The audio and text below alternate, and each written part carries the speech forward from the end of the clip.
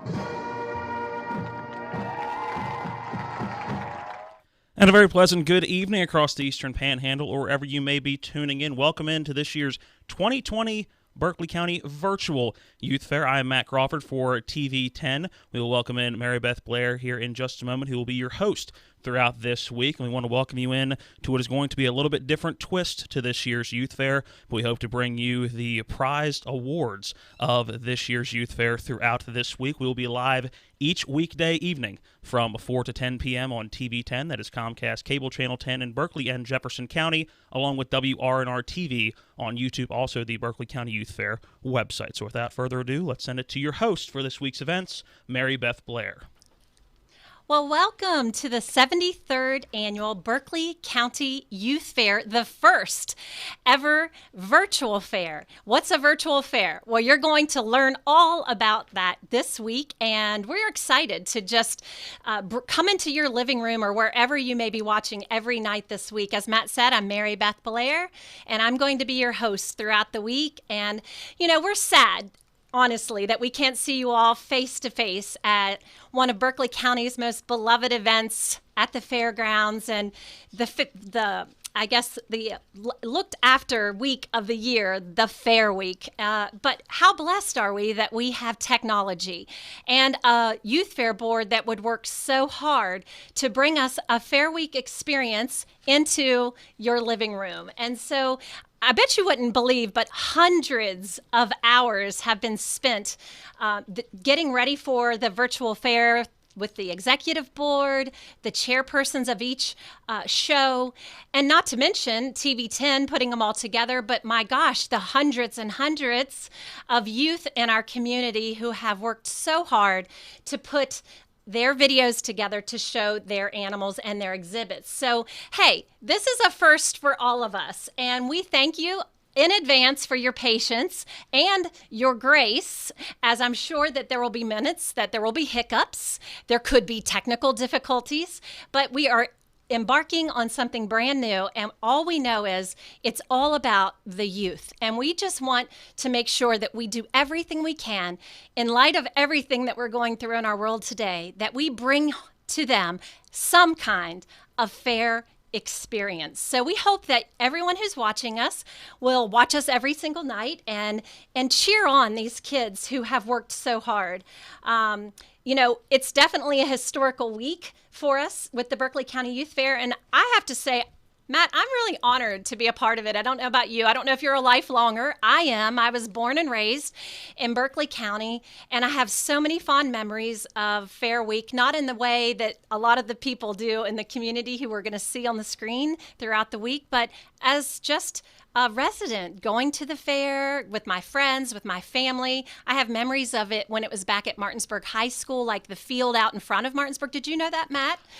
I knew that from a distance. Yeah. I am a transplant to the area. Gotcha. So, and I don't even live in Berkeley County at the moment. So this is truly a different experience for me than it is for a lot of people. But being involved with the radio station and now the TV station, we're very involved in the youth fair every year. So it's been a unique experience to be able to be involved with a community that is one of the few youth fairs still around in the country. So it's very it's very unique to be a part of something like this year in and year out. And speaking of very unique, we also know that the virtual fair is a very unique event because many fairs like ours have been canceled, and even the youth who have worked so hard with their livestock, their market livestock animals, and to show, and then even the exhibits, those things, the indoor exhibits, a lot of fairs, there won't be a fair at all, not even a virtual experience. So kudos to the Berkeley County Youth Fair Board for what they're doing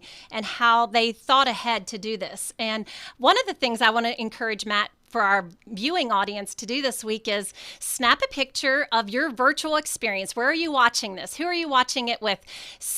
Post it to the Berkeley County Youth Fair Facebook page so that we can show everybody how we're having a Fair Week experience. I'd love to see that and share that with everyone. So please share that with us and engage. Put some comments. If you're on the TV10 Facebook page, you can type in comments and we will get those throughout the show. So that's a really cool thing that you can do to be engaged. Also, I don't know if you've seen ahead of time, but a lot of our vendors for the Berkeley County Youth Fair who can't be at the fairgrounds, obviously this year, have specials on their food throughout the week. So hey, pick up some of that fair food and be ready in your living room to have a complete fair experience right from your living room. Another thing I just wanted to mention as well, an incredible way that you, our viewing audience and our community, can encourage and support the youth is to become a market animal buyer. We're going to be giving more details about that as the week goes on, especially the livestock auction opens on Wednesday, and we will be giving you more information about that, but you can buy an animal. That's right, you can buy an animal, and that is an incredible way to show your support to these young people who've worked so hard. And again, I just want to remind you before we get ready to go into break, remember this week, this is all about the youth. Encourage them out there on your social media. Shoot them a text and tell them how proud of them you are. Let us know how we're doing as well. We would certainly appreciate that. And I just would love to hear some different stories and different experiences as we go through our week. So who's ready? Who's ready for an exciting night that we have ahead of us? I want to before we go into break, just give you an overview of what you're going to see tonight. So when we come back from our commercial break, where we're going to thank some of our sponsors, we will have opening ceremony. So this is an official opening ceremony with our fair board president, and then we're going to meet some of our executive board. We have Miss Youth Fair, who will be joining us, last year's queen. We have her, and then when we get into the shows, Matt, in a couple of hours, that's going to be the dog show first, and then followed by the goat show tonight. We have chairpersons who will be moderating the videos, so you're actually going to get to see these young people with their hard work and labor showing their animals. I'm so excited. Yeah, we have a front row seat. This is the coolest thing ever. I am so excited. I do think there should be a bit of a clarification because I know people were going, I thought the fair was canceled. Are the kids going to be there? How is this going to work? All these kids not only took time to get their exhibits ready, get their animals ready, they sent videos. So that's how this is going to work all week. Hard work, Yeah, we are not out and about. No. They did all the work here, and we're just making sure that everything was behind the scenes. Everything that you're going to see was actually, so here's the thing, everything you're going to see has been pre-recorded, judged, and awarded. And that's the cool thing. We're actually going to see all of these exhibits, and we will be unveiling the winners each night during those shows. No one knows it except for the judges, so we're going to get the honor of announcing that every night. And again, this is all, the virtual fair is an effort by the board to keep everyone safe in this time. No one is together. We're all social distancing here at the studio, 6 feet apart, wearing masks in the hallway. And as we pass each other, we're just taking the highest precautions that we can to keep the kids and all of the people involved as safe as we can. And one other thing that you can do before we go to break to get involved and get engaged, we're going to let you vote. Speaking of awards, you get to choose the People's Choice Awards. So you can do that on our website. There's going to be a button. You can go there. It's open now. It should be. And it'll be open every day during the show until midnight, Matt. And you can go on there. It'll give you a step-by-step instruction. Make sure you know your person's name and their exhibit or their number, the exhibitor number. That you have to put that in, and then the next day we will live announce the People's Choice Awards. So that's a really cool way that our audience gets to be involved, and we're excited about that. So we have so much planned for you. We're so excited. I am so excited. I know that. And we can't wait to get things started with the opening ceremony. So if you will give us a second here to just thank some of our sponsors and during this commercial break, we'll be right back with you with our opening ceremonies and the Berkeley County Youth Fair Board President, Don Pingling. Before we head into this commercial break, I want to take an opportunity to let you know that this segment of the program has been brought to you by 63rd District Delegate John Hardy, who wishes all the participants in this year's Berkeley County Virtual Youth Fair the best of luck. We will be back with opening ceremonies next in this year's Berkeley County Youth Fair.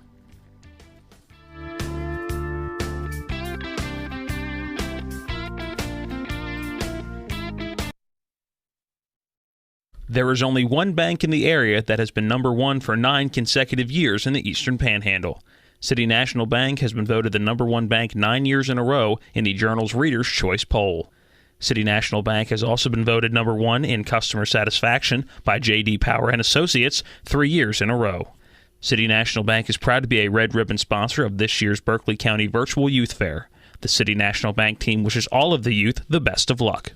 WVU Medicine joins with the community in celebrating the hard work and dedication of all the youth in our area who will be a part of the first ever Berkeley County Virtual Youth Fair. WVU Medicine applauds the Berkeley County Youth Fair Board for making this virtual fair possible and doing their part to protect the health and safety of our community by not having a traditional fair at the fairgrounds this year in light of the COVID-19 pandemic. WVU Medicine is proud to be a blue ribbon sponsor of this year's Berkeley County Youth Fair. Berkeley County Sheriff Curtis Keller wishes the best of luck to all the exhibitors in this year's Berkeley County Virtual Youth Fair and congratulates the Fair Board and volunteers who worked so hard to make sure we could still celebrate this important community event. Curtis Keller and his wife Becky have been longtime supporters of the Youth Fair and have volunteered many hours serving at this important community event. Curtis Keller has been serving this community as a law enforcement officer for more than 30 years. Please help us re-elect Curtis Keller as your new sheriff of Berkeley County. Paid for by candidate. Orsini's, not just an appliance store anymore. They're your one-stop resource for all home needs, whether it's custom kitchen design, countertops, or cabinets, or check out their new sleep studio with Tempur-Pedic, Sealy, and Stearns & Foster. For all of your outdoor living needs, Orsini's has Gladiator Garage Works, Traeger grills, barbecue accessories, barbecue rubs and sauces, and every flavor wood pellets. Visit their brand new 8,200 square foot showroom at 360 Hack Wilson Way, 304-267-7251, Orsinis.com. With 4 new car dealerships and 4 used car dealerships in 3 states, Parsons is the largest used car and fastest growing new car dealer in the tri-state area. Take Parsons Ford with huge savings on hundreds of new Fords, financing from 0%, Parsons' goal of financing for all, and Parsons' famous above-market trade-in allowances that help make Parsons number one for used cars too. See why so many won't buy anywhere but Parsons Ford in Martinsburg. We became number one by making you number one first. Parsons. 3 cheers for free delivery from South Berkeley Pharmacy to your front door. South Berkeley Pharmacy, home healthcare specialists, is more than just a pharmacy. We have the best gift shop in town, and nobody beats our service. South Berkeley Pharmacy, home healthcare specialists. southberkeleypharmacy.com. There is only one bank in the area that has been number one for 9 consecutive. Welcome back into this year's 2020 Berkeley County Virtual Youth Fair. This segment of the Sunday show will be with you until Friday each day from 4 to 10 p.m. is brought to you by 15th District State Senator Patricia Rucker, who salutes all of this year's Berkeley County Virtual Youth Fair participants. Now back over to your host for this week's events, Mary Beth Blair. So excited to get things started with our opening ceremonies, and with me in the studio is Berkeley County Youth Fair President, Madam President Dawn Pingley, and she is going to conduct the opening ceremonies for us and read her opening ceremony remarks and then introduce us to part of the board. Let's go to Dawn.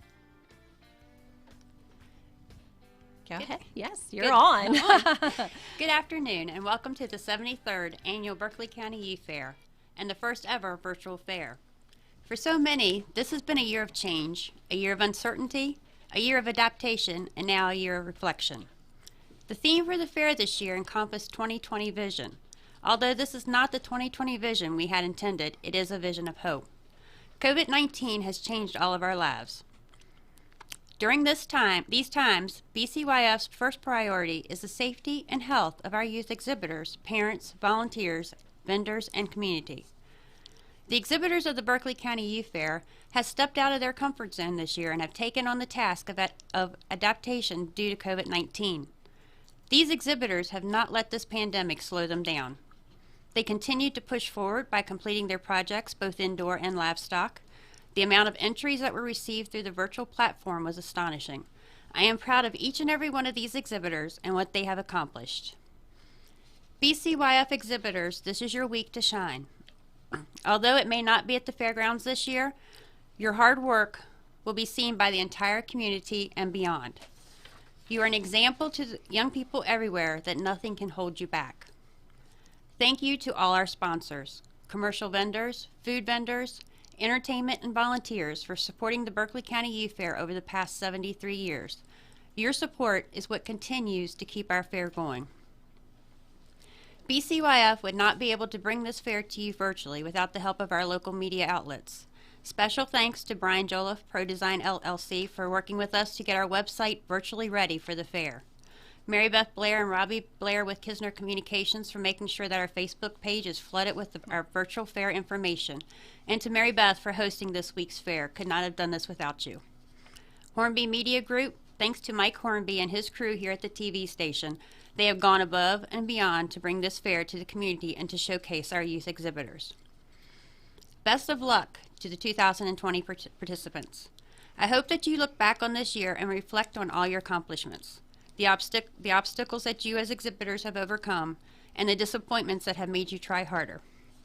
It has been an unusual year, but one that has only made you stronger. I hope that you enjoy this new virtual experience, and the Berkeley County Youth Fair will be back stronger than ever in 2021. I would like to take a couple of minutes to introduce the 2020 Executive Committee. First Vice President, Lanny Schreck. Lanny's main responsibility is the entertainment during the week of the fair. Lanny is no stranger to the fair, serving as various chairs over the years, as well as being involved with the livestock sale. Lanny, even though the year was not what we expected, it did not stop you from taking this whole new virtual concept and working on ideas on how to showcase these exhibitors. I thank you for your service to this organization, and I am honored to work beside you within this organization. Thank you, Dawn. Greatly appreciate it, and looking forward to this 2020 virtual fair. Hope everybody has a good time with it and enjoys themselves, and especially the families for what we've brought to them. Thank you. Second Vice President.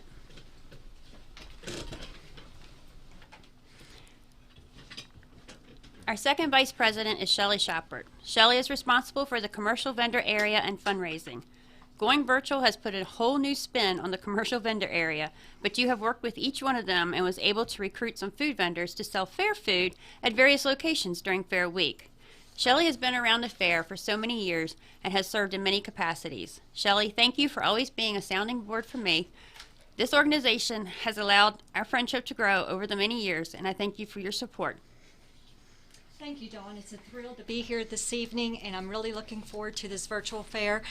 I am excited that the commercial vendors that are in our area, that we're able to support them. So be sure to follow our Facebook postings and our website, and you will see every day the different specials, or we'll give you reminders that you can stop by the different vendors and pick up something yummy to eat or drink while you are watching the fair. But thank you again. Thank you, Shelley. Third Vice President.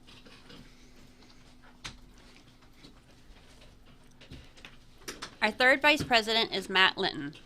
Matt's main responsibilities consist of fairground maintenance and livestock. This fair has been a huge part of Matt's life, from being an exhibitor as a young person to now volunteering as an adult. Matt, the amount of time that you put into this organization does not go unnoticed. Your problem-solving skills has been a huge help to this organization and to me. Matt, I thank you for your continued service to this organization. Thank you, Dawn. Just want to say, hope the community enjoys what we've tried to pull together here. Really wanted to see a real fair, but this is about the best way we could go for the cards we've been dealt. So thank you for all you've done. Thank you, Matt. Before, if you can pass it on to me. I'm always stealing the mic, Dawn. Anyways, we're going to get ready and take a short commercial break so we can gather up the rest of the officers. We just want to take the opportunity. We're so fortunate, Dawn, to have so many sponsors, people who would normally sponsor the youth fair. This is a big sponsorship opportunity for people in the community. And so they have turned their sponsorship over to making sure this virtual fair was possible. And so we are going to make sure throughout each show or each night throughout our live feed and virtual fair that we take plenty of time to acknowledge them. And I would encourage you, as you see these commercials, please take note of who they are. These sponsors are important. Without them, we couldn't put on the fair. So we'll be right back with the rest of the board.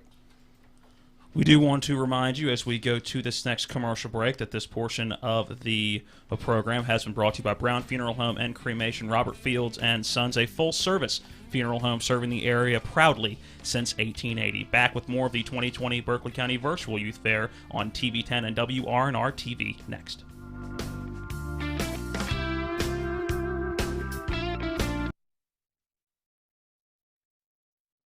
Hi, this is Eric from Hagerstown Ford. I keep telling you that Hagerstown Ford has completely changed the car buying experience forever. And with a return policy easier than Walmart, Hagerstown Ford has a goal to deliver 350 cars and trucks per month. And when I say deliver, I mean deliver to you, where you are, just like Amazon does.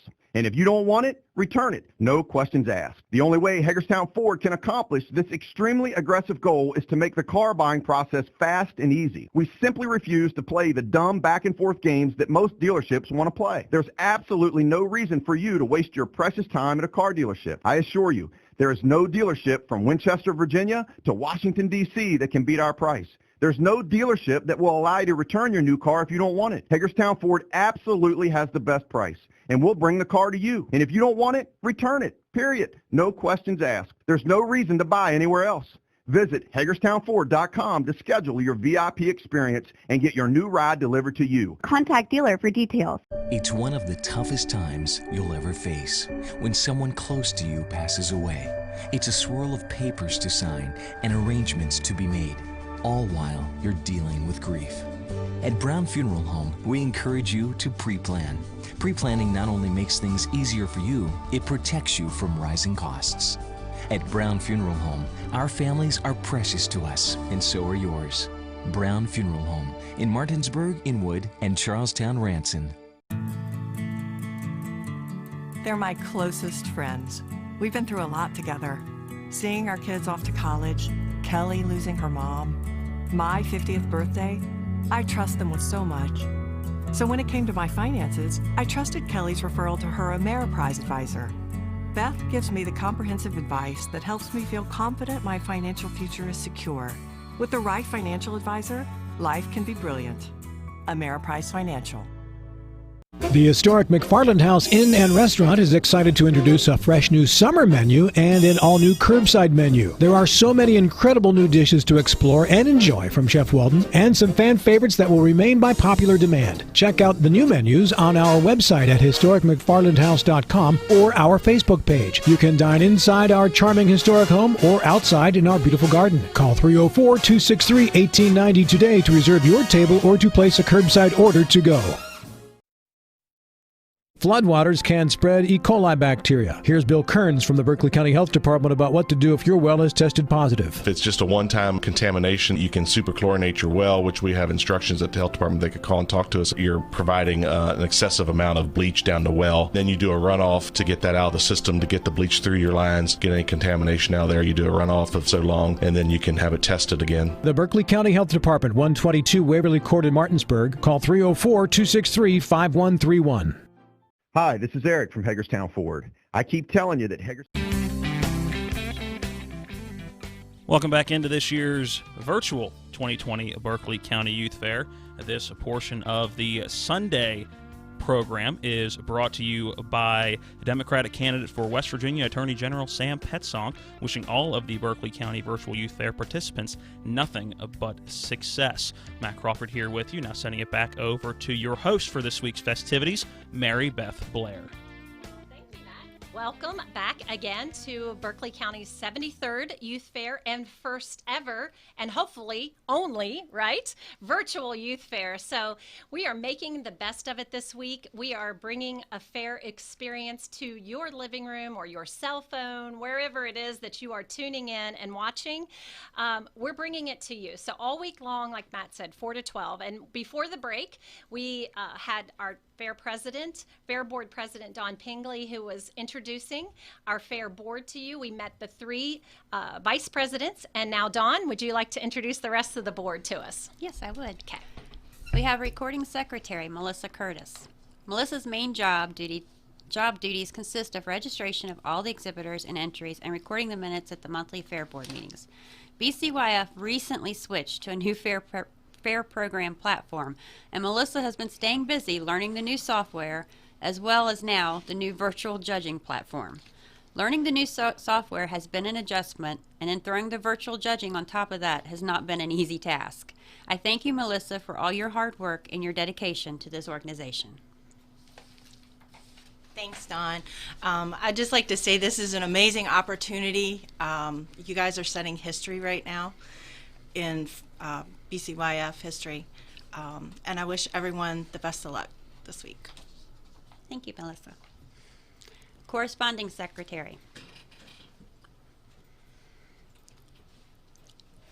Our corresponding secretary is Billy Joe Ryman. Billy Joe is usually the first person you see when you walk into the office at the fair during the fair week. Her smiling personality is there, ready to greet our visitors. With a tear in my eye, and I'm sure in hers as well, she will not be greeting anyone in person this year. Billy Joe, I've known you for so many years. Our friendship continues to grow, and the love you have for this organization is beyond words. Thank you for everything you do. Thanks for the tears. I'm very excited this year for our exhibitors, even though it's virtual. I know they're going to do amazing, and I'm just so proud to be part of this executive team. You're a great leader. Thank you, Billy Joe. Treasurer.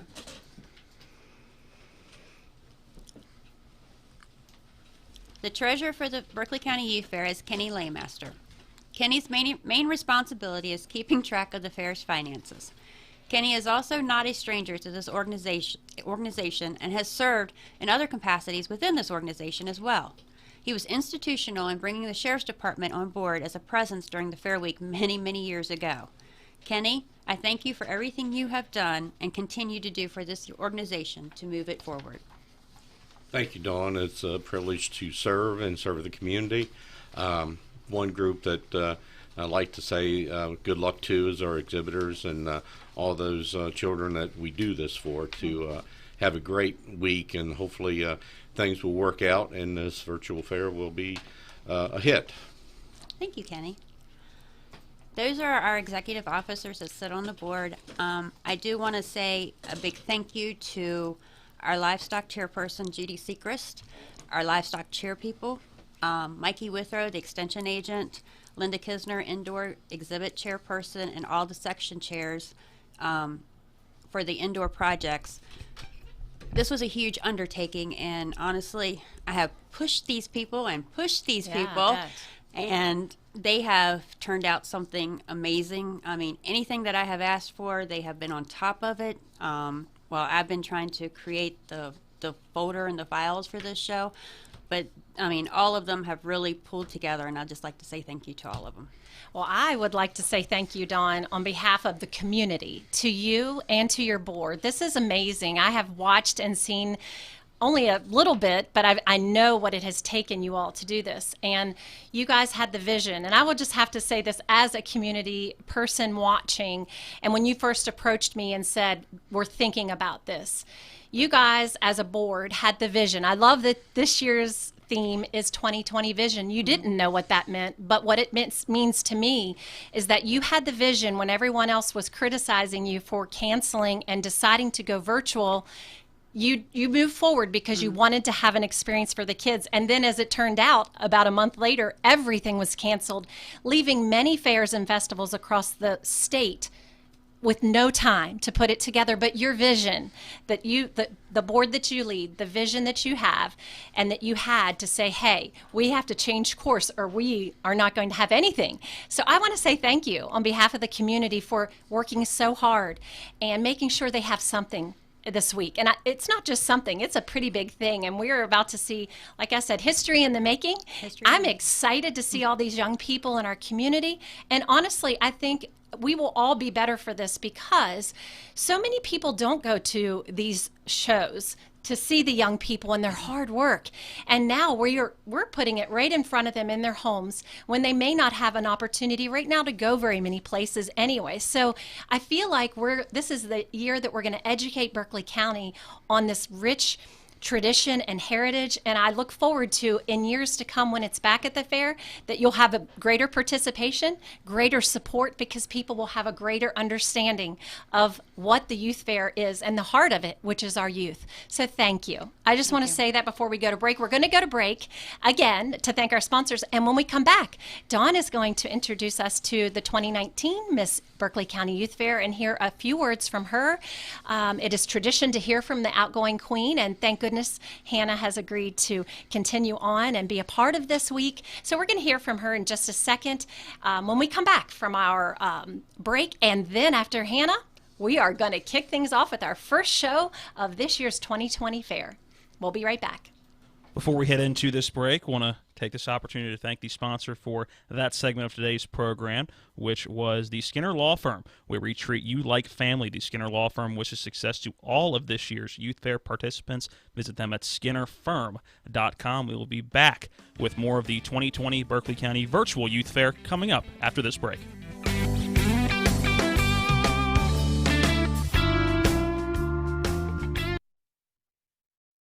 Hi, this is Eric from Hagerstown Ford. I keep telling you that Hagerstown Ford has completely changed the car buying experience forever. And with a return policy easier than Walmart, Hagerstown Ford has a goal to deliver 350 cars and trucks per month. And when I say deliver, I mean deliver to you, where you are, just like Amazon does.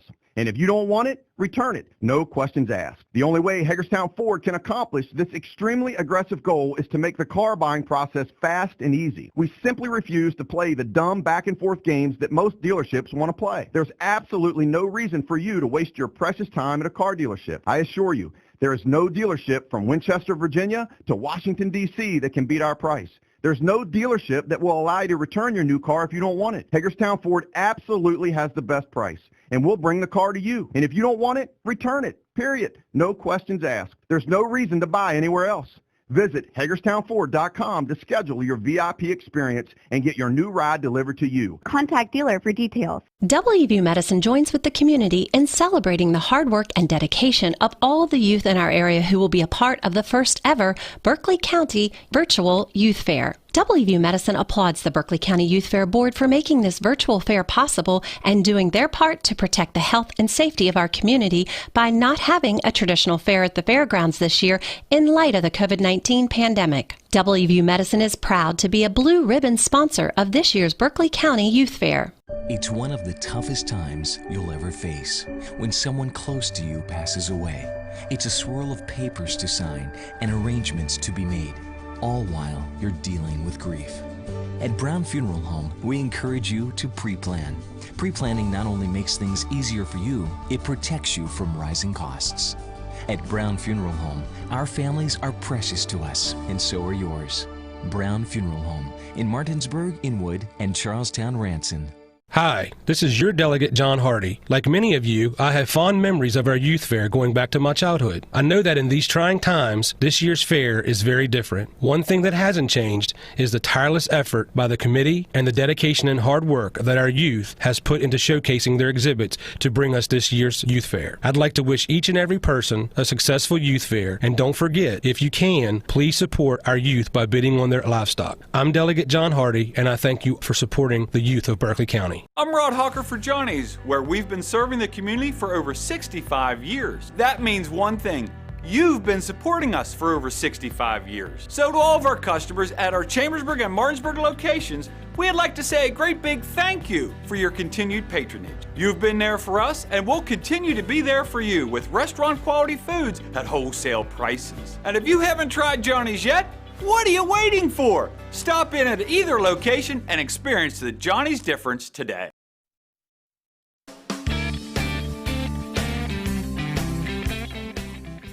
Welcome back into this year's 2020 virtual Berkeley County Youth Fair. Matt Crawford here with you, getting ready to send it back over to your host for this year's Youth Fair, Mary Beth Blair. But first, I want to take this opportunity to thank the sponsor of this portion of today's events. It is brought to you by 63rd District House of Delegates candidate Daniel Bennett. Have a great youth fair and continue to strive to be your best. Now back over to the host for this week's events, Mary Beth Blair.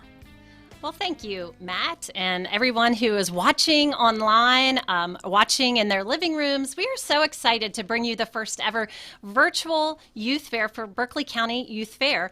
We are living in some unprecedented times, and everything is being canceled. That's the only thing we know is pretty much nothing that we had planned for 2020 has gone the way that we had hoped. But you know what? I am so in awe of this Berkeley County Youth Fair organization, because when they had a vision that, this might not happen, they started working, and they started they started researching and looking at what were people doing throughout the country. What are the options for the youth fair this year? If we can't meet in person, can we do something else? And so I know just from the little bit of time that I've spent with the board, Matt, that their heart is all about the youth, and this youth fair is what it means to this community, and their desire was, we have to do something. And so the virtual fair was birthed, and I think it's still being birthed. It's still we're still in some labor pains as we open this first day, things coming together at the last minute. Just so many hours and blood, sweat, and tears, and just going into something very special for the community this week. So we're looking forward to it. I'm honored to be the host. Growing up in this community, I have so many fond memories of the youth fair. My father, as many people know, my maiden name is Kisner, so he was sheriff of Berkeley County for 8 years, and so I have memories of him being involved in the youth fair in different ways, and it's special. You can't explain it. Everyone has a different experience, but guess what? This year we're all going to have the same experience, and it's going to be sitting at home watching this on our couches, or maybe on our cell phone, or wherever it is you're doing, watching the live feed. And one thing I would ask you, again, I asked in the opening monologue, I asked you to share pictures. Post them to our Facebook, tag us, and show us your watch parties, share watch parties. Tell us what this week's fair looks like to you. We want to keep the buzz going all week long and keep the excitement up. And we have an exciting week. So we're getting ready in just a little bit to start our dog show. And later in the evening, Matt, we have the goat show.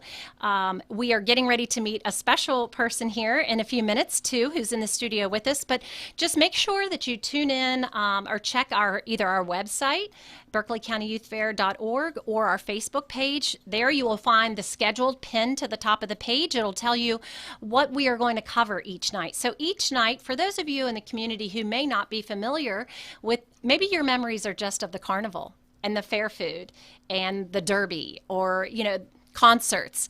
Some people have never actually seen a show. And so while we can't bring you all those fun things, we can bring you some of the other side of the youth fair that you might not have ever experienced before. So each day from 4 to 10, you're going to see different shows. And there have been hundreds of hours put into these videos and exhibits by the youth who are participating to get ready. And again, tune in with us. Every night will be different. Every night we have something. Tomorrow night we have 3 very special memorials that we're going to show that honor some people who are longtime volunteers and supporters of the youth fair. We have indoor exhibits. There's so many indoor exhibits. Those have to be split into several nights, so you'll see a few each night. We have the sheep show and the rabbit show tomorrow. Tuesday we have the swine show. Wednesday, the beef and poultry show, and the auction opens. Thursday, indoor exhibits, horse show and dairy show, and then Friday, we will finish up the indoor exhibits. We have a special farewell to those youth who are aging out, and that we'll be talking all things auction, because that's really, really important, isn't it, Dawn? The live market auction. So I'm going to turn things over now to Dawn, our Berkeley County Youth Fair Board President, who is going to introduce the 2019 Miss Berkeley County Youth Fair. I would like to introduce Miss Youth Fair 2019, Hannah Alt. Hannah has served as Miss Youth Fair upon her crowning in August of 2019. This is a very different year for all, and due to COVID-19 and not being able to have a 2020 Miss Youth Fair contest this year, Hannah will remain as Miss Berkeley County Youth Fair until August of 2021, when she will crown the next Miss Youth Fair. Hannah, on behalf of the Berkeley County Youth Fair Board, I want to thank you for serving and continuing to serve as the Miss Youth Fair Queen. You are a role model to our exhibitors and show that during times of adversity that hard work can overcome. Again, I would like to welcome everyone to the 73rd Annual Berkeley County Youth Fair and our first ever virtual fair. Please stay tuned in all week as the fair comes alive through TV and various social media outlets. Hannah, would you like to say a few words? Absolutely. I want to start off by saying I'm extremely happy to have the opportunity to be here tonight, because I know I am one of many of the youth, and not even just the youth, everybody in the community, who was saddened when we heard we weren't going to be able to experience a real fair this year. But we have been blessed with wonderful board members and chairpersons who have devoted so much time and positive attitudes to make sure that we still have something that we can experience this year. And I know that tons of the youth, we are so excited. If you've been on Facebook recently or any form of social media, I know that a whole bunch of kids have still continued to post pictures of their exhibits and make sure that everybody knows that we're still having something, even though we can't all physically be together right now. Yeah, I can imagine. I mean, especially those who are aging out, the older youth, many of them didn't have all their spring sports, activities, plays, graduation, and now they don't get their youth fair experience, their senior youth fair experience. So what a strong bunch of young people, that have gone through so much. And I'm so glad that they've taken a positive attitude. I've loved seeing that they've shared that it's been disappointing, but also that they are thankful that this is happening, because they at least get to exhibit and show. And so that's very encouraging, Hannah. And I was reading about your bio in the Youth Fair program, which a plug to the Youth Fair program, even though it's not something we can physically give you this year, you actually can find the Youth Fair program on the website. There's a downloadable file. You can look at all of just everything Youth Fair that you could think of. That book is available on the website. There's a nice bio about Hannah, and you can read more about her. She's a very accomplished young woman, and she's been involved in the Youth Fair for many years. Tell us, Hannah, I'm really interested to hear more about your experience at the fair. What was it like last year? What were some of your highlights, your favorite things? Take us back. We'll all close our eyes, and we'll pretend we're at the Youth Fair right now and imagine you doing the things that were your highlight. I know that every queen their speech before a new queen gets to step up and take their place is that you are going to be so busy, and you're thinking, oh, I have time to show, several different species, have indoor exhibits, still go to all the shows that I want, and be able to still do your duties as queen. And this past year, it was just so busy during Fair Week, but it wasn't a bad busy. It was very enjoyable, and there was just a wonderful group of people who helped make sure that I got everything that I needed, and if I ever needed any hand with my animals, they were always there to help me and lend a hand. This past year, during Fair Week, I got to hand out ribbons during all the shows. I got to pick the prettiest car at the Derby. That was probably one of my favorite things. And I got to help count laps during the figure 8 Derby as well. And I also found time between shows to volunteer in the Young Farmers booth as well. You are very busy. That is true. That was the best piece of advice someone said, was you were going to be busy. So you said that you show animals. Tell us a little bit, maybe tell us a highlight of maybe one of your favorite fairs or your favorite market animal that you ever raised and groomed, and tell us about that experience, because many people watching, like myself, I never participated in that way in the youth fair growing up. What is it like? When do you start to prepare, and what is it? Tell us, give us an experience of it as someone who has shown. What is that like? I don't think you ever really stop preparing your animals for fair, because after fair ends one year, you're already getting everything prepared for the following year. These kids, this isn't something that they just throw together overnight and they bring in. It's something that we work hard every year, all year long, making sure that our animals look the way that they should, that we know how to groom them, take care of them properly, because it's all about the youth. It's not somebody else raising your animal. It's you doing everything. So you really spend a lot of time learning how to take care of those animals and preparation to bring them to the fair. Now, my question is, all that time you spend with them, are you sad when they actually get sold and you have to say goodbye? I don't know if I could do that. I'm going to say absolutely. I've shown market and breeding goats, and I've also shown market hogs. And goats are really similar to dogs in a sense, as a lot of these pets are. Or animals are, you kind of raise them and they become your pets, and they just become part of the family. And when it comes time to sell them, you try to prepare yourself all year and try not to get too attached, but it doesn't always work that easily. Right, I'm sure. So it's kind of a bittersweet moment as the end of the week comes and those that will be sold will go to market. I'm sure it is a bittersweet moment. It's been such a pleasure having you here, and I just want to let you guys know that Hannah will be joining us throughout the week. She's going to help with different things for the fair, and she might just be your host on Friday. I'm going to groom her to take over my spot. How's that? Would you like to do that, Hannah? I would love to. Awesome. I'm so excited. It's all about raising up the next generation, so I'm excited about that opportunity and spending more time with you this week. Socially, I didn't say that very well, socially distanced, of course. So we're keeping everybody safe here at TV10, and just a shout out to the whole crew here. Thank you for what you're doing to help us have this virtual fair experience. And before we head into our first show, we're going to take another commercial break and get our dog show ready for you. And so go grab that extra drink, popcorn, whatever it is that you, funnel cake. I don't know if people have funnel cakes at home, but pretend like it. Yes. Okay. So we'll see you back in a few minutes. Before we go to our next commercial break, I want to take this opportunity to thank the sponsor of this portion of today's program, Parsons Ford. They're located on Shepherdstown Pike, just outside of Martinsburg. They became number one by making you number one first. Parsons will be back with more of the 2020 Berkeley County Virtual Youth Fair after this commercial break.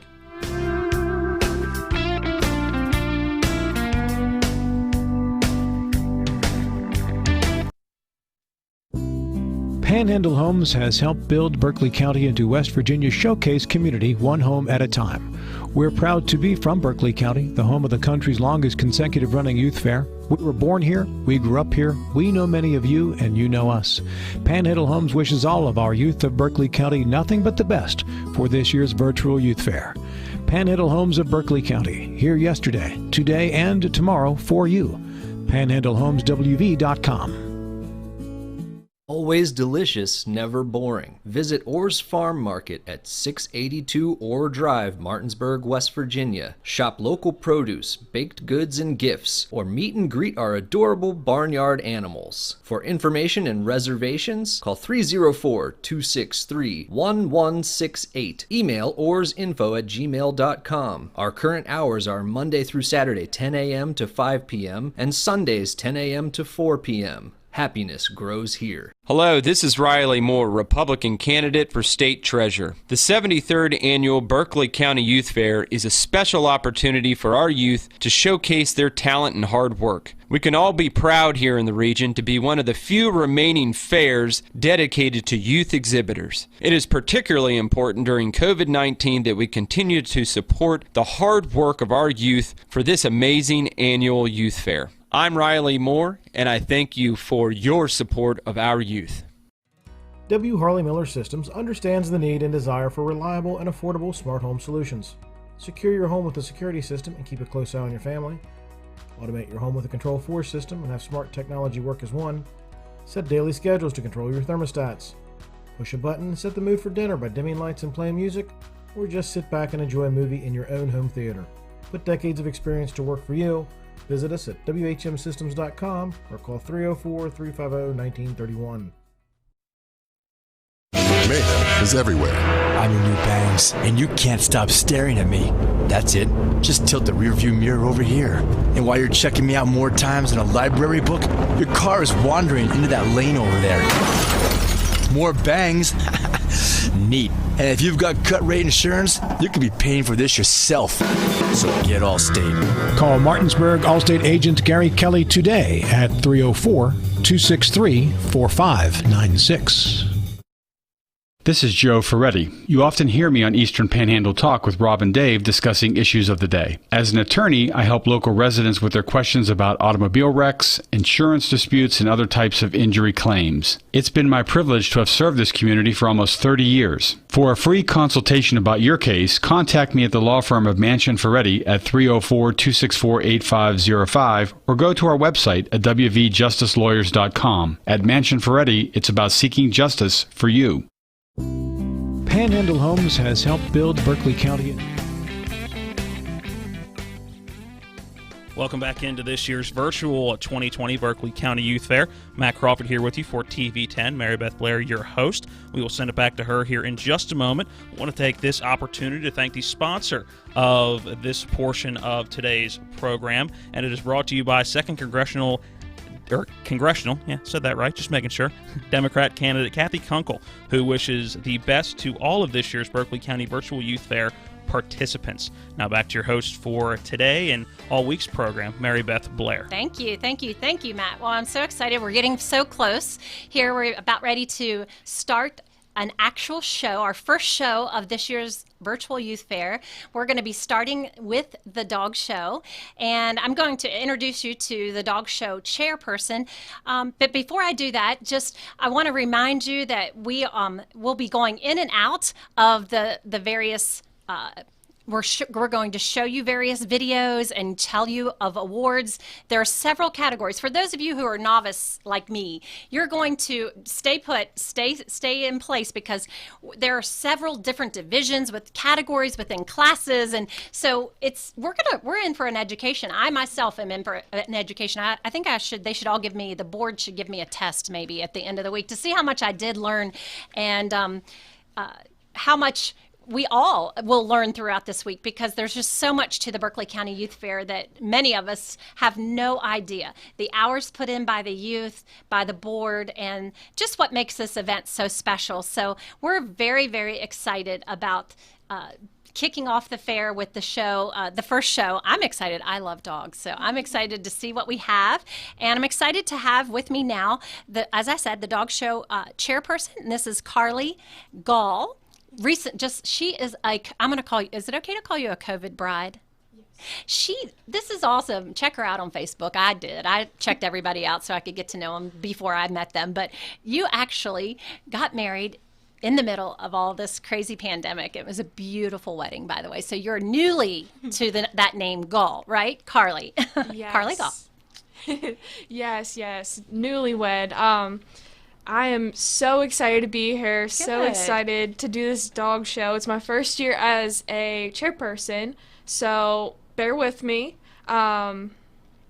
It's definitely just a new experience. I'm not used to not being at the fair. I know Sure. for the past couple days I'm like, I should be at the fair. I should be stressing out to open the fair. I should be running crazy around the fairgrounds. I mean, so. seriously, how many people do you think it's become such a tradition and habit, get in their car and go, oh, it's fair week, and like get ready to actually drive down. I would imagine some people who are really struggling not being there might even drive past the fair this week. And honestly, I wouldn't be surprised if some people, we've actually had people say they weren't sure what the virtual fair was all about. So people may show up for the virtual fair at the youth fairgrounds. So I'm just saying we should have a camera down there, like a hidden camera, to see who comes down there. Anyways, get back to you, Carl. I didn't mean to steal your thunder. I just was saying this. You're right. This is crazy, isn't it? It is absolutely nuts. Uh-huh. Like normally we would have the kids come down to the fairgrounds in May. We would have them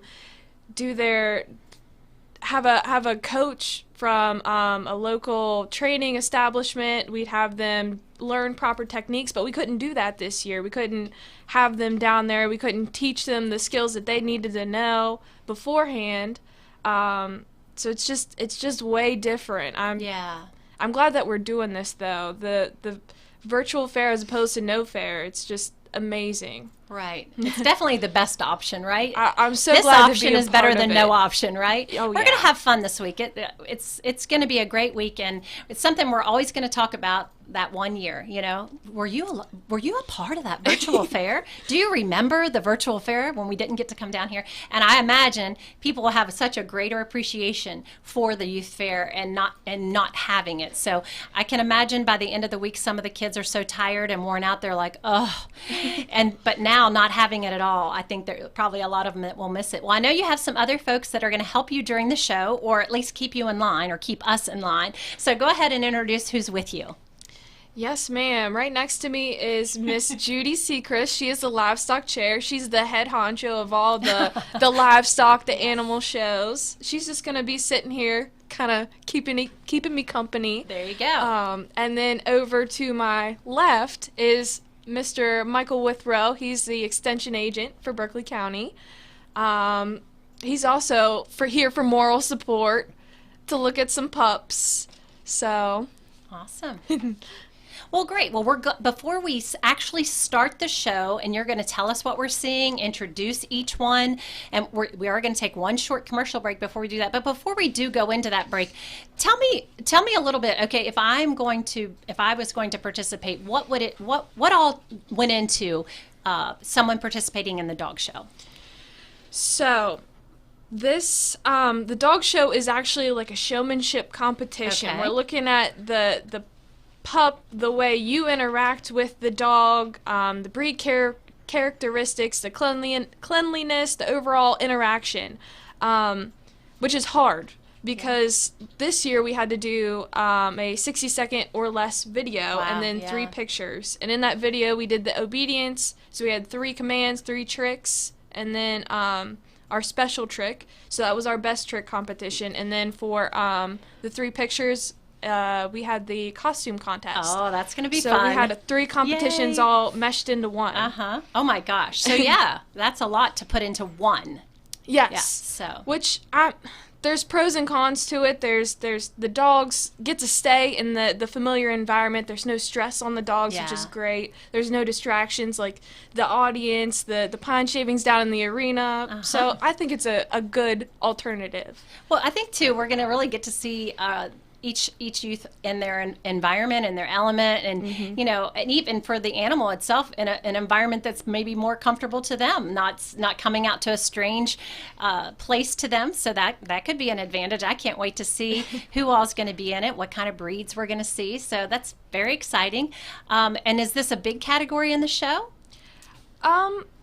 It's usually larger. We did see a drop in numbers, but we do have a lot of participation. The reason we did the show with the 3 competitions all inclusive is to get more participation. So we did get a lot of participation from our youth this year. So I'm really proud of that. That's great. All right. Well, Matt, is it time for us to take a quick break and then cue up all the videos and get ready to show everyone the dog show? I do believe that 2020. I do believe that time has come. Okay, so I'm we'll get ready. into our next commercial break. When we come back, really the meat of today's program will start. Before we get into our next commercial break, I want to take this opportunity to thank our sponsors. Again, as always, without them, this would be much harder to do. This segment of the program brought to you by Hagerstown Ford. They are changing the car buying experience. For a full list of inventory and to see everything they have going on at Hagerstown Ford, go to Ford of Hagerstown or HagerstownFord.com. The internet's an amazing thing. Both will take you to the same place. We'll be back with more of the 2020 virtual Berkeley County Youth Fair when we come back after this break.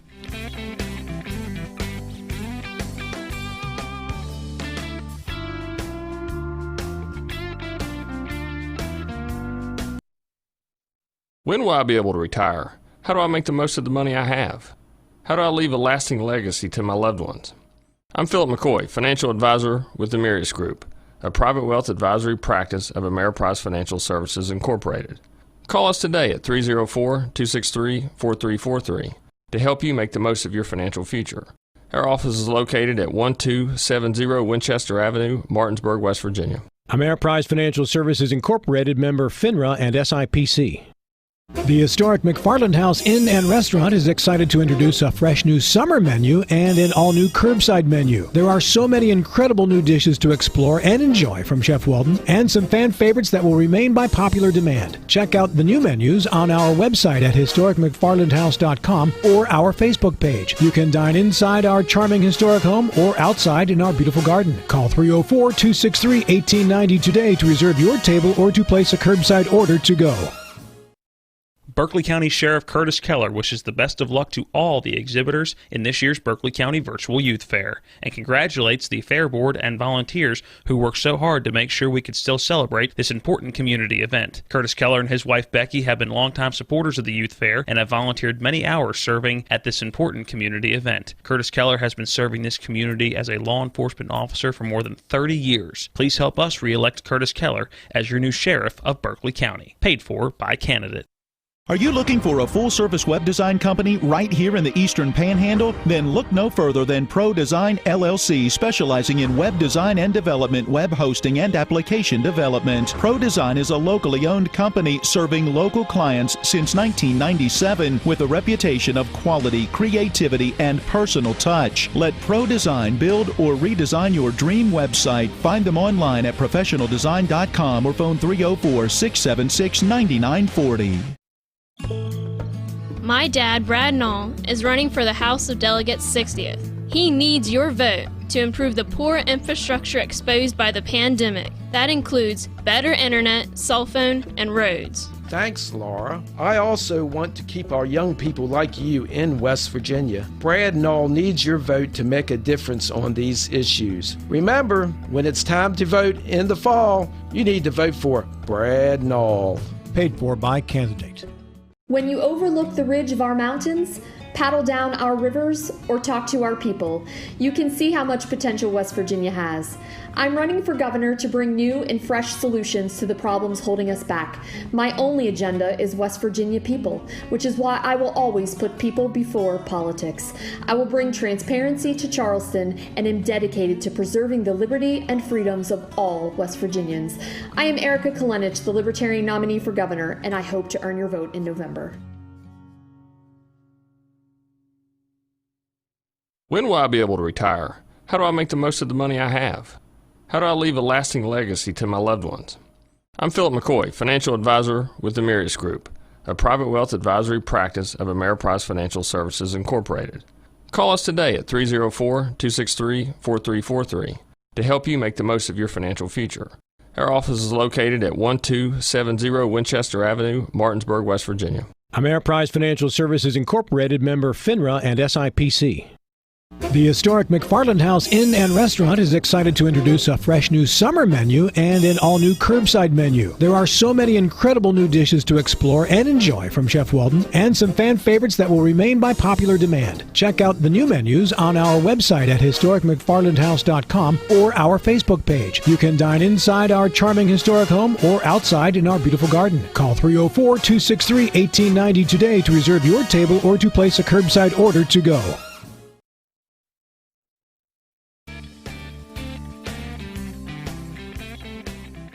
Welcome back into this year's 2020 Berkeley County Virtual Youth Fair. Before we get started on our first real show of the evening and first show of the week, this segment of the Sunday show is brought to you by 60th House of Delegates District Democrat candidate Brad Knoll, who wishes all of the best to this year's Berkeley County Virtual Youth Fair participants. Now kicking it back over to the host of this week's events, Mary Beth Blair. Well, thank you, Matt, and thank you guys for joining us and being a part of this year's virtual fair, the first ever. We're making history, and so we're about ready to kick off the dog show, but I want to take this opportunity before I throw it to the team that's going to present it all to you to remind you that on the website at berkeleycountyyouthfair.org, you can vote for your favorite of each night. So there are several awards tonight for the People's Choice. Tonight, you can vote on the People's Choice for the Dog Show.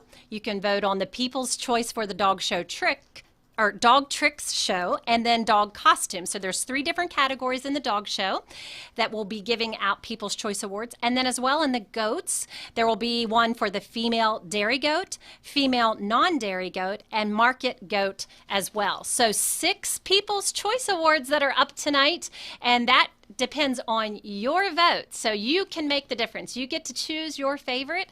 Remember, you're going to need the person's name and number, so pay attention to that.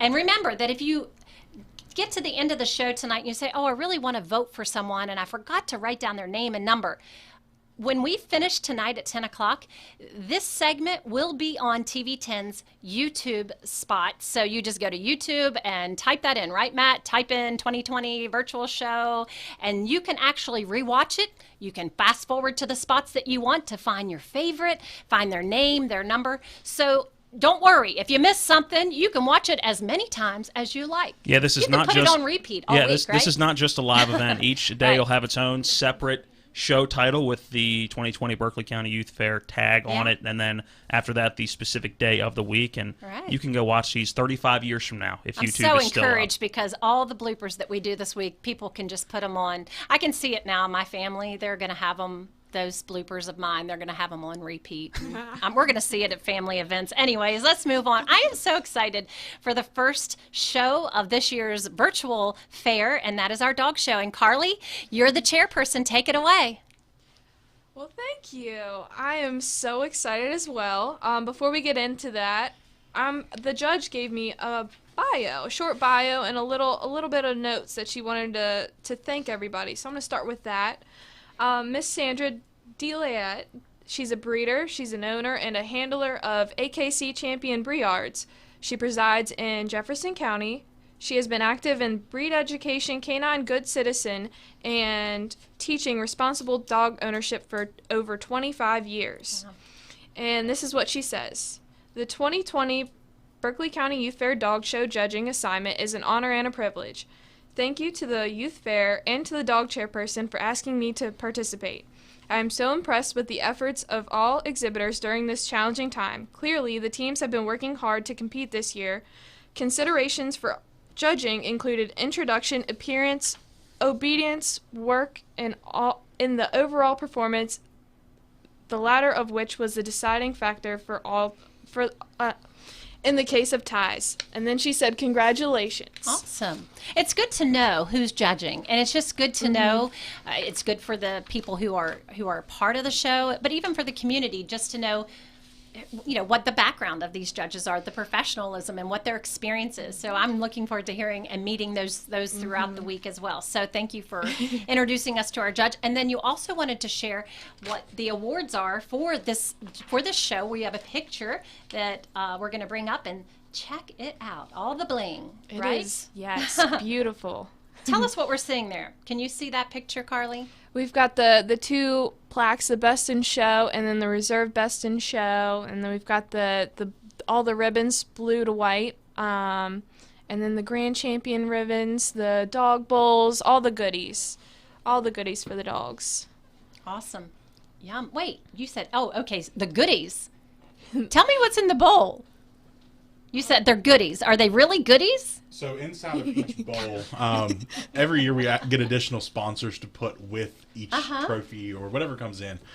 So in the bowls, we actually have dog treats. I love it. Toys, different That's things. awesome. To That's kind of really cool. encourage kids to get that connection with their animal. It kind of goes hand in hand with some of the information that Carly as chairperson or the obedience director actually gives them during their courses. That's great. That's awesome. Well, good. We're excited to see that, and we'll be getting ready to find out who's going to get each one of those in just a few minutes. I'm so excited to see all of the participants and hear who the winners are. All right, Carly, get us started. All right. And the other thing that's of interest, and you might want to explain this too, is each category has some really cool creative names, especially like the first one. So tell us what that is, what it means, and what kind of animals or pets or dogs, I should say, we will see in that. Okay, so the first three classes actually are from the book Wiggles and Wags. That's the first introductory book for the young exhibitors. There's 3 years. The first class is year 1. And basically what they're learning in the whole Wiggles and Wags book are, we've got heel, sit, stay, stand, stay, down, come, etc. They're learning all the essential obedience commands. Okay. And it looks like the Wiggles and Wags have 2 participants. Is that correct? Yes, ma'am. Okay. We have 2. All right, Matt. The first is Ryan Barrett. This is number 128. I'm exhibitor 128. And that's Toby down there. He's a golden retriever. And I believe what we're going to be seeing is a sit, a down, and a come. That dog is very attentive. Wow, yes. And then that right there was his trick. That was a heel with a down.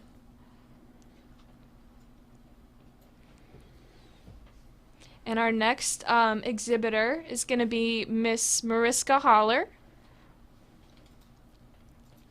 She's exhibitor 362. I believe that's Yara, and she's a Dutch Shepherd. And she's healing, and that's stay right there. Very nice. And that's a very clean stay, very attentive.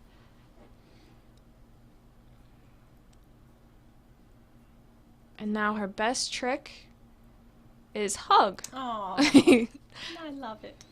Absolutely precious. Yeah, so sweet. All right.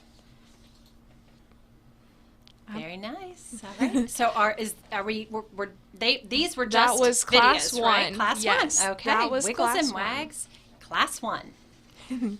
And I believe, are we announcing awards now? Yes, it says on our schedule, placings and ribbons already for that first class. All right, so our first place gift comes from Paul Cross Dog Rescue, and that will be going to Mr. Ryan Barrett.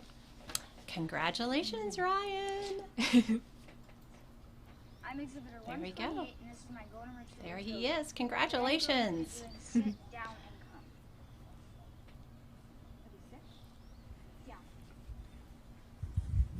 come. You can just see the love in the eyes of that animal towards the child. It's just such an awesome thing. Wow. Mm-hmm. That is his master. Yes. Toby is so attentive. Aw.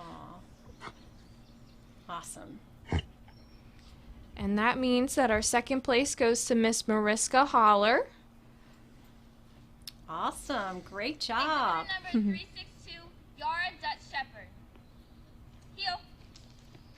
Sit. Heel. glance at her. How long would you say they work with the dogs getting ready for that? It's got to be an everyday thing. I know when I took the dog project, it was you have to enforce the commands. They understand it, but to be that attentive, you have to really work with them and reinforce what they're learning. Well, that's great for class 1. That's awesome, year 1. And then, so congratulations to both of you. And now we're moving on to Wiggles and Wags class 2, year 2. Is that correct? That is correct. And we have 5 in this year. That's exciting. Go ahead and start us off, Matt. The first is going to be Nicholas Guzman. He is number 118. Aww. And that's Yawa. Oh, my goodness. It's a boxer mix. And I think she's going to be doing a sit, a stay, and a come.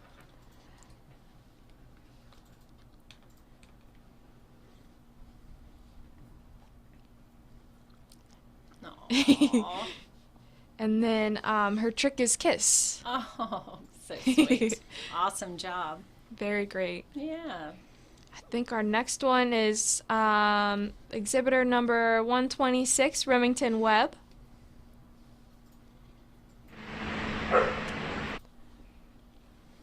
Wow, look at that setup.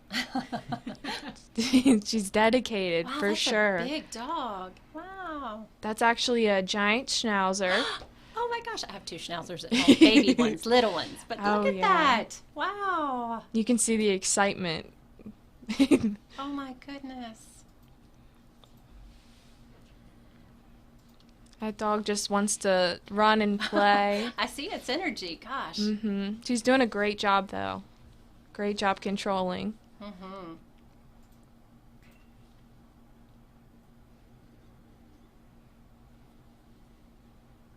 And she did a great pattern there. That's more relative to what we would be seeing at the actual youth fair. Okay. And then her trick, her best trick, I believe, is going to be paw. Oh, yes. Good job. Awesome. All right. Our next one is exhibitor 235, Miss Carly the Pole. And that's Carly with Charlie. Oh my gosh. That's awesome. Charlie's a yellow lab. And Charlie's gonna he's gonna do a sit, a down, and a heel. I would say I'm all about the educational facts. So the labs are actually have been in the top 10 most popular breed list for the past 25 years. Wow. So it has remained in that list for the longest of any other breed. And why do you think that is? I would think, just like with Charlie, I think it has to do with their loyalty and how well they Okay. listen. Yeah. I think she does a great job handling that dog. Yeah. And I think that's very easily why they find that repetition at the top of the list. Wow. They are That's very awesome. they listen very well. They're very easily taught. Our next entry is number 256, Wesley Eggert. And then we've got another lab mix, popular. That's Rosie. She's a shepherd lab mix. And I don't think you can hear it, but the audio, he is praising the crap out of that dog. It's very important for when you're teaching a dog to make sure that they know that you're proud of them. They're doing the right thing. Usually there's like trigger words like yes, and when you say yes, they know that they're doing the right thing. Is it possible just to get a sample of that, Matt? I'd love to hear it. Yeah.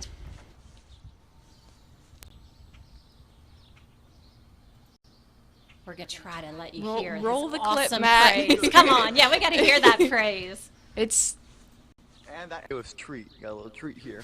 All right, Rosie. Stay.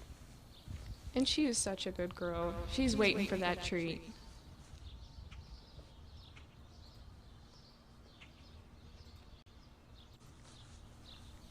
Come.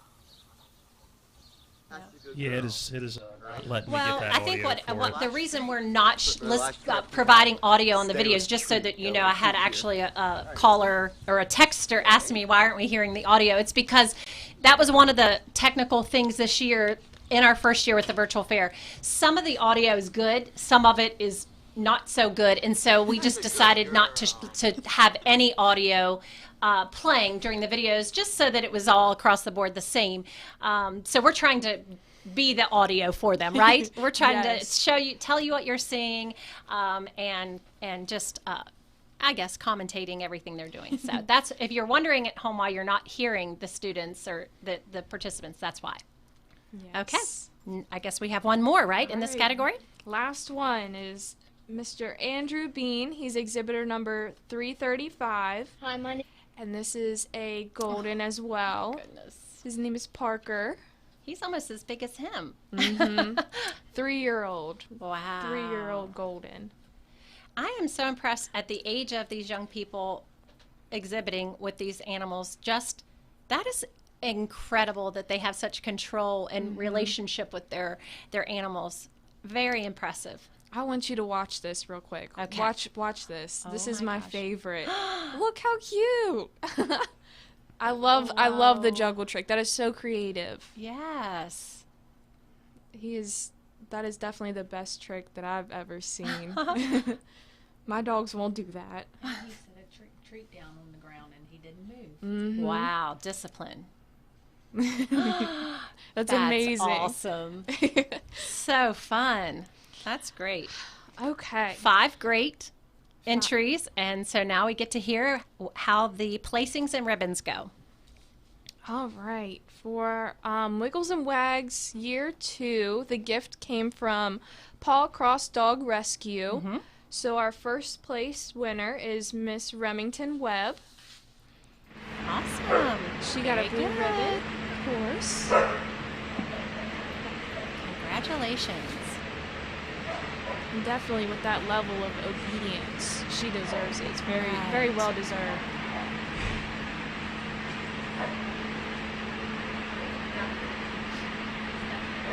And do they judge it all on the coat and just the presentation of the animal? That's a beautiful, beautiful dog.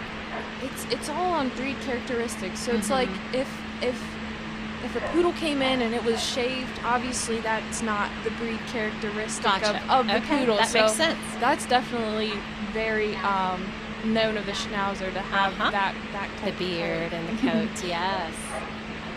That's awesome. So good.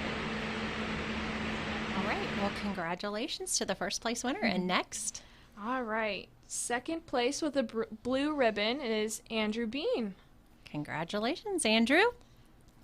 With the magical my name is juggling Andrew Bean. dog. This is- Oh my gosh, yes.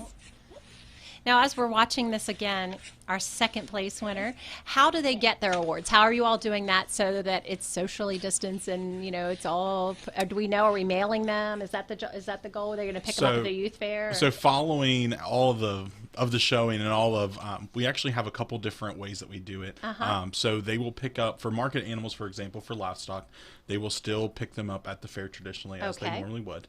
And what we are doing a little bit different this year is we are packing, Farm Credit gave us bags for every member. nice. So we'll be able, it's a little, handle bag, but we'll be able to stuff everything that they've won, including trophies, ribbons. Great. We always give out little certificates that say who sponsored the award so they can write thank yous. Yes. And that'll all be included, and we'll release those dates, and they'll come down to the fair in different shifts. Oh, good. And be able That's to pick great. all of their stuff up at once. I'm sure that's probably a parent questioning that right now. So we'll probably have to repeat that several times throughout. So we'll remember that. So, okay.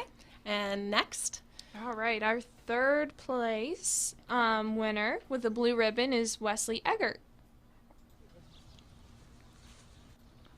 With Rosie. Oh, yes. Exhibitor He's number the 256, praise. dog named He's Rosie. Mr. Praise, right? He's got the He's definitely spirit. teaching her well, All right, Rosie, yes. sit. That's a good girl. Down. Good girl.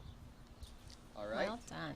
He has a nice arena back there. That is his backyard to do that in. Come. Oh, yeah. To work with his Lots dog. of space. Yeah. All right. Stay.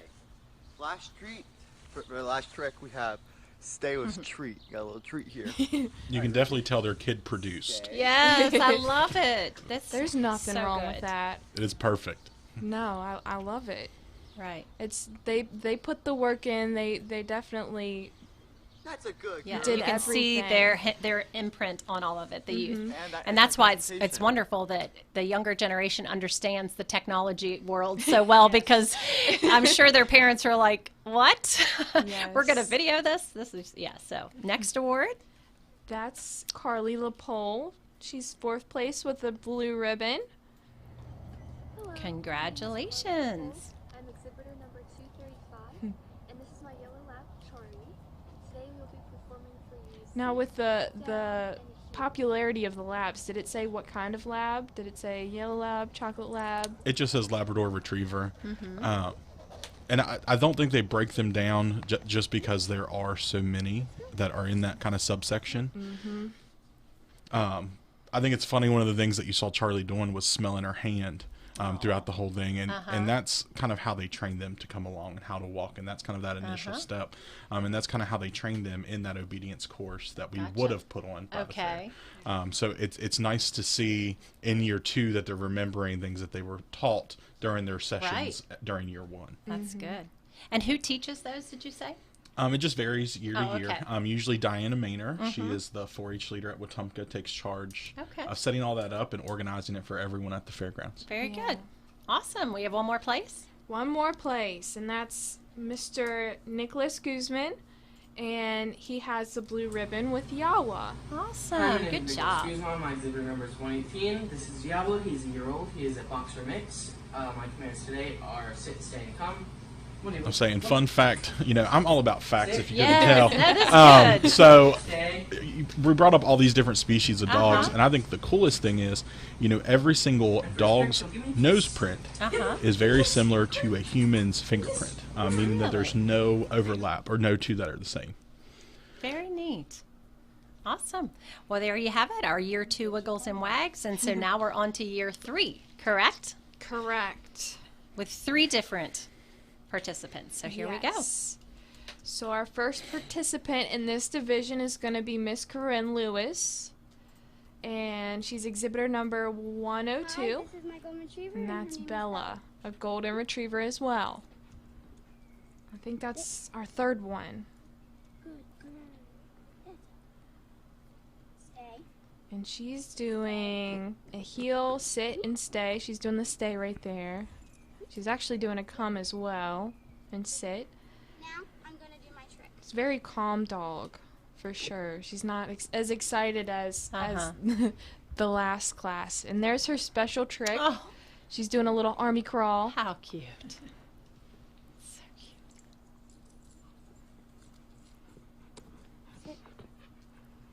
And she's got one of those treat pouches. One of those treat pouches on her hip. It's like a fanny pack Fancy, for yeah. dog treats. They That's come in awesome. handy. They really do. Awesome. Great job. So our next exhibitor is Logan Long. He's exhibitor number 356. His dog's name is Luna. She is a mix. And she's a mix. Yeah.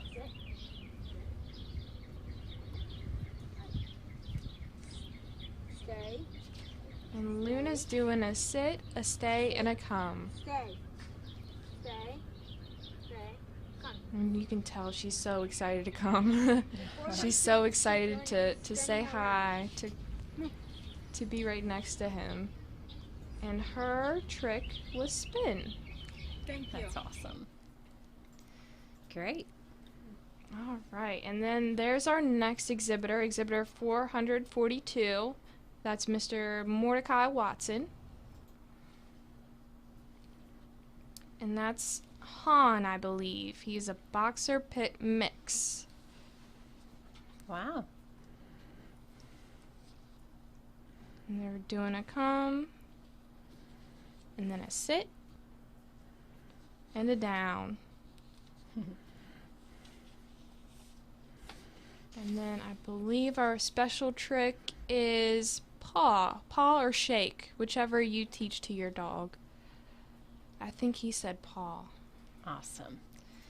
Great. So at this point, we are going to do placings and ribbons, and then we're going to go to a break, and then we come back and we get into the bigger awards, right? The grand champions and all of that, and reserve and all that. So we'll finish up with the Wiggles and Wags Year 3 placings and ribbons. All right. The Year 3 first place gift comes from Paw Cross Dog Rescue, and that will be going to Mordecai Watson, exhibitor number 442.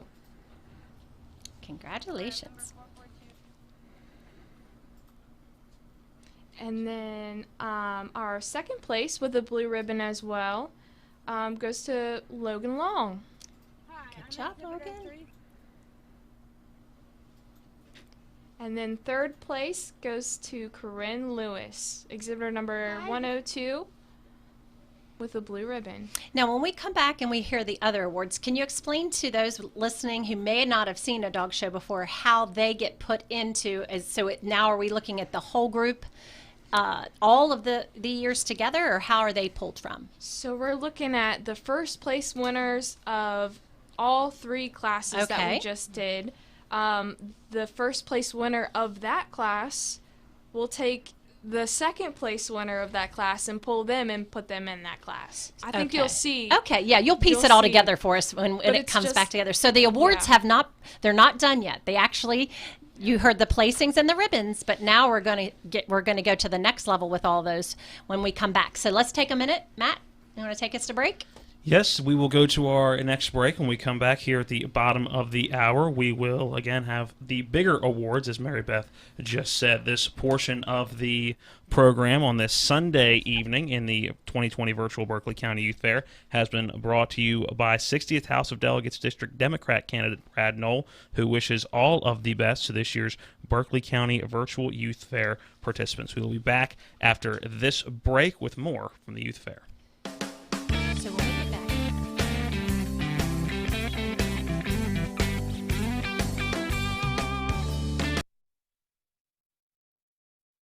In our present crisis, we need inspired problem solvers, not the kind of politics we always get from the politicians who take us for granted. Daniel Bennett is running for delegate because he believes that the problems we face will be solved by the hands, the hearts, and the hard work of West Virginians. I've known Daniel for 18 years, and West Virginia has really become a part of his soul. I'm Daniel Bennett, and I'm running for delegate to give back, pay it forward, and to be your voice in Charleston. WVU Medicine joins with the community in celebrating the hard work and dedication of all the youth in our area who will be a part of the first ever Berkeley County Virtual Youth Fair. WVU Medicine applauds the Berkeley County Youth Fair Board for making this virtual fair possible and doing their part to protect the health and safety of our community by not having a traditional fair at the fairgrounds this year in light of the COVID-19 pandemic. WVU Medicine is proud to be a blue ribbon sponsor of this year's Berkeley County Youth Fair. It's one of the toughest times you'll ever face when someone close to you passes away. It's a swirl of papers to sign and arrangements to be made, all while you're dealing with grief. At Brown Funeral Home, we encourage you to pre-plan. Pre-planning not only makes things easier for you, it protects you from rising costs. At Brown Funeral Home, our families are precious to us, and so are yours. Brown Funeral Home in Martinsburg, Inwood, and Charlestown, Ranson. Orsini's, not just an appliance store anymore. They're your one-stop resource for all home needs, whether it's custom kitchen design, countertops, or cabinets, or check out their new sleep studio with Tempur-Pedic, Sealy, and Stearns & Foster. For all of your outdoor living needs, Orsini's has Gladiator Garage Works, Traeger grills, barbecue accessories, barbecue rubs and sauces, and every flavor wood pellets. Visit their brand new 8,200 square foot showroom at 360 Hack Wilson Way, 304-267-7251, Orsinis.com. Congratulations to the participants in the Berkeley County Youth Fair. What you are doing now is so important. You are our future. As the chair of the West Virginia State Senate Education Committee, I am working to ensure that you have the opportunity to be the best you can be. I am rooting for you. Paid for by Rucker for WV, Lynn Staton, Treasurer. Hi, this is your delegate, John Hardy. Like many of you, I have fond memories of our youth fair going back to my childhood. I know that in these trying times, this year's fair is very different. One thing that hasn't changed is the tireless effort by the committee and the dedication and hard work that our youth has put into showcasing their exhibits to bring us this year's youth fair. I'd like to wish each and every person a successful youth fair, and don't forget, if you can, please support our youth by bidding on their livestock. I'm Delegate John Hardy, and I thank you for supporting the youth of Berkeley County.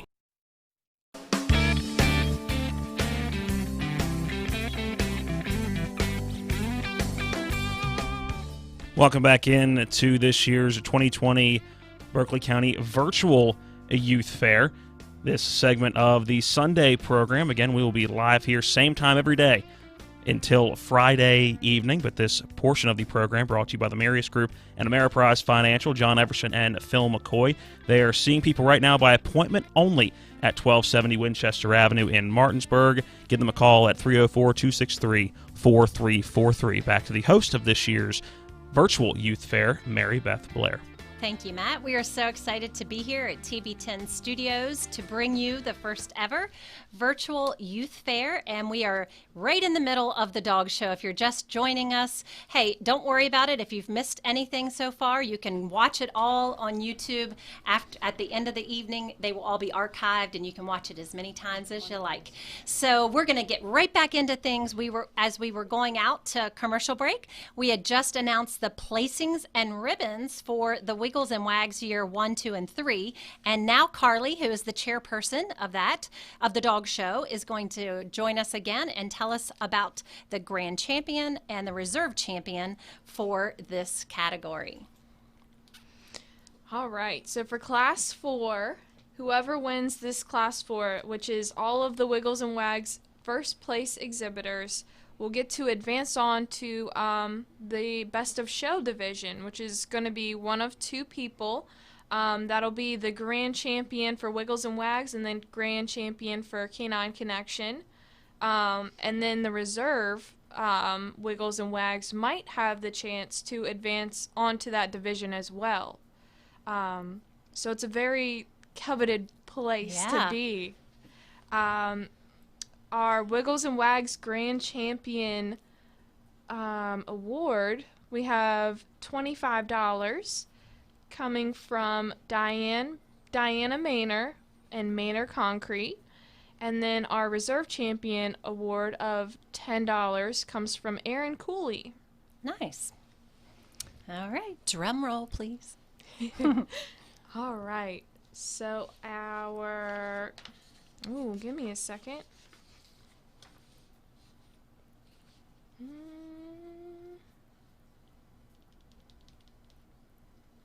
Oh my. Our grand champion, Wiggles and Wags, is Miss Remington Webb, exhibitor number 126. Wow, congratulations. And what's her dog's name again? Did we have it? Okay, so if you zoom into that picture right there, yes. that paper that she held up, it's either Relev or Zelev. That's R-E-L-E-V or Z-E-L-E-V. I gotcha. I'm not really sure. I can't see either of my eyes. But very creative on the name. Yeah, wow. Congratulations. And then our... Yes, I do. I don't have their name in here, remember. Okay, and our reserve Wiggles and Wags is going to be Mr. Andrew Bean. Congratulations. With Parker.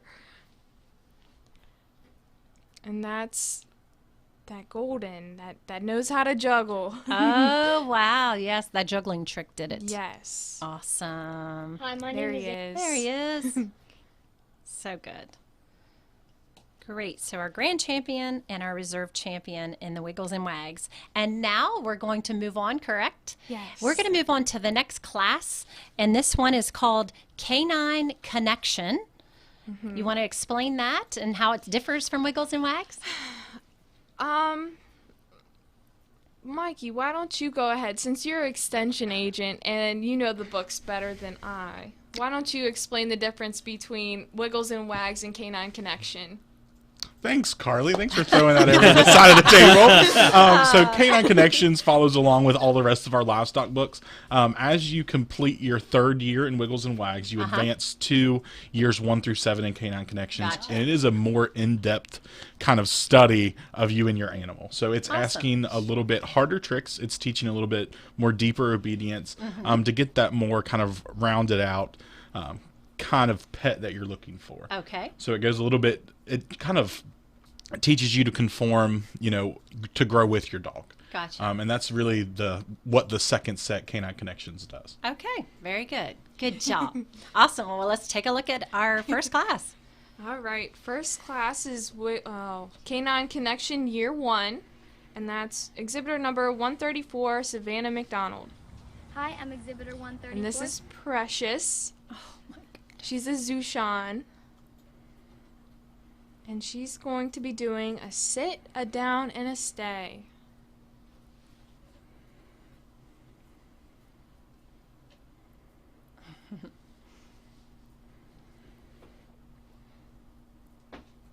And she's staying right there.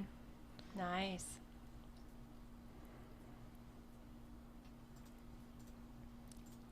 Very controlled. And I love this. Her best trick is dance. Oh, how sweet. And she's doing a little bit of a spin Oh, too. look at that. Very nice. So fun. Oh, good job. All right. So for that, there it is. Our first place, is that what we're doing? Right, so you just had one entry in that, so you're We going to just give had her one placing. Yes. All right. So Can I guess who wins first in this one? It's a tough one. It's a surprise. Yeah. It's a hard contest. Aw. But I would imagine the judges judge to make sure they qualify for placing. So Correct. you wouldn't always, one person, Matt, doesn't always guarantee that you were going to be first place. Is that correct? Or I don't It know. also does not guarantee a blue ribbon. Right. So there you go. See, Matt? We're teaching you something. Just kidding. Anyways, go on. But I wouldn't say that that's the case in this one. She definitely earned the Yes. blue ribbon. She got first yes, place. Absolutely. Good job. Her gift is coming from Paul Cross Dog Rescue. So yeah, she definitely deserved that for sure. Awesome. With her Precious. Yes. And then year 2, we have one entry as well, correct? Actually, it's year 3. Oh, okay. So we didn't have any entries for year 2, but we did have year 3. And that's Miss Kaylee Weber, exhibitor number 287. And I don't know if you saw that. That was a really quick flash, but that is her name is Meg, and she's a Lab Beagle mix. Nice. 15. And she's also doing kind of like a technique relative to what they would normally do at the fair. Okay. Usually, instead of stay and then immediately saying come here, it's a wait for 45, a minute Wow. 45. It's a long time. A lot of times dogs don't have that discipline to focus for that long. Wow. I think it was like you have 5 seconds for them to realize, like if they do something bad, you have 5 seconds to reinforce that they did something bad before they're off in a different headspace. You got 10 seconds. So was that rollover? Was that the trick? That was rollover. That was a good roll. Right? That was a quick roll, too. Wow. Very. All right. Okay. So that was our only entry in Canine Connection Year 3. Okay. And she definitely deserved that blue ribbon. She's first place in that division. Good job. And her gift comes from Paul Cross Dog Rescue. So both of them are going to be advancing to our next division, which is the Canine Connection Collective class, where they're going to be competing for Grand and Reserve. And we're going to go ahead and announce those now before we go to break. If you have those. Do you have those? Yes. So we have both of those that we just saw are competing for those awards. So they're actually, before they didn't have anyone, now they're competing against each other, correct? Yes. Awesome. Now they have competition. Come on. Let's see. So our grand champion Canine Connection goes to our Canine Connection Year won Miss Savannah McDonald. Wow. Good with job. Precious. Congratulations. And then reserve will go to Kaylee Weber. She's our Canine Connection Year 3, exhibitor number 287. Good job. Awesome. There you go. Very good. Well, we got through that class and awards, and we're heading into break. And when we come back, we have what you call best of show, correct? Now, what will best of show be? Best of show will be Miss Remington Webb. She was our grand champion Wiggles and Wags. And then we'll have Savannah McDonald. She was our grand champion just now for Canine Connection. They will be competing. Great. We're going to have that. We're going to have a reserve best of show. We're going to have a best trick. And what I've been waiting for, the costumes. Okay, we're going to have a costume contest coming up. All right. Well, we will throw it to Matt, who has a live announcement and a commercial break. It is time to go to commercial. This segment of the program today was brought to you by West Virginia Secretary of State Democrat candidate Natalie Tennant, who wishes all of the youth participating in this year's Berkeley County Virtual Youth Fair all the success that they deserve. We are back with more of the Youth Fair after this.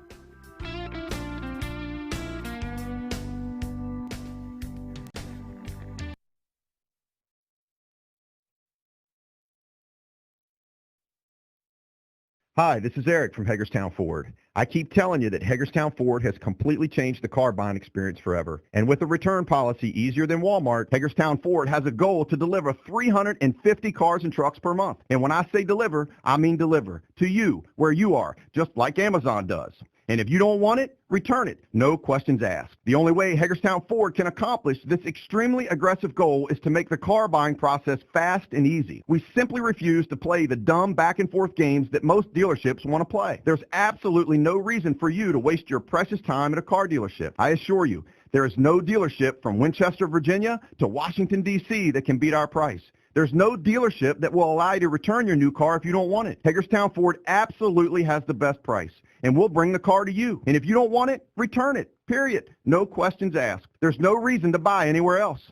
Visit HagerstownFord.com to schedule your VIP experience and get your new ride delivered to you. Contact dealer for details. WVU Medicine joins with the community in celebrating the hard work and dedication of all the youth in our area who will be a part of the first ever Berkeley County Virtual Youth Fair. WVU Medicine applauds the Berkeley County Youth Fair Board for making this virtual fair possible and doing their part to protect the health and safety of our community by not having a traditional fair at the fairgrounds this year in light of the COVID-19 pandemic. WVU Medicine is proud to be a blue ribbon sponsor of this year's Berkeley County Youth Fair. I'm Rod Hawker for Johnny's, where we've been serving the community for over 65 years. That means one thing.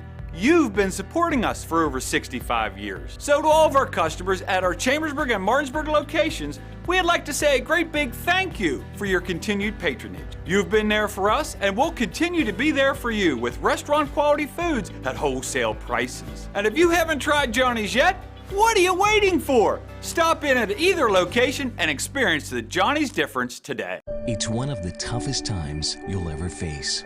When someone close to you passes away, it's a swirl of papers to sign and arrangements to be made, all while you're dealing with grief. At Brown Funeral Home, we encourage you to pre-plan. Pre-planning not only makes things easier for you, it protects you from rising costs. At Brown Funeral Home, our families are precious to us, and so are yours. Brown Funeral Home in Martinsburg, Inwood, and Charlestown, Ranson.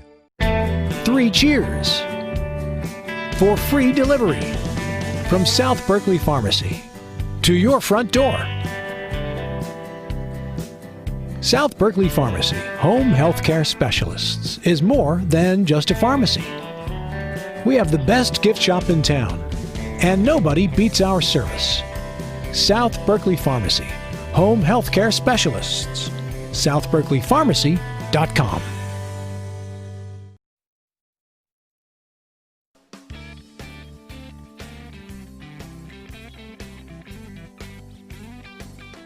Welcome back into this year's and the first annual, hopefully the only Berkeley County virtual youth fair that we ever have to do. Not that this isn't fun. I'm having a great time. I don't know about you, Mary Beth, but this is a fun time so far. And the feeling out process, but we hope you are enjoying watching at home. We understand we can't look at the TV numbers, but on YouTube right now we have over 200 watching live. Get out! And that is just what is watching live, not the ones that maybe have gone back and started at the beginning. Awesome. The ones that are up to date right now are at 200 people watching live right now for the dogs. So we thank you all for tuning in.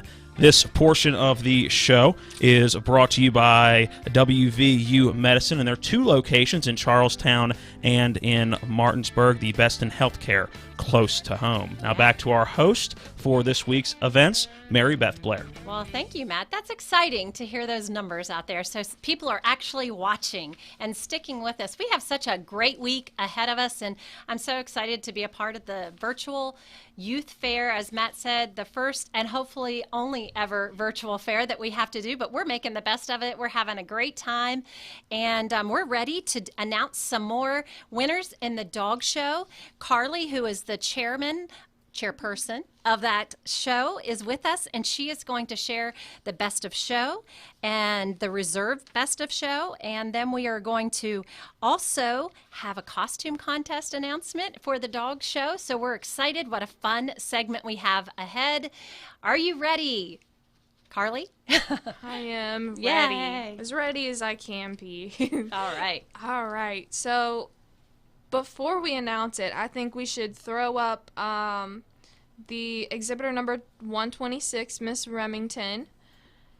To remind the folks, she is our Wiggles and Wags grand champion. Got it. And then we have exhibitor number 134, Hi, Savannah.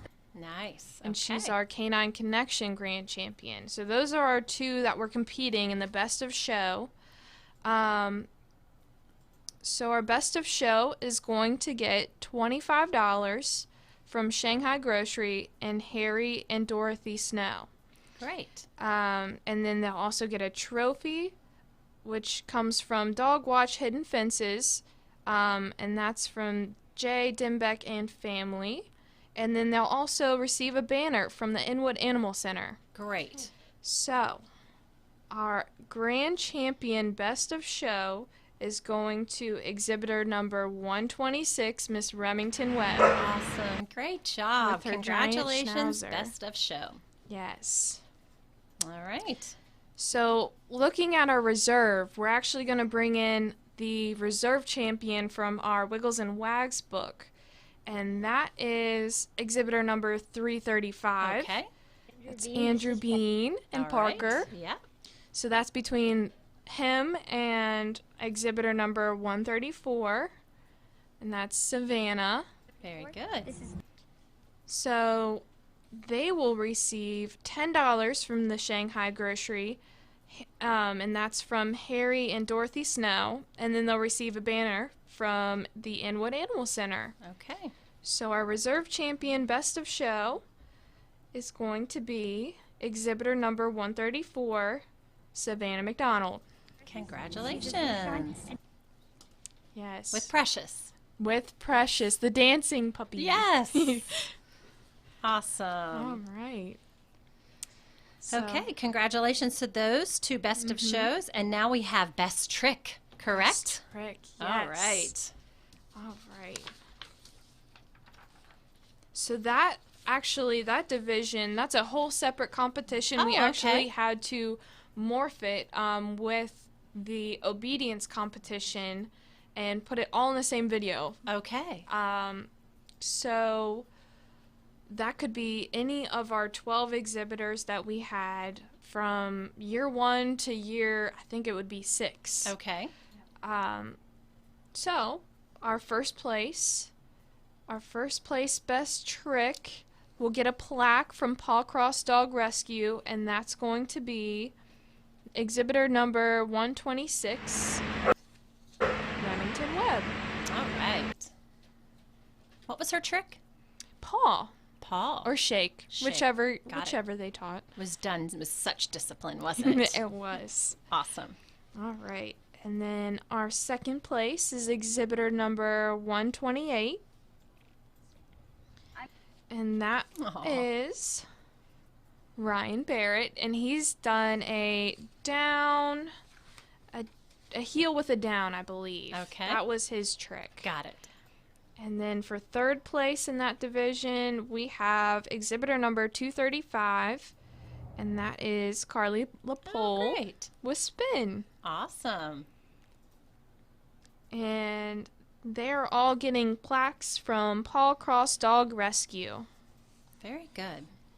All right. Well, we have one more segment of the dog show for this year's 2020 virtual show. Last but certainly not least. But the most exciting, no, for me, I'm just all about the costumes. So let's see these costumes. So we're going to see pictures, right? Is that what we're going to see? Pictures. They could submit up to 3 pictures. Okay. The dog should be in costume. It was their choice whether they wanted to be in costume as well with their puppy. Oh my goodness, I'm so excited. 10, all 10, right? Or at least 10 participants, right? Yes. Okay. Yes. All right, Matt, roll those pictures. He's waiting on the drum roll. There it is. Oh my goodness. All right. Okay. We've got Wonder Woman. Love it. So cute. Yes. And that is number 102. 102. Number 102. Okay. Thank you, yes. Now I believe we're going to go to number 118. Aww. That's awesome. UPS. Brown. Very cute. Aww. And that's exhibitor number 126. Okay, my eyes are deceiving me. I'm trying to see the picture. Tell me what I'm seeing. I believe.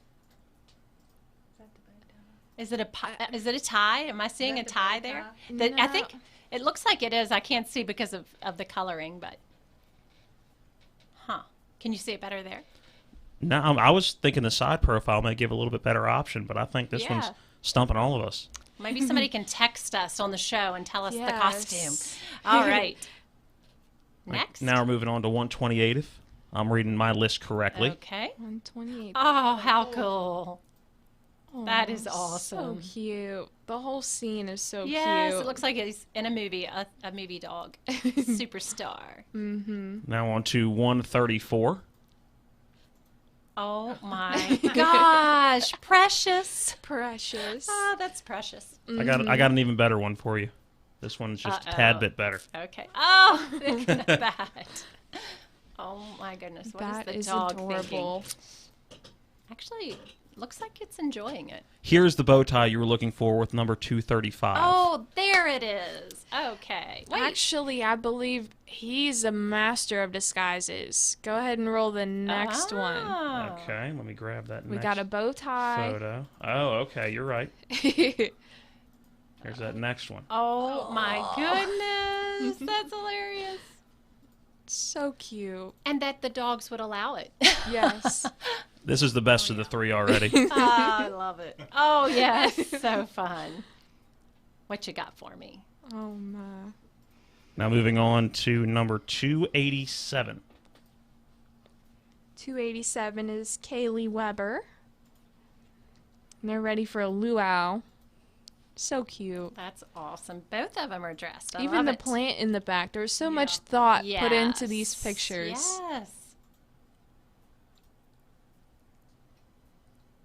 It's very cute. Oh. This is number 335. Another bow tie. And that's so handsome. That's Parker, Andrew Bean's Golden. Yeah. So sweet. Lots of bow ties. Yeah. Mm-hmm. Going formal with this year's youth fair. Yeah. Now moving on to exhibitor number 356. This is a little more formal, going with the straight necktie. Oh, yeah. We could almost have a wedding. Yeah. We've had a dress, we've had ties. Yes. Oh my gosh. Look at that. Tie is bigger than the dog. And that is 356. Don't know if the number was said, but that is 356. And then the final exhibitor is 362, and another luau theme. Another luau. Look at that. I love it. I love the sunglasses. Now remember, if you didn't get numbers tonight in the People's Choice, there's a People's Choice for the dog show, a People's Choice for the dog tricks, and a People's Choice for the costume. So get your votes in. That's on the website, www.berkeleycountyyouthfair.org. So now, though, we're going to find out who won the costume contest. That's like a tongue twister. Can you say it, Matt, 3 times? Costume contest, costume contest, costume contest. Okay, look who's showing off. That was crazy. All right, Carly, save me. Oh, my. Okay, so our first place costume contest winner is going to be exhibitor number 134, and that's Miss Savannah McDonald. Yes, of course, Precious. Precious. Aww, so cute. That is. And then our second place is exhibitor number 356, and that's going to be Luna, Logan Long with Luna. Give me 1 second trying to find 356. That's bow tie. We have multiple actually, bow ties. long tie, necktie. Long tie. There it is. Luna was the little black dog. Yes. I think we The had tie that's bride, bigger. and that's groom right there. All right, there we go. Well, it's wait. What can be the third place? Oh my goodness. All right, and our third place is exhibitor number 256, Rosie. Aww. And that's from Mr. Wesley Eggert. All right, again, having to scroll through about 50 pictures right I here. believe that's a bow tie as well. Awesome. Looking for 256. Let's try for this. It's not that one. Nope. Just No. giving you something for a quick glance. 256. But how cute is that I dog? know. How cute. Sweet. We may have to go back. We may not have seen 256. We may have to go back because I don't see a 256 in our rotation. Oh, there it is. There we go. Now that's 356. 256. I'm not seeing in here. So we may not have an image for 256. So that was the Wiggles and Wags year 2. If you want to go back to the video and get a still shot. There it is. Got it. Here is 256. That was not in the original rotation, but here is the third place of 256. Oh my gosh. Well, I'm so glad you found that, Yes. Matt. Wait, we need to see the other picture. The other picture's way better. I can make that happen. Come on. And then the nice background, Chewy.com in the background. Yes. Come on. Look how cute. That is awesome. So worth the digging for. I'm glad we found that. Yes. Great job. Great creativity. And what's the dog's name? That's Rosie. She is being very cooperative She's- for an outfit like that. Great job. That She was fun. is. What a great way to end the dog show, right? Yes. So, Carly, close us out for your dog show for 2020. You have any closing words or before we go to break? I am so proud of all the exhibitors. I'm so excited to be your chairperson this year, and thank you so much for bearing with me. And thank you for bearing with the youth fair for still participating, because you could have called it quits, and That's but you right. didn't. You chose to participate. You chose to enter and make awesome entries, and you really went above and beyond, and I'm so proud of everyone.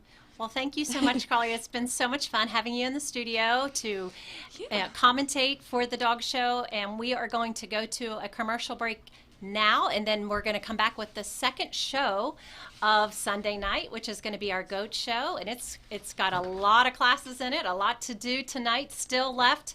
So go run to have a bathroom break, grab a drink, grab some popcorn, refill all your food and refreshments, and we'll be back. And don't forget to vote for your People's Choice for the dog show.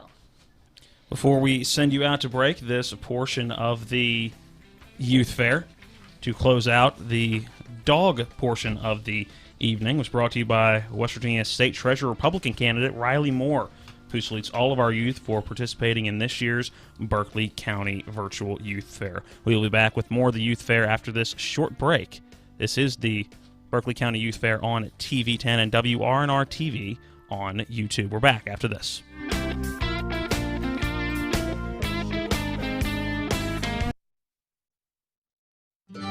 Howdy, cowpokes. Do your business cards look like they were designed by a coat roper? Well, this cowboy knows the advantage of dealing with folks the old-fashioned way. When you order printed material on the internet, you're stuck with what you get. But when you need printed material to look just right, you want to deal with folks you know. And that's what you'll find at Panhandle Printing and Design. Local folks that have been delivering results for years. They can help with everything from design to production of stationery envelopes, business cards, invitations, vinyl signs, banners, wraps, and a lot more. They can answer all your printing questions, and you can call them on the phone or hop on your horse and go see them, because they're your one-stop printing shop where they have something for everyone. Panhandle Printing and Design at 124 North Maple Avenue in Martinsburg. Call 304-267-7400. You can even find them online, too, if you want to. If you need printed materials, don't deal with some city slicker you'll never meet. Trust the folks at Panhandle Printing and Design. Hi, this is Eric from Hagerstown Ford. I keep telling you that Hagerstown Ford has completely changed the car buying experience forever. And with a return policy easier than Walmart, Hagerstown Ford has a goal to deliver 350 cars and trucks per month. And when I say deliver, I mean deliver to you, where you are, just like Amazon does. And if you don't want it, return it. No questions asked. The only way Hagerstown Ford can accomplish this extremely aggressive goal is to make the car buying process fast and easy. We simply refuse to play the dumb back and forth games that most dealerships want to play. There's absolutely no reason for you to waste your precious time at a car dealership. I assure you, there is no dealership from Winchester, Virginia to Washington, D.C. that can beat our price. There's no dealership that will allow you to return your new car if you don't want it. Hagerstown Ford absolutely has the best price, and we'll bring the car to you. And if you don't want it, return it, period. No questions asked. There's no reason to buy anywhere else. Visit HagerstownFord.com to schedule your VIP experience and get your new ride delivered to you. Contact dealer for details. Panhandle Homes has helped build Berkeley County into West Virginia's showcase community, one home at a time. We're proud to be from Berkeley County, the home of the country's longest consecutive running youth fair. We were born here, we grew up here, we know many of you, and you know us. Panhandle Homes wishes all of our youth of Berkeley County nothing but the best for this year's virtual youth fair. Panhandle Homes of Berkeley County, here yesterday, today, and tomorrow for you. PanhandleHomesWV.com. This is Joe Ferretti. You often hear me on Eastern Panhandle Talk with Rob and Dave discussing issues of the day. As an attorney, I help local residents with their questions about automobile wrecks, insurance disputes, and other types of injury claims. It's been my privilege to have served this community for almost 30 years. For a free consultation about your case, contact me at the law firm of Mansion Ferretti at 304-264-8505 or go to our website at wvjusticelawyers.com. At Mansion Ferretti, it's about seeking justice for you. Hi, this is your delegate, John Hardy. Like many of you, I have fond memories of our youth fair going back to my childhood. I know that in these trying times, this year's fair is very different. One thing that hasn't changed is the tireless effort by the committee and the dedication and hard work that our youth has put into showcasing their exhibits to bring us this year's youth fair. I'd like to wish each and every person a successful youth fair, and don't forget, if you can, please support our youth by bidding on their livestock. I'm Delegate John Hardy, and I thank you for supporting the youth of Berkeley County. Hello, this is Riley Moore, Republican candidate for state treasurer. The 73rd annual Berkeley County Youth Fair is a special opportunity for our youth to showcase their talent and hard work. We can all be proud here in the region to be one of the few remaining fairs dedicated to youth exhibitors. It is particularly important during COVID-19 that we continue to support the hard work of our youth for this amazing annual youth fair. I'm Riley Moore, and I thank you for your support of our youth. Floodwaters can spread E. coli bacteria. Here's Bill Kearns from the Berkeley County Health Department about what to do if your well is tested positive. If it's just a one-time contamination, you can superchlorinate your well, which we have instructions at the health department. They could call and talk to us. You're providing an excessive amount of bleach down the well. Then you do a runoff to get that out of the system, to get the bleach through your lines, get any contamination out there. You do a runoff of so long, and then you can have it tested again. The Berkeley County Health Department, 122 Waverly Court in Martinsburg. Call 304-263-5131.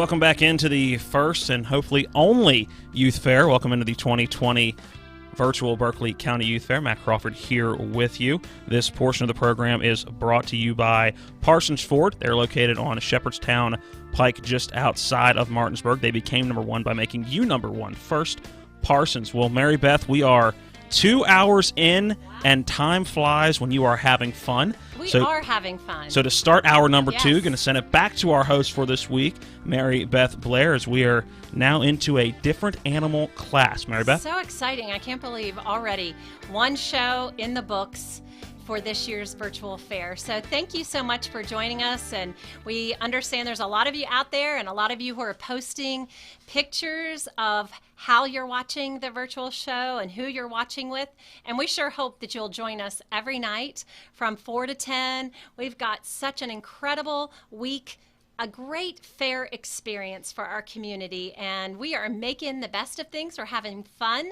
We're learning a lot, or at least Matt and I are. Right, Matt? I'm learning a lot more than I ever thought I could in a 2-hour stretch. Sure. I'm hoping they're going to quiz me at the end and see what my knowledge level is at that point. But okay, so they're going to come up with a quiz for me and see how I do. So we're excited about our next portion of the virtual fair, because from here through the end of the evening, it's goats. Goats. I am excited. And so with me, so we have the chairperson, Beth Poncione, who is the chairperson of the Goat Show here in the studio. So I'm going to introduce her to you, and she's going to get things started. Beth, welcome. Thanks, Mary Beth. Yeah. I just want to thank everybody, all of my goat exhibitors. You guys have done a phenomenal job. Your pictures and videos, I could not be prouder of you for what you did and the effort that you guys put in. Definitely having everything into me well in advance of the deadline made my job 100 times easier. Yeah. So that was great there. And then if we're ready to get started, I can go ahead and introduce our judge for the evening. Oh, yes. Let's do that. Let's start with the judges. We'll do the judges, and then do we have a picture of the awards that we will be giving out throughout the night? We will. Yes. So we'll start with the judge of this show. Okay. You can tell us about that, and then we'll go to a picture of the awards and talk a little bit about what those are. But go ahead, Jess. Okay. So our judge for today is Mr. Taylor Langford from Calhoun, Georgia. Wow. Taylor recently finished his graduate degree at Virginia Tech, where he coached both the collegiate and 4-H judging teams. Before Virginia Tech, Taylor judged at both Northeastern Oklahoma A&M and Oklahoma State, where he received his associate's and bachelor's degree. Taylor has recently accepted a faculty position at Michigan State University, where he will serve as the head livestock coach and also assist with the 4-H judging program. So we're very happy and excited to have Taylor with us. What a resume, to right?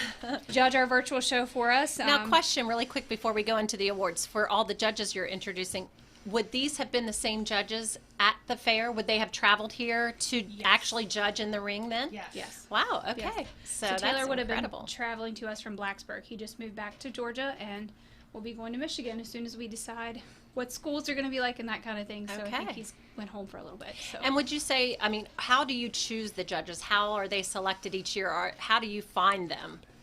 A lot of since this is my first year as the goat chair, I reached out to different folks in the industry and got advice on what other judges that thought about them, other fairs they have judged, other shows they have judged, to kind of see their resume to get us a caliber judge to come in and look at our livestock for our kids. All right, before we go on, I can't stop looking at your earrings now. Like, I just realized what you were saying earlier when you said, look at her earrings. She has on goat earrings. I love this lady. Oh my gosh, this is awesome. So we're really into it here in the studio. Now I'm challenged. Tomorrow I'm going to try to think of some costuming.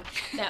Okay, anyways, back to the show. So we are now going to see the awards. Do you have that picture, Matt? I believe this is the correct award. Somebody can stop me and... Nope. All right. Dairy. Those are dairy cows. Okay. I saw dairy and went with that. And we've got dairy goats and dairy cows. Goats. Let's see if I can get that one here. That's one of those other things you're going to learn. We are learning, right, Matt? We are working in progress. Milk a cow and milk a goat. I knew that. I did know that. They might all be... They're together. Together. So if you just click on goats. Goats awards. goat? Oh, there it is. Now we are cooking. There it is. All right, what are we seeing here? So those are your Grand and Reserve Champion banners for female Dairy of Show and Reserve Female Dairy of Show, as well as your Grand and Reserve for your market classes and your non-dairy Grand Champion and Reserve Champion trophies and ribbons. And we can share who sponsored those awards later on Great, when we get to that part. Sounds good. Well, let's get right into it with Class 9 Dairy Junior Kids, right? Yes. So Okay. our first class will be Dairy Junior Kids. These animals were born on or after February 1st of 2020. We had 3 entries in this class. We are going to start with number 59. So this is Miss Faith Fox from the Hedgesville New Adventures 4-H Club.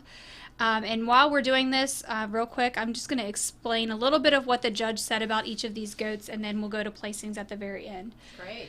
The judge says this doe is in good in relation to her body size capacity for this age. Additionally, the young lady does a great job of presenting her.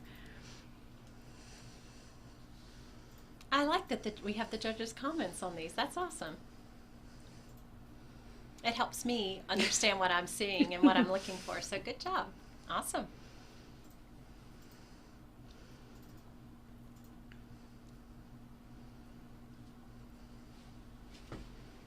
I'll say, fun fact, so goats were actually one of the first animals to be tamed by humans for the purposes of milk, and it happened about 9,000 years ago.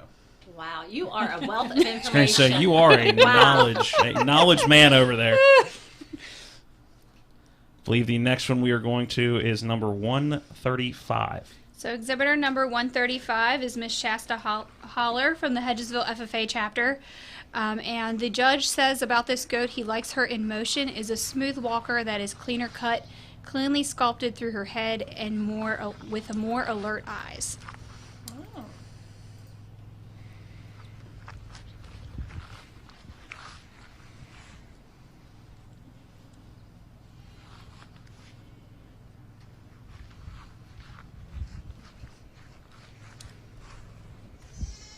I'll say, Beth, did you announce the breed? I did not. So this is an Alpine. What you'll see is a lot more, it's a taller dairy goat by nature. And it has that distinct ear structure if you look at the front of it. Yeah, I see where they that. go kind of Oh. up and out. Wow.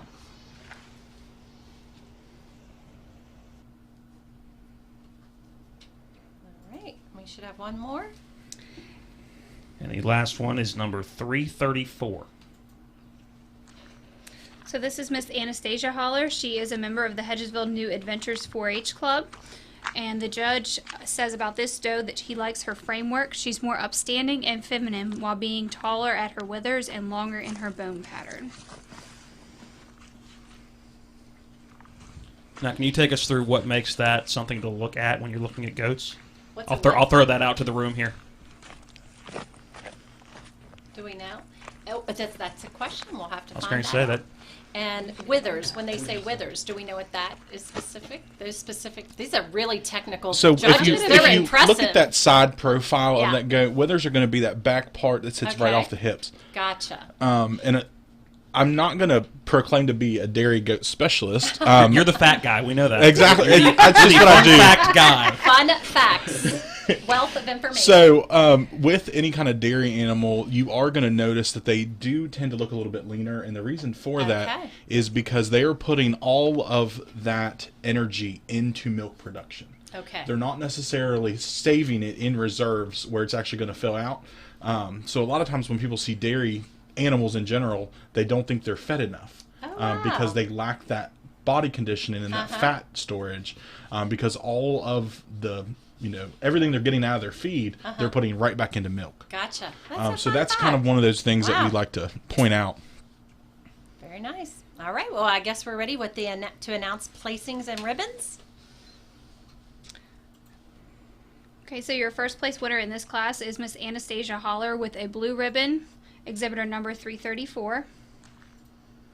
Very nice. Your second place winner of this class is Shasta Holler, exhibitor 135, also with a blue ribbon. And your third place in this class is Miss Faith Fox, exhibitor number 59 with a red ribbon. Great job. And we'll move right along to class 11, Dairy Yearling. And we have 3, correct? There are 3 entries in the Dairy Yearling class. These animals were all born August 1st of 2018 through July 31st of 2019. Very nice. All right.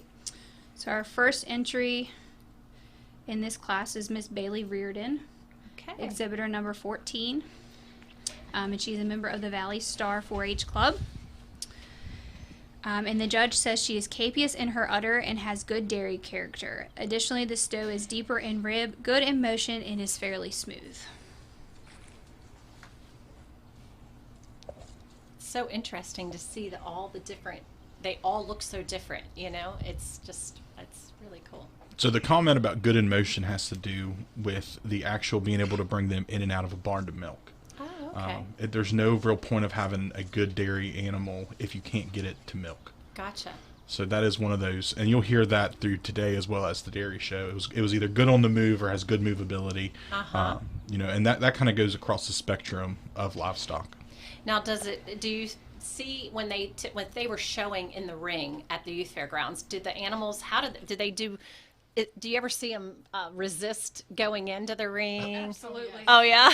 Absolutely. Oh, gosh. Resist going into the ring, and then unfortunately the kids will get frustrated, and you just have to work through that. As a former goat exhibitor myself, I swore that I would never have a black-headed goat in the show ring because she just wouldn't walk, but those were my favorites. Aww.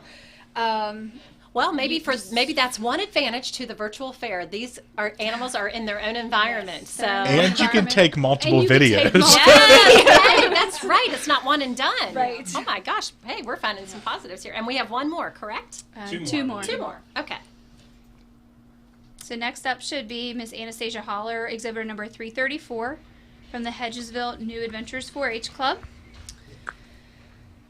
And the judge says, I love her smoothness and how she walks with a more impressive carriage. Additionally, she is longer in her bone pattern and blends smoother from the neck to her withers.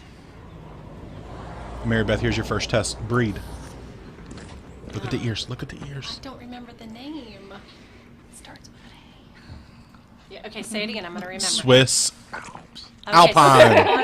I probably wasn't listening. I was just I tried.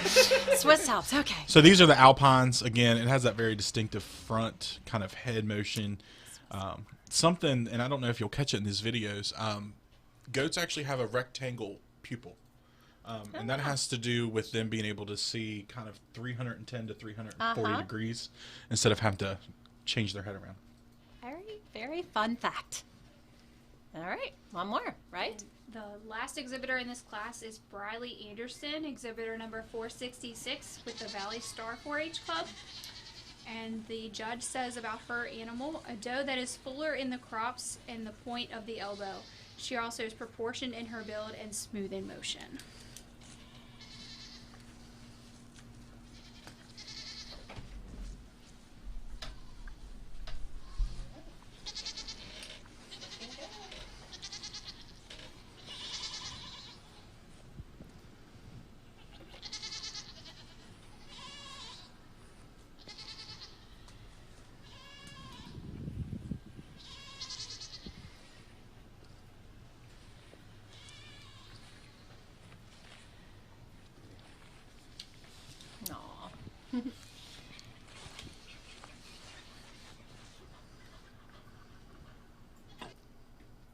Okay, so we have all 3 that are participating in this round, this class 11 dairy yearling, and we have the placings and ribbons now.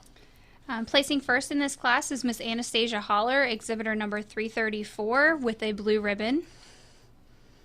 Second in this class is Bailey Reardon, exhibitor number 14 with a blue ribbon. And placing third is Miss Briley Anderson, exhibitor 466 with a blue ribbon. Very nice. All right, folks. Well, there you have it. That is our first segment of our goat show. We're going to take a quick commercial break and thank some of our sponsors. Matt? We want to take this opportunity again, thank all the sponsors that are helping us out throughout this entire week, but especially our title sponsors and those who get the special honor of getting a read. Right. And most of them political, being the political time of year. We want to thank them. And again, their donations helping us get this out to the public. So this portion of the program was brought to you by 63rd District Delegate John Hardy, who wishes all the best for participants in this year's Berkeley County Virtual Youth Fair. The best of luck to all of you. We're going to take a short commercial break. When we come back, we will have more from this year's 2020 Berkeley County Virtual Youth Fair on TV 10.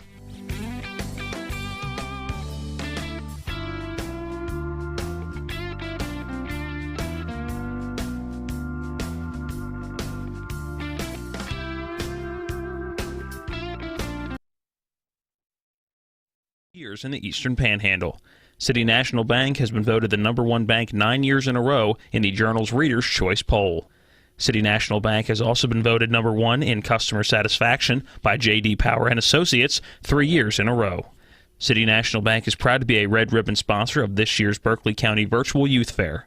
The City National Bank team wishes all of the youth the best of luck. WVU Medicine joins with the community in celebrating the hard work and dedication of all the youth in our area who will be a part of the first ever Berkeley County Virtual Youth Fair. WVU Medicine applauds the Berkeley County Youth Fair Board for making this virtual fair possible and doing their part to protect the health and safety of our community by not having a traditional fair at the fairgrounds this year in light of the COVID-19 pandemic. WVU Medicine is proud to be a blue ribbon sponsor of this year's Berkeley County Youth Fair. Always delicious, never boring. Visit Orr's Farm Market at 682 Orr Drive, Martinsburg, West Virginia. Shop local produce, baked goods, and gifts, or meet and greet our adorable barnyard animals. For information and reservations, call 304-263-1168. Email orrsinfo@gmail.com. Our current hours are Monday through Saturday, 10 a.m. to 5 p.m., and Sundays, 10 a.m. to 4 p.m. Happiness grows here. Orsini's, not just an appliance store anymore. They're your one-stop resource for all home needs, whether it's custom kitchen design, countertops, or cabinets, or check out their new sleep studio with Tempur-Pedic, Sealy, and Stearns & Foster. For all of your outdoor living needs, Orsini's has Gladiator Garage Works, Traeger grills, barbecue accessories, barbecue rubs and sauces, and every flavor wood pellets. Visit their brand new 8,200 square foot showroom at 360 Hack Wilson Way, 304-267-7251. Orsini's.com. My dad, Brad Knoll, is running for the House of Delegates 60th. He needs your vote to improve the poor infrastructure exposed by the pandemic. That includes better internet, cell phone, and roads. Thanks, Laura. I also want to keep our young people like you in West Virginia. Brad Knoll needs your vote to make a difference on these issues. Remember, when it's time to vote in the fall, you need to vote for Brad Knoll. Paid for by candidate. When will I be able to retire? How do I make the most of the money I have? How do I leave a lasting legacy to my loved ones? I'm Philip McCoy, financial advisor with the Mirius Group, a private wealth advisory practice of Ameriprise Financial Services Incorporated. Call us today at 304-263-4343 to help you make the most of your financial future.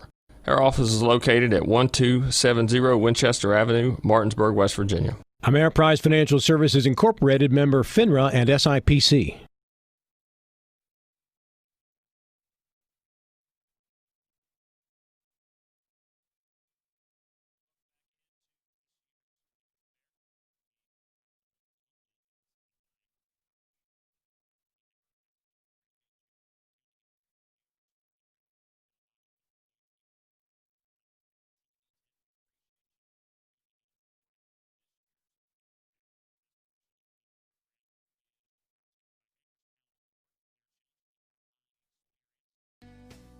So I take the mute button off there. Now you can probably hear me a little bit better on TV. So again, thank you for coming back into the Youth Fair. Again, stick with us. This is the first night. We are still trying to fix all the kinks in the Youth Fair. Again, this portion of the program brought to you by Hagerstown Ford, and they are changing the car buying experience. Visit them and see their full inventory at HagerstownFord.com or FordofHagerstown.com. Sending it back over to the host for this week's events, Mary Beth Blair. Well, Thank you, Matt. Here we are. We're halfway. No, not quite halfway through the night. We've just gotten started. We had an opening ceremony, Matt. That was awesome. We got to meet Miss Youth Fair 2019, Hannah Alt, who's going to be with us off and on throughout the week. We had our first show. The dog show is in the books, and you can watch all that. If you've missed it and you're just joining us, you can check all that out on TV10's YouTube later after this show is complete tonight. All of them will be, each night's shows will be there. So you can watch it as many times as you like. But right now, right before the break, we were in the middle of, or actually not middle, we just got started on the Goat Show, and we are about to announce the first awards for the Goat Show. So Beth, take it away.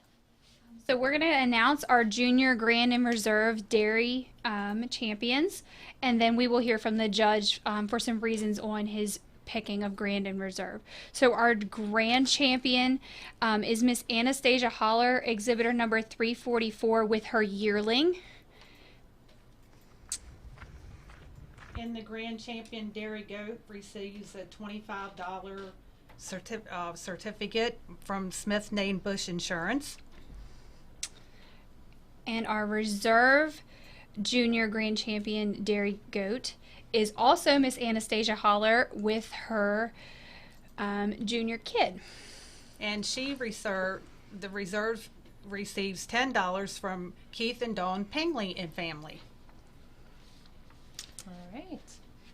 And think now we're going to attempt to hear our reasons from our judge. This is going to be a neat segment. So we actually are going to try to hear a voice reasoning from the judge. So this should help the people who are participating know what they thought and what they saw, and also the audience as to why they were given the placings they were given. So go ahead, Beth. Let's see if we can hear that. Or Matt, whoever's And just to doing clarify, this is the Junior Grand Reserve, correct? This is the Junior Grand Reserve Dairy. All right, well, let's give this a shot. And, of course, it's taking me. We get into the dairy side of things at Berkeley County Youth Fair, and we're going to start off in our Junior Dairy Goat Division. I think some really nice classes with plenty of quality.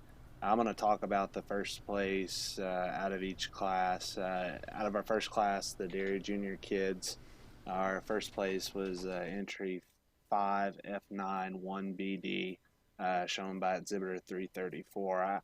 I like that doe quite a bit, and I think that one is very attractive, very feminine and upstanding.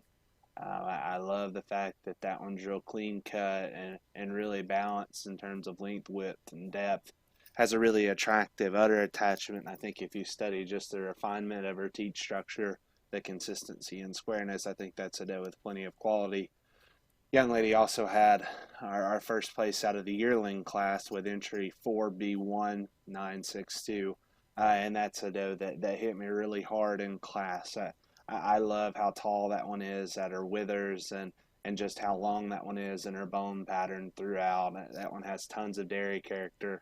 That one blends really smoothly from her neck into her withers, and from an udder attachment standpoint, I think just reads really full, really prominent, and has just great angularity all the way throughout. I thought that was a really nice pair of them. In terms of who I'm going to use for champion, we're going to go ahead and use the young lady's yearling to be our champion, and then we're going to go ahead and follow up also with the first place out of our Dairy Junior Kid class as your Junior Reserve. Like I said, a great set of goats all the way through. Congratulations to all those exhibitors on a job well done.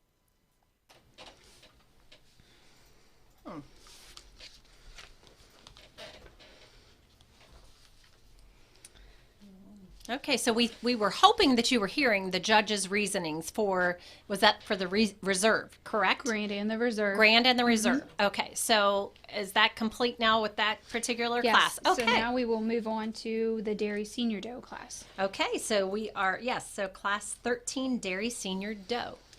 So these animals were born between August 1st of 2017 and July 31st of 2018. And we have 6, correct? There are 6 entries in this class. Okay. Let's see those entries.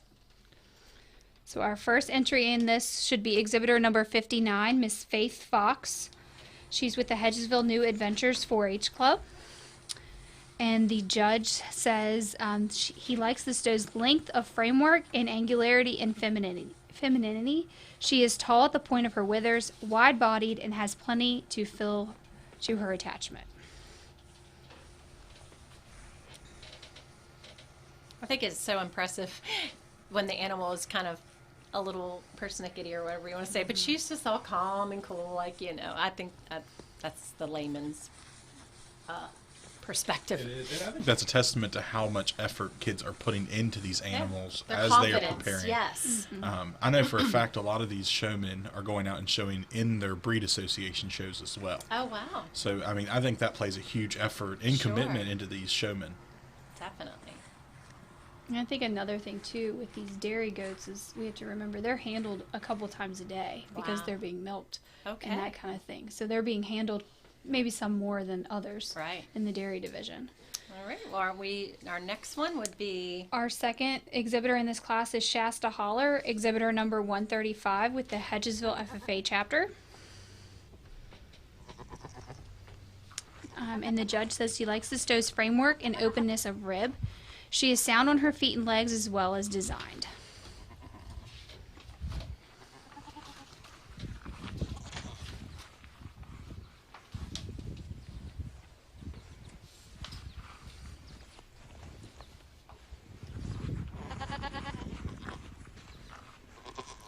I love the eye pattern there. See, fun facts. I'm just saying. You just told me the triangle. Let's see that.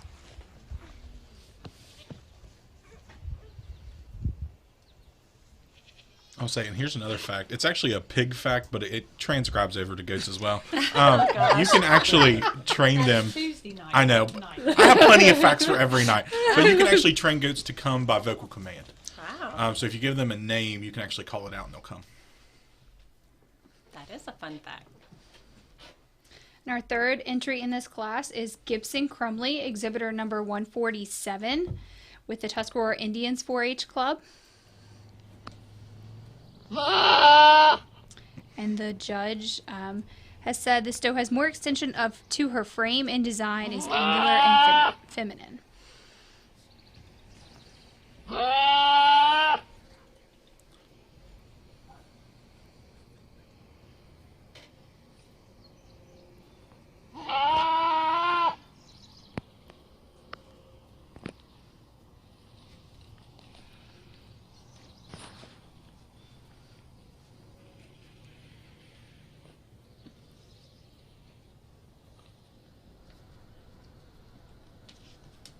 I'm waiting for a fun fact.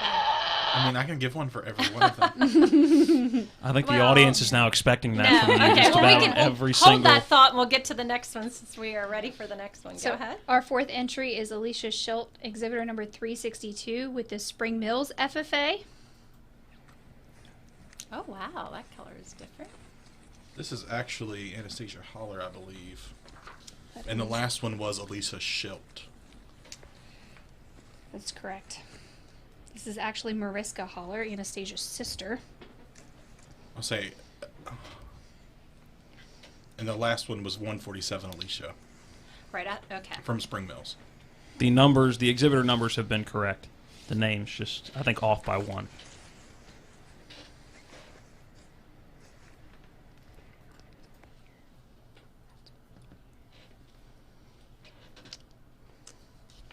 And then our last entry should be exhibitor 412. This is Ashlyn Trotter with the Four Fingers Poultry Club. And the judge says this is one that is very angular and feminine. This young lady does a great job presenting this doe. Likes her shoulder and hip relation and spring of body.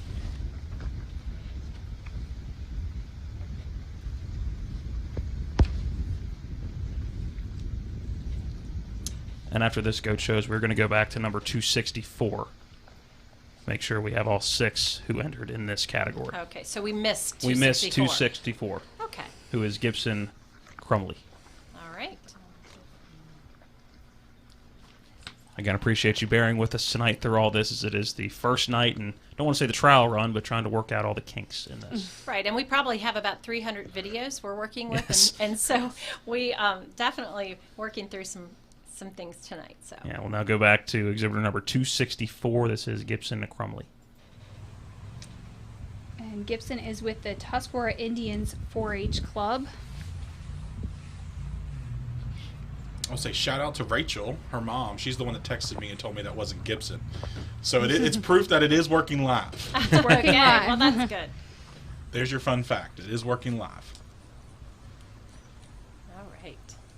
And we do appreciate any feedback that anybody wants to give us tonight to Absolutely. how we can make this as close to the regular youth fair, other than being outside in 98-degree weather as it usually is for the youth fair. Yes.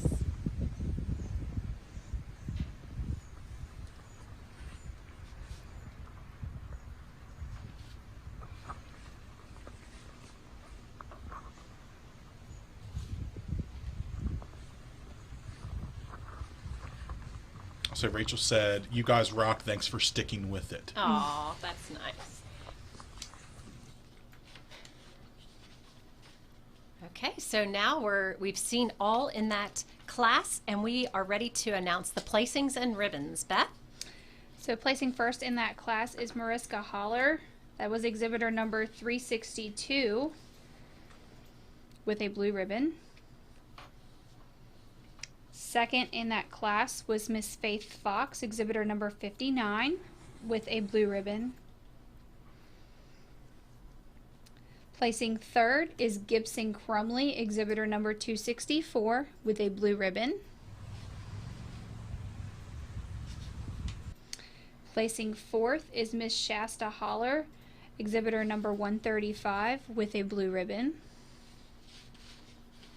Placing fifth is Miss Ashlyn Trotter,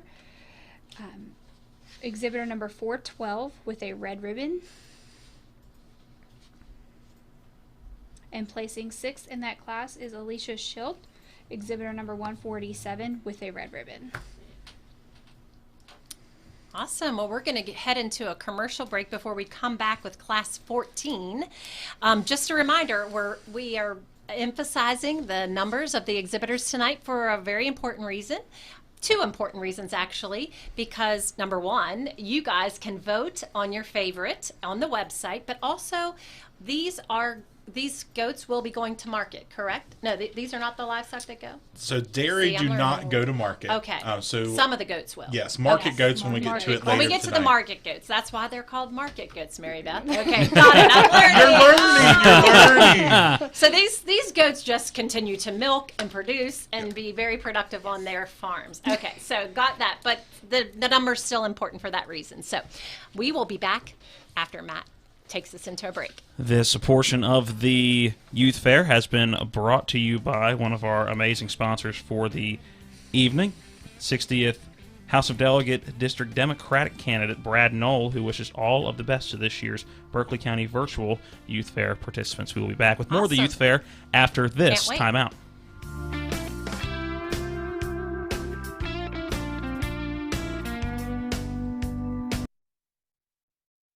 In our present crisis, we need inspired problem solvers, not the kind of politics we always get from the politicians who take us for granted.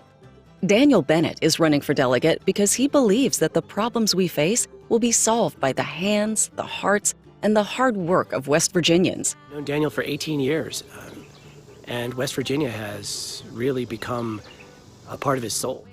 I'm Daniel Bennett, and I'm running for delegate to give back, pay it forward, and to be your voice in Charleston.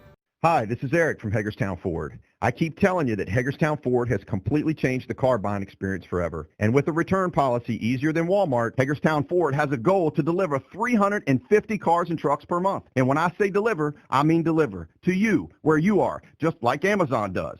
And if you don't want it, return it. No questions asked. The only way Hagerstown Ford can accomplish this extremely aggressive goal is to make the car buying process fast and easy. We simply refuse to play the dumb back and forth games that most dealerships want to play. There's absolutely no reason for you to waste your precious time at a car dealership. I assure you, there is no dealership from Winchester, Virginia to Washington, D.C. that can beat our price.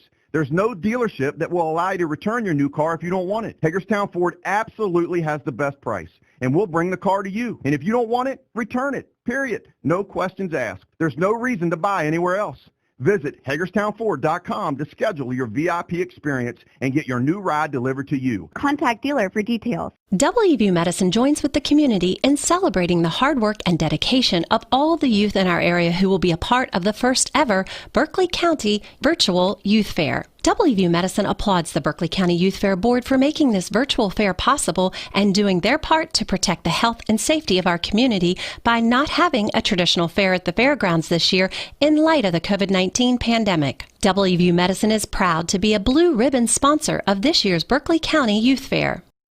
This is Joe Ferretti. You often hear me on Eastern Panhandle Talk with Rob and Dave discussing issues of the day. As an attorney, I help local residents with their questions about automobile wrecks, insurance disputes, and other types of injury claims. It's been my privilege to have served this community for almost 30 years. For a free consultation about your case, contact me at the law firm of Mansion Ferretti at 304-264-8505 or go to our website at wvjusticelawyers.com. At Mansion Ferretti, it's about seeking justice for you. Congratulations to the participants in the Berkeley County Youth Fair. What you are doing now is so important. You are our future. As the chair of the West Virginia State Senate Education Committee, I am working to ensure that you have the opportunity to be the best you can be. I am rooting for you. Paid for by Rucker for WV, Lynn Staton, Treasurer.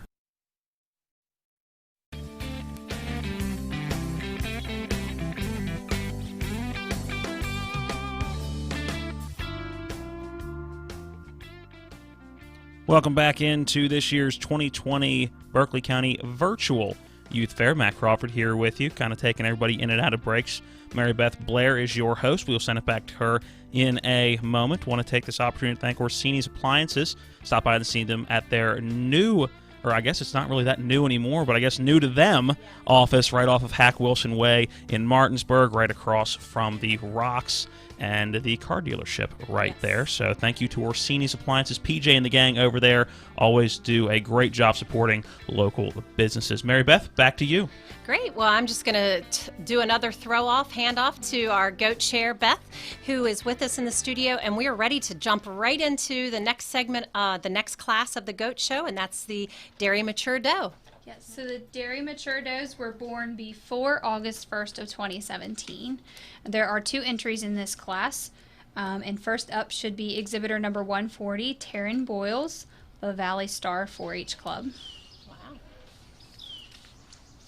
Say fun fact and this goes for dairy, in general. Once they kid out, that is when they actually start lactation. So they have to have that kid, and a kid is the term for its baby. So we went from kids. That was what we saw in the first segment, right? Or no? This is doe. You did see some junior kids. You saw some junior kids. All right. So they've never had babies before. Okay. Now these have. These ones have kidded out, so now they have kids. And usually kids can actually get up on their feet within minutes, and that kind of goes back to their genetics of having to get up and follow the herd in different placements. Okay. I do believe this is the first time lactation's been said on these airwaves, too. Lactation, udder attachment. We're just going to throw them all at you tonight. Get all the shock value we can. And the judge says this goat has great angles and refinement, good framework, and a great dairy character and beautiful mammary system. Nice. Very good. And your second entry in this class should be exhibitor number 147.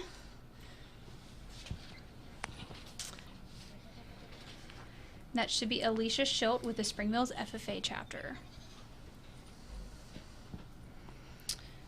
And the judge says this is a really nice doe that is full in her body, good in motion, and tall at the point of her withers. We talked about the kidding process. So the gestation, or the pregnancy length, for goats averages about 5 months. And the birth rate, they usually aim for 2s. But sometimes you do hit as many as quads. Not as fun as it sounds to have 4 baby goats. It is very taxing on that animal, and oftentimes it results in what we call a bottle baby. Oh, wow. but 2.2 is the average litter size. Now, does bottle baby sound, is that what it sounds like? Yep, you give it a bottle. All right. That's right. Just making sure. For those that may not know, just trying to make sure that I know what you're talking about. All right, You upgraded from a bottle to a bucket. Interesting. All right, so just 2 in that category or that class. And Beth is going to announce the placings and ribbons. Or is Judy?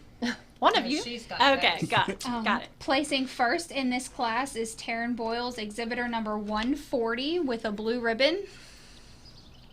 Awesome. And placing second is Alicia Schilt, exhibitor number 147, also with a blue ribbon. Very good. Congratulations. So now we're on to Grand Champions, correct? Correct. We will go to our senior Grand and Reserve champion dairy goats. Okay.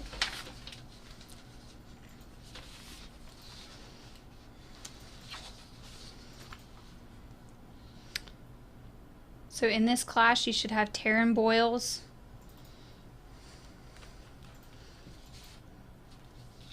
exhibitor number 140, with her mature doe. Okay, and we have one more, correct, in this?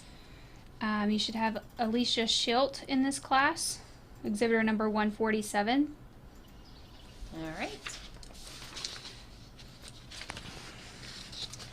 And you should also have Mariska Holler, exhibitor number 362.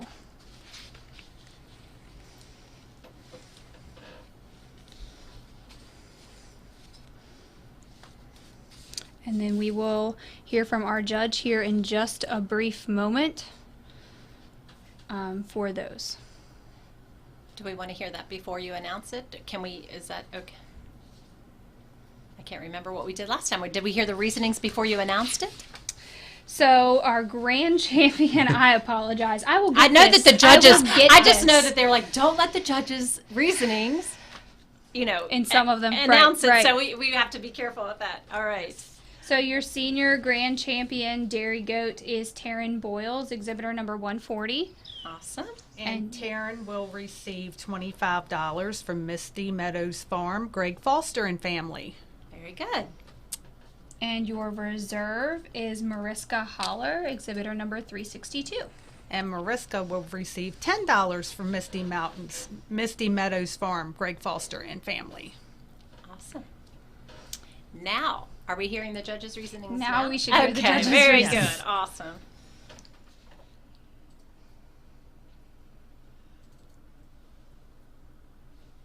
We get into the senior division of the Dairy Goat Show, and I think lots of quality just all the way through. And I think some does that are obviously a little more advanced in terms of their memory system. And I think as you work into these does that are getting a little older, you've got to take more of that into consideration, understanding parts and pieces and just how those things piece together.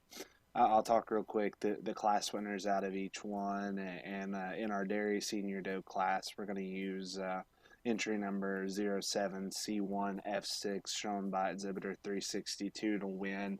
I think a doe that just is so good in her framework, and I think is really flat and fine in terms of her bone work, is really flexible and sound in motion. Really like that one's angularity and refinement, and obviously is one of the more advanced does in terms of her memory system. That one's very full, very productive from that standpoint. Obviously from a teat structure standpoint, I think that one's more than acceptable. And then coming out of the mature doe class is entry FCS 1DB, shown by exhibitor 140. And I tell you, that doe hit me really hard initially, and I'll be the first to admit, from a memory system standpoint, she's not as advanced as maybe some others in this division, but I think where she is really good to me is when you study just her framework, her design, her femininity. I think that one's really good in terms of her dairy character and design. I think that one's got the right kind of legs, pasterns, and feet in terms of in motion. Just think that one offers a lot and is really full in terms of her body. I do think those two are rather close, but I'm going to stick with my initial impression. I'm going to go ahead and use the mature doe to win from exhibitor 140. I do say it is very close, and you have to keep the memory system in consideration, and that's why I'm going to keep our first place out of the senior doe class as senior reserve. I just think those two represent a lot of good, and while they're different in kind and type, I think those two bring forth the most positives in relation to our champion drive. I think those two are awfully nice. Really good set all the way through in the senior dairy goat division. Congratulations to all our exhibitors.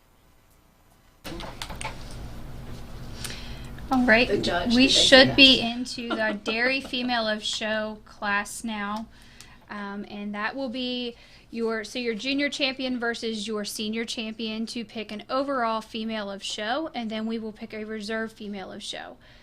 So I'll go ahead and announce those, and then we will hear from our judge for that. So our grand champion Dairy Female of Show of the Goat Show is Miss Taryn Boyles with the Valley Star 4-H Club, with her senior champion. And the grand champion receives $25 from Max and Hope Kingery, and also a banner from DC Farms from Dan and Debbie Collis and family. And your reserve champion is Mariska Holler from the Hedgesville New Adventures 4-H Club, exhibitor number 362. And our reserve champion receives $10 from Max and Hope Kingery, and also a banner from Joe and Annie Bittereye.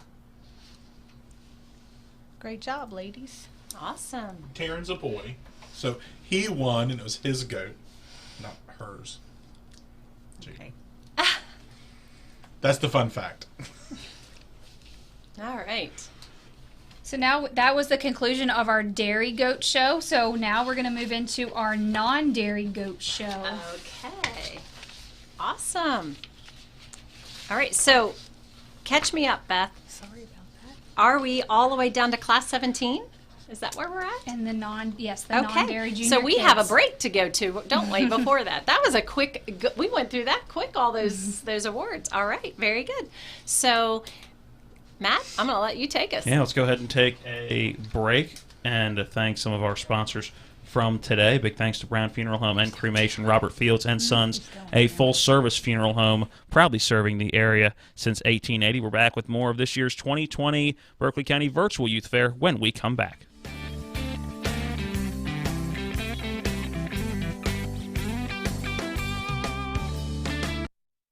Orsini's, not just an appliance store anymore. They're your one-stop resource for all home needs, whether it's custom kitchen design, countertops, or cabinets, or check out their new sleep studio with Tempur-Pedic, Sealy, and Stearns & Foster. For all of your outdoor living needs, Orsini's has Gladiator Garage Works, Traeger grills, barbecue accessories, barbecue rubs and sauces, and every flavor wood pellets. Visit their brand new 8,200 square foot showroom at 360 Hack Wilson Way, 304-267-7251, Orsinis.com. In our present crisis, we need inspired problem solvers, not the kind of politics we always get from the politicians who take us for granted. Daniel Bennett is running for delegate because he believes that the problems we face will be solved by the hands, the hearts, and the hard work of West Virginians. I've known Daniel for 18 years, and West Virginia has really become a part of his soul. I'm Daniel Bennett, and I'm running for delegate to give back, pay it forward, and to be your voice in Charleston. They're my closest friends. We've been through a lot together. Seeing our kids off to college, Kelly losing her mom, my 50th birthday, I trust them with so much. So when it came to my finances, I trusted Kelly's referral to her Ameriprise advisor. Beth gives me the comprehensive advice that helps me feel confident my financial future is secure. With the right financial advisor, life can be brilliant. Ameriprise Financial. Mayhem is everywhere. I'm your new bangs, and you can't stop staring at me. That's it. Just tilt the rearview mirror over here. And while you're checking me out more times than a library book, your car is wandering into that lane over there. More bangs. Neat. And if you've got cut rate insurance, you could be paying for this yourself.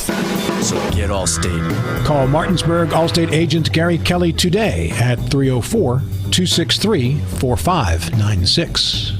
Eastern Panhandle Conservation Division has a goal in Morgan, Jefferson, and Berkeley County to provide for and promote the protection and conservation of West Virginia's soil, land, water, and related resources for health, safety, and general welfare of the state's citizens. To contact the EPCD about floods and blockages in streams near you, contact 1-866-823-5663, or for other inquiries, visit them at wvca.us or call them at 304-558-2204. Hello, this is Riley Moore, Republican candidate for state treasurer. The 73rd annual Berkeley County Youth Fair is a special opportunity for our youth to showcase their talent and hard work. We can all be proud here in the region to be one of the few remaining fairs dedicated to youth exhibitors. It is particularly important during COVID-19 that we continue to support the hard work of our youth for this amazing annual youth fair. I'm Riley Moore, and I thank you for your support of our youth.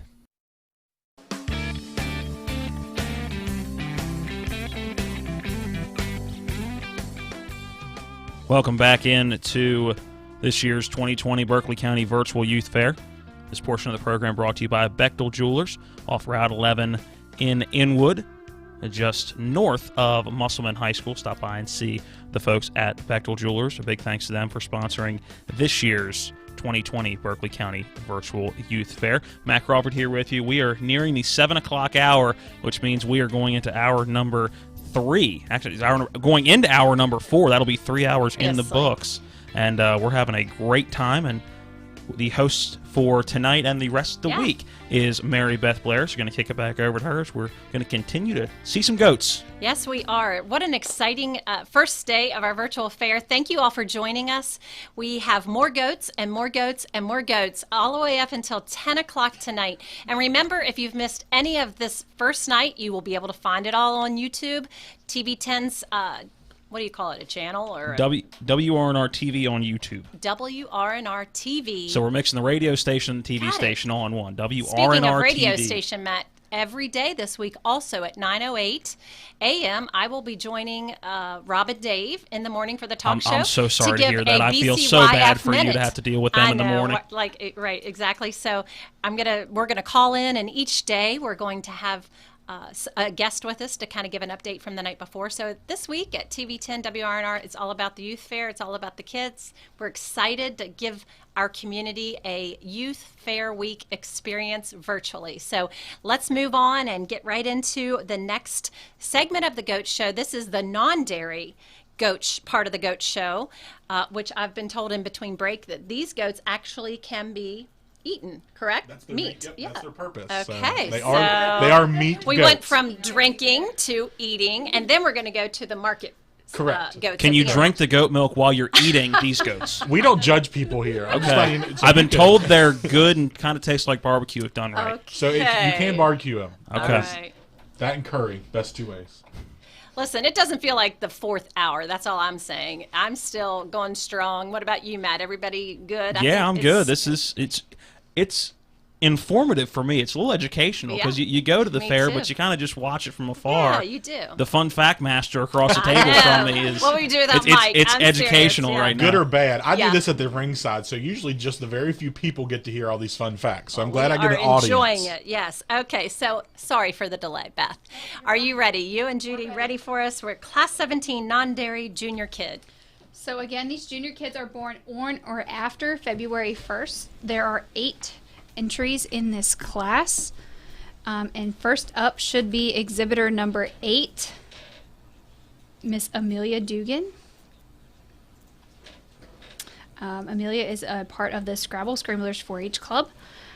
And the judge says he likes this doe a lot from the side and in motion. Good looking, and that's how he typed it, good looking, beautiful hind leg and assembly, and great top line balance. I'd agree. That is a good-looking goat. Sorry, I had to add Mary Beth said that's the best good-looking goat she's seen. I don't know, just the color and I don't know. So that is the typical pattern for board goats. Really? Okay. So it has that. So I might say that with everyone. I would say that might be your new phrase. There are some pretty colors here in the next couple classes of some of these goats. So But this is your standard typical boar trait. So you'll have that red, dark brown head. Very nice. As well as that white body. All right. Second entry in this class should be exhibitor number 14, Bailey Reardon, with the Valley Star 4-H Club.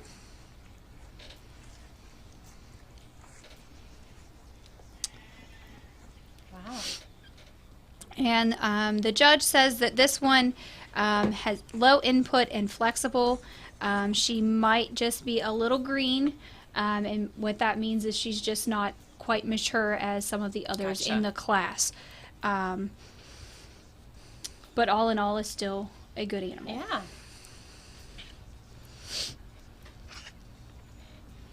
Those ears flopping around. I'll say, one thing you'll notice is 4-H members are all wearing the same dress, just like an FFA member would. So that is part of the official dress code for fair. I love it. So the green for 4-H, and then if they are FFA, they have their jackets. Correct. They have their full jacket. Got it. All right, next. Entry number 3 in this class is exhibitor number 62. This should be Mr. Garrett Glassford. And Garrett, I'm sorry, I can't give you a WWE introduction as you would like. Oh my gosh. Garrett is a part of the Mount Airy's Winners 4-H Club. And the judge says that this is a tremendously round-bodied and progressive in her width. Loves the fact that she is still attractive, has a good skeleton, is extra flexible in motion. Wow. Big-time breeding piece that should be exciting to put into production. And Mary Beth, here's another fact. So you see off to the edge of the camera, there's another one kind of goat walk around. Yeah, I did. So goats are naturally herd animals. Okay. And it actually gets to the point where they can become so depressed that they do not eat if they don't have a companion. Oh my goodness. So a lot of times kids will get a backup doe or a lamb or something to feed alongside with their market animals or their breeding animals. Interesting.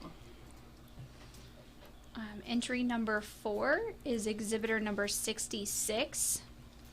And that is Miss Gracie Winecoot with the Sulphur Springs Superstars.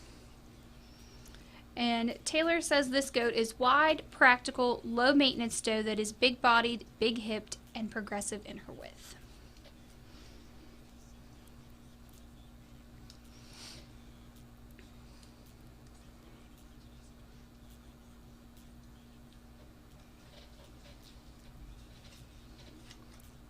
And throughout this, too, you'll see different showing styles. Some kids like to brace. Some kids don't like to brace their animals. I noticed that.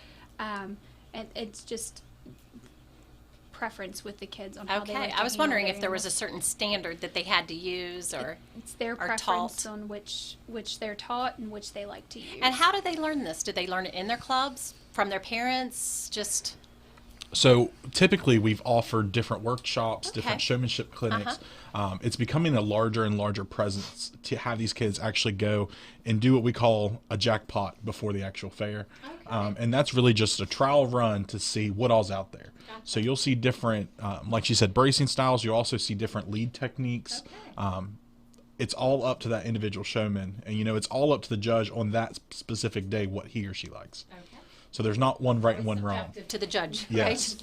That's so true. Okay, our next entry is? Next entry should be exhibitor number 122. And that is Miss Peyton Dugan with the Spring Mills FFA chapter.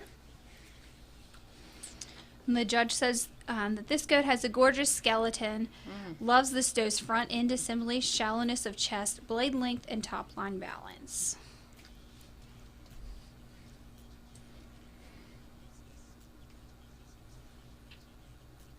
So, as I can see from your commentary earlier, FFA as opposed to 4-H. Got it.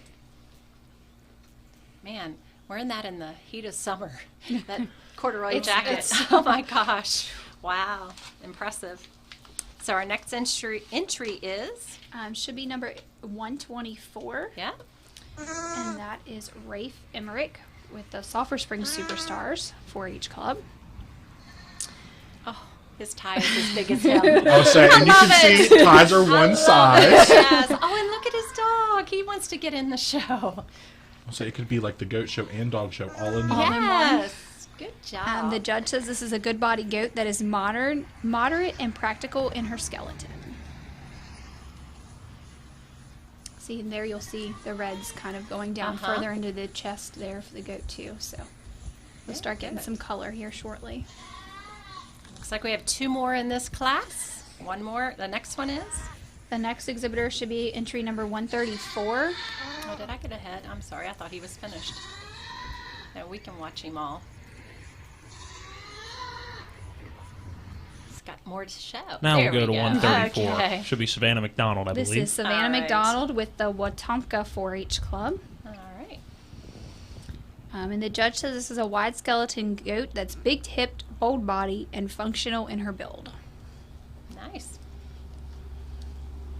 And you'll see with ladies, rather than ties, they do have scarves. Oh, yeah. So, and each kind of official dress changes state to state. FFA will be the same continuously regardless. California, for example, they actually have a cap that they have to wear if they're showing. And a little bit different.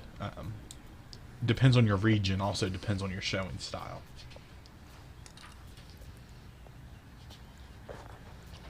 We should have had a contest this week. Mike's Fun Facts. Mikey. You go by Mike or Mikey? I go by all the above. Okay. Mikey's my preference. Okay, Mikey. Mike All is my right, dad Mikey's. is usually what I go with. Mikey's Fun Facts. See if you can write down, who can write down the most. Let's see who we'll start our own little contest. I have like 35 pages for the week. Oh my gosh, we are going to be educated.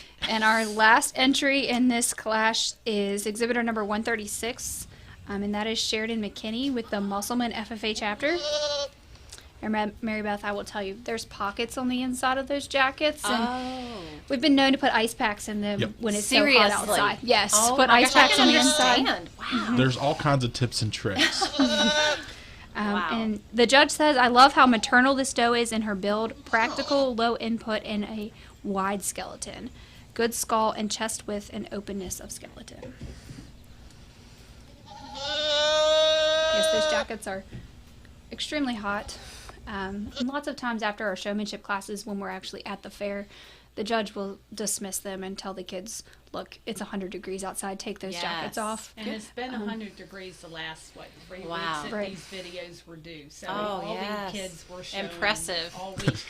They still suffered through. They suffered through. Well, before we so we're finished that Class 17 non-dairy junior kid segment, 8 participants, and we are ready to announce the placings, right? And ribbons before we go to a break. Yes. So placing first in that class is entry number 62. That is Garrett Glassford with a blue ribbon. Oh, was he the hold that you called WWE? Yes. Yes. That's what his dad texted me when he was getting ready. Oh, okay. Placing second is Sheridan McKinney, exhibitor number 136, with a blue ribbon goat. Placing third is Miss Savannah McDonald, exhibitor number 134, with a blue ribbon goat. Placing fourth is exhibitor number 66. And that is Gracie Winecoop with a blue ribbon goat. Placing fifth is exhibitor number 122. That is Miss Peyton Dugan with a blue ribbon goat.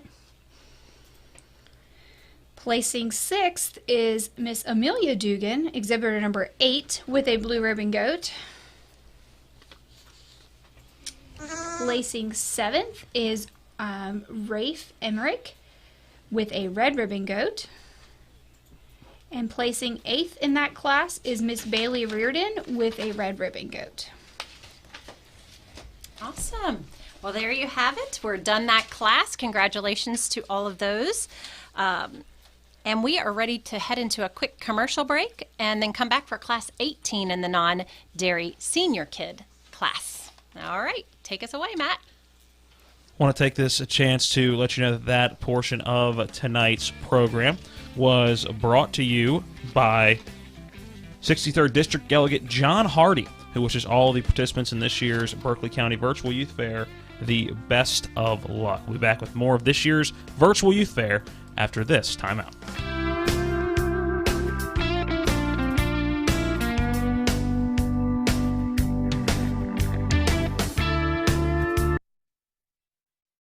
In our present crisis, we need inspired problem solvers, not the kind of politics we always get from the politicians who take us for granted.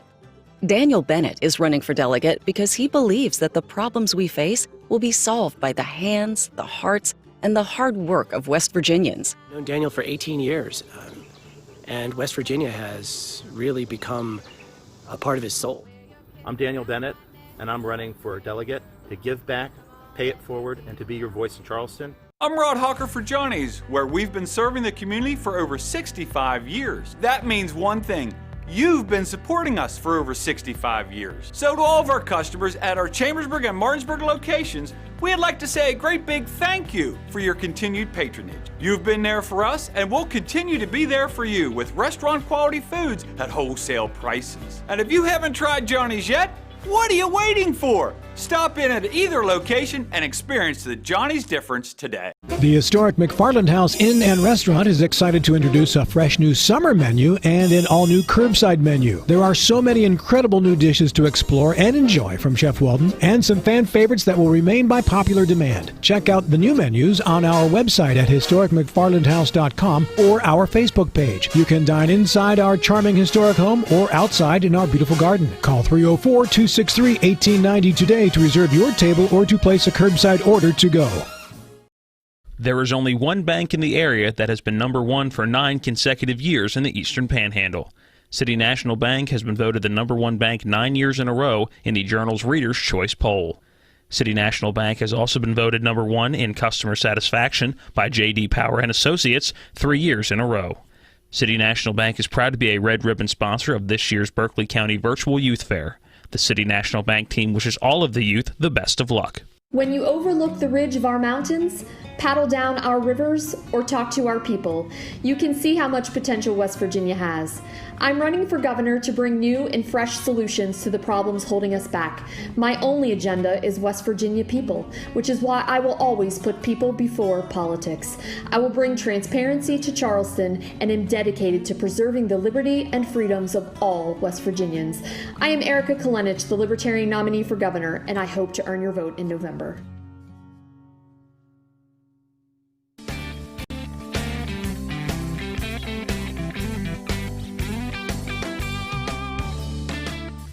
Welcome back into the 2020 virtual Berkeley County Youth Fair. Is it virtual 2020 virtual Berkeley County Youth Fair or 2020 Berkeley County Virtual Youth Fair? I think there's an official way they've phrased it where virtual is either at the beginning or in the middle. You live your best life. You live your best life. Yeah, right. yeah. I think it's going to change honestly, throughout the week. I think it could. I think we're good.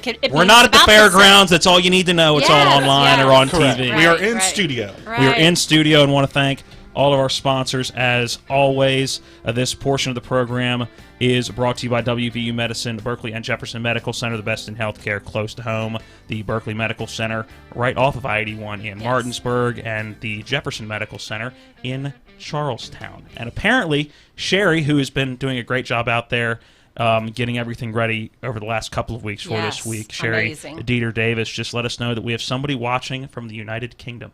Get out. It's for my facts. Oh, my You're goodness. welcome. That's They wanted to know fun dairy facts. So we appreciate you. Sherry, get us a name. I want you to comment back so we can give them a shout out for watching across an ocean. Exactly. I would find it pretty impressive if they were watching from a different county right now, but another continent. That's so cool. That is pretty darn impressive. So back as our host for the rest of the week, and sending it back over now to Mary Beth Blair. Well, thank you, Matt. Here we are. We're at the 7 o'clock hour. We've got a couple more hours to go. It feels like we've, just begun. And we've been here, 3 hours? We've been at it 3 hours. It doesn't feel like it. We're still fresh and again, the kicking fun facts are flowing. It's a great time. So it's been a great evening so far. What a great first night of our virtual fair. And we've seen the dog show. We've met the board. We've had opening ceremonies. Right now, if you're just joining us, we're in the middle of the goat show. And we have seen the dairy goats and heard those placings. And now we are in the middle of the non-dairy classes. And we are coming back at you with, I believe, what is our class? 19? Is that where? No, we're actually going to give awards now. Placings and ribbons? No? Where are we at? Class 18 There we non-dairy go. senior Thank you. kids. Now, see, I need direction. So, yes, I thought I had not crossed something off. So, Beth, take us to class 18. Looks like we have 10 in that category. There are 10 Back on entries in track. this class. So these animals are born August 1st of 2019 through January 31st of 2020. And our first entry in this class should be exhibitor number 8, and that is Amelia Dugan with the Scrabble Scramblers 4-H Club. I love that we're also learning about all the 4-H clubs, the names, and how many there are. Gosh, there's quite a few, huh? 26. I was getting ready to say, Mikey knows. They're another fun fact. So the judge says that this is a tremendously stout, scald, wide-chested, and heavy structured doe. I'll say, and Peyton's one of those showers that is pulling double duty. She shows under 4-H and FFA. I thought her name sounded familiar. We've seen her, right? Yes, you will see her in her whites as well as her official blue jacket. This is actually Amelia. Sorry, it was a Dugan. I'm sorry. There's 3 of them. It's There are. Okay. I'll give Bo a shout out when we get to that point too. Sounds good. And our next entry should be exhibitor number 23, and that is Brennan Alt, which I can give you a fun fact. This is Hannah, our queen's sister. Oh, good. And Brennan is a member of the Spring Mills FFA chapter.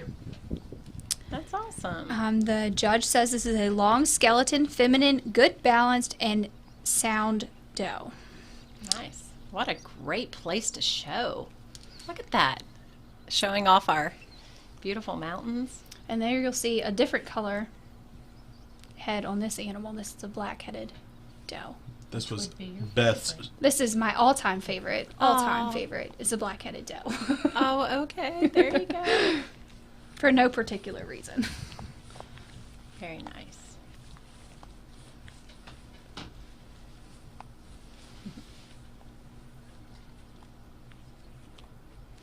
You see too, lots of them switching in front of the animals. Uh-huh. That's so the animal is always in between them and the judge. So when you're looking, you always want to be able to see the animal and not the kid in front of the animal. Very good. All right. Our next entry is exhibitor number 37. That's Colin Severance with the Hedgesville New Adventures 4-H Club. The judge says this is a low input functional doe prospect that's good bodied and wide.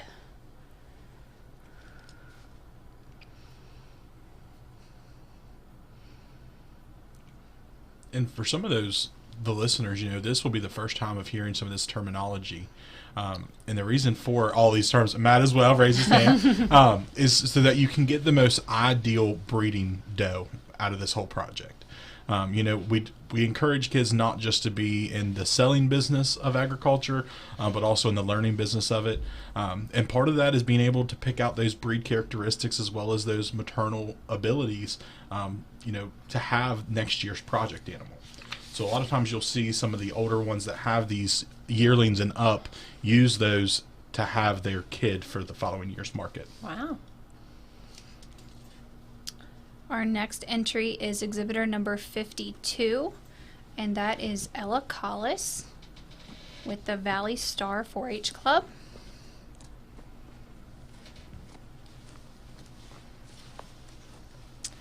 The judge says that he likes this doe's front end assembly, a shallowness of chest, and her structure.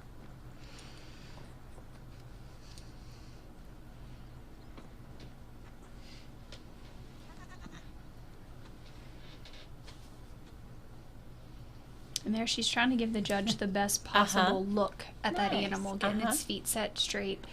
That way it gets the best possible look and it's not leaning one way or the other.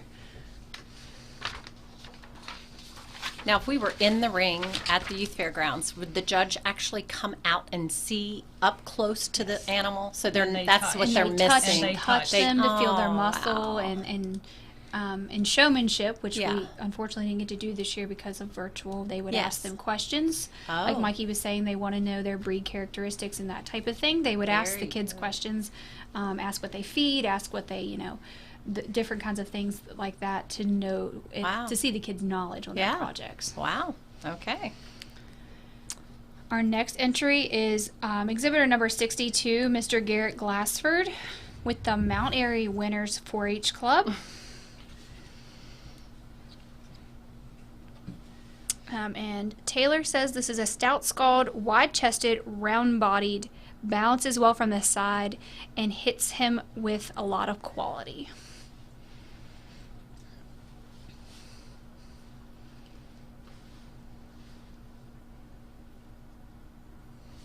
And I think that's one thing that our fair does an exceptionally good job at.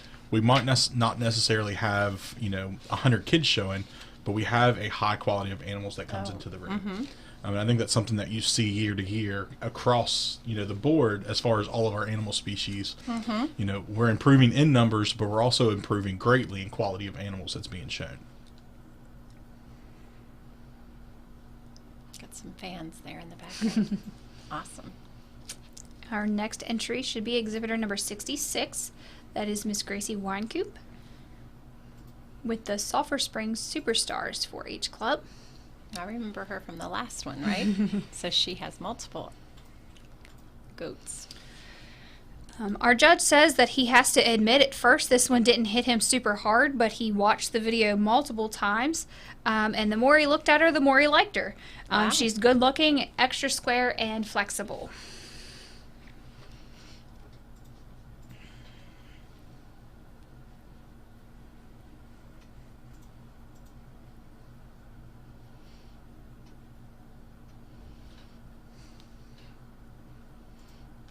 You'll see, too, sometimes they like to get a little bit of an attitude. I see that. Wow. That's goats across the board, not just meat goats, just to throw that out goats. there. You'll see a lot of that with the lamb show as well. Oh, my. Our next entry is exhibitor number 111, and that is Madeline Emmerich. She is from the Sulphur Springs Superstars 4-H Club as well. Hold on. I think we are one ahead. What was that number again? We should be at 111. 111. 111. Yes, that is my fault. I missed one of the entries. Hold on. Give me just a few seconds. 111. I do not have in the videos that I was given. So we know Dawn's in the studio. We'll see if she can... She should have a jump drive with Yep, all and of this those. was supposed to have 10 exhibitors in it, and I only have 9 videos. So. Okay. Well, what we could do is let's circle 111 while we're finding 111. We will go to 122. How's that sound? Keep the show rolling. Sure. So this is exhibitor number 122. This is Peyton Dugan with the Spring Mills FFA chapter.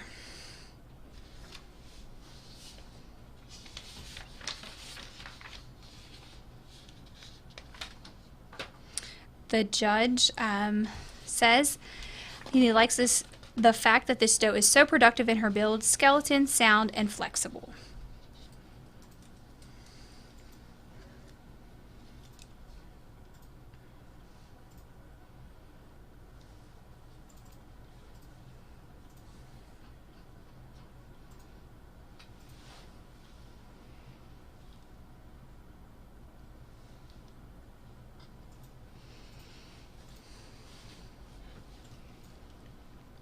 All right, so next. Our next entry should be exhibitor number 147. Sure. And that is Miss Alicia Schilt with the Spring Mills FFA chapter. And the judge says that this is a sound, flexible, and refined animal, just maybe a little too green in this class compared to some of the others. And again, what does that mean? That means just that maybe some of the others are more mature in their growth. Okay. Not that there's anything wrong with her, just that the other ones maybe have grown a little quicker than she has. Got it. Well, what we can do, because we're at the end and we're searching for video 111. I think we still have one more. Oh, we do. Oh, okay. Yes. That's right. 349. Gotcha. Yes. Never mind. And this number 349 is Mr. Grant Bolyard with the Tuscarora Indians 4-H Club. And the judge says this is a long skeleton, good top line, bold bodied, low maintenance doe. Very nice.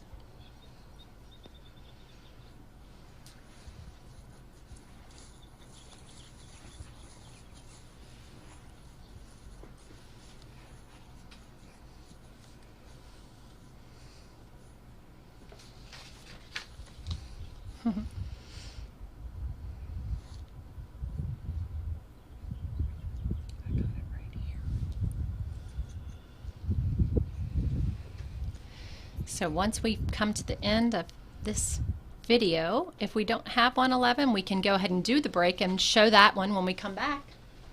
So we do have it. Do we want to go to break, or do you want to show it when we get back, or do you want to test some speed here? All right, let's see. Come on, Superman. We have it. We're about ready to spray 111, and so I have a long fun fact. Okay. Yes, I was going to say let's go to Mikey for one fun fact. Absolutely. We need it. So stereotypically, everyone says that goats will eat anything. It's kind of funny. They are actually extremely picky in what they eat. Oh. Yes. And the reason for that is they have an extremely sensitive palate, including very sensitive lips. Interesting. So I know a lot of people assume that they eat everything. Right. And they're always like, well, just throw a goat on it. Right.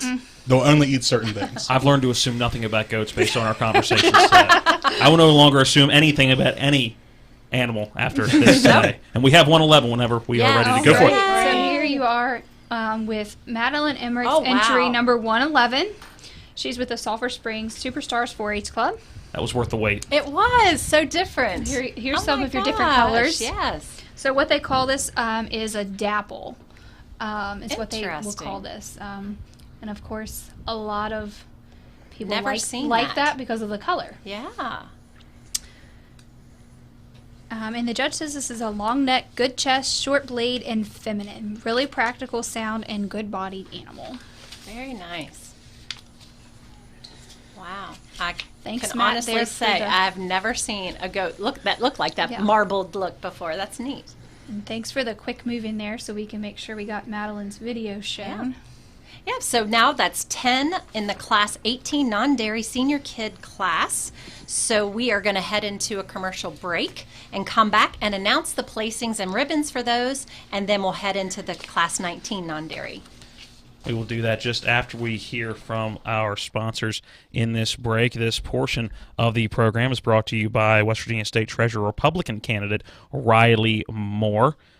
Riley Moore, who salutes all of our youth for participating in this year's Berkeley County Youth Fair and continue to strive to be the best that you can. More from the virtual youth fair coming up after this commercial break.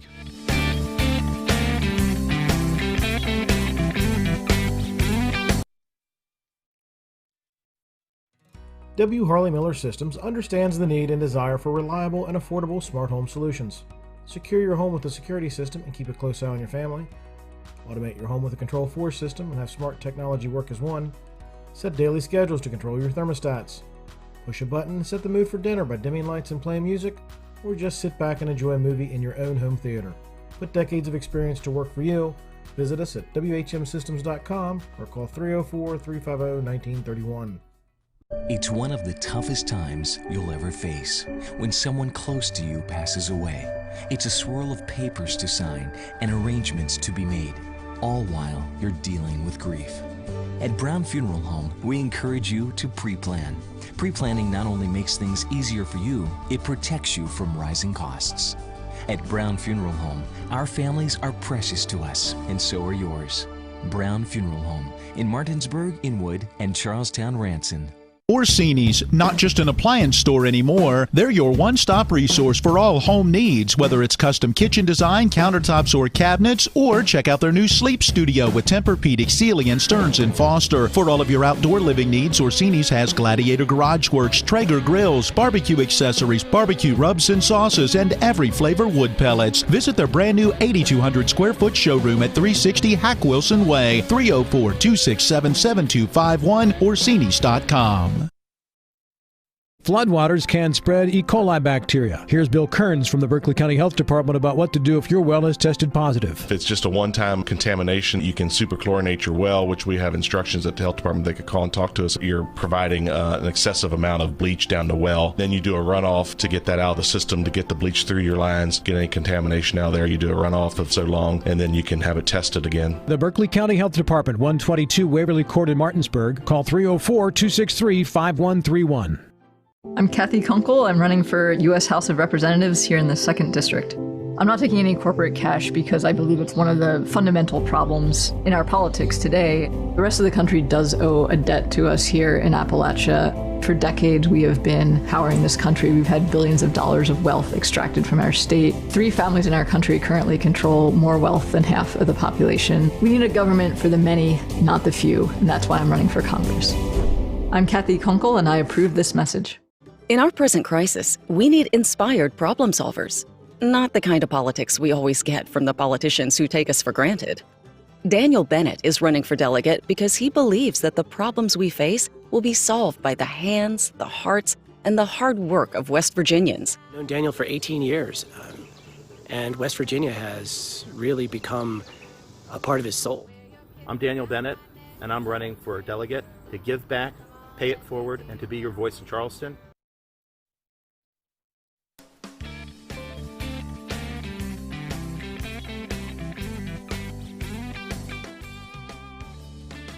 Welcome back into the 2020 Berkeley County Virtual Youth Fair. Matt Crawford here with you, taking you in and out of all the breaks and asking the dumb questions that I don't know the answers to. And I have experts here, joined by our panel for the GOATs and the host of this week's events, Mary Beth Blair. This portion of the program is brought to you by the Berkeley-Morgan County Health Department.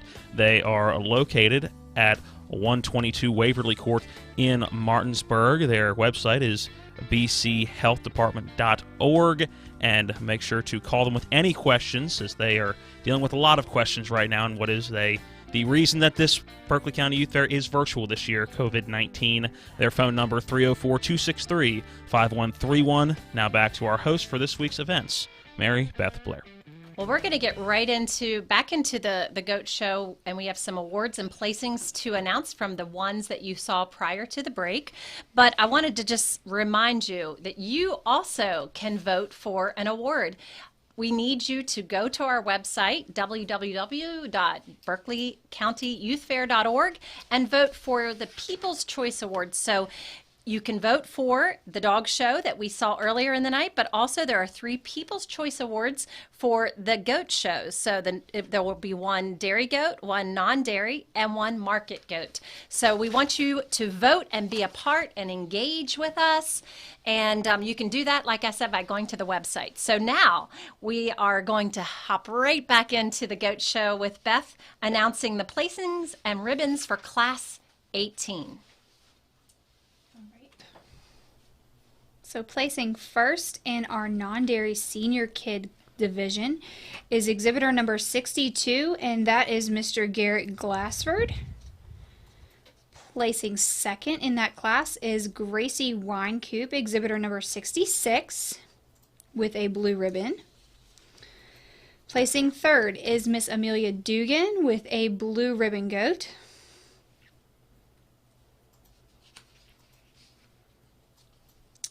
And placing fourth is Miss Peyton Dugan with a blue ribbon goat. I'm glad you girls are flip-flopping there so you guys can talk about that on the couch tonight. And placing fifth is Brennan Alt with a blue ribbon goat.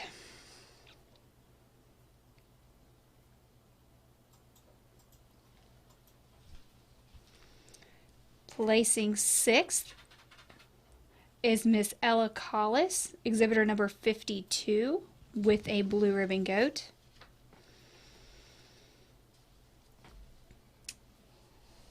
Placing seventh in that class is exhibitor number 111, with a red ribbon goat. Placing eighth in that class is Colin Severance, with a red ribbon goat. Placing ninth in that class is Grant Bolyard with a red ribbon goat. And placing 10th in that class is Alicia Schilt, exhibitor number 147, with a red ribbon goat. Awesome. Congratulations. We don't have anything we have to, no judges' reasonings there? No judges' reasonings So we there. can move right into and pick up some steam with Class 19 non-dairy yearlings, and we have 8 in this category.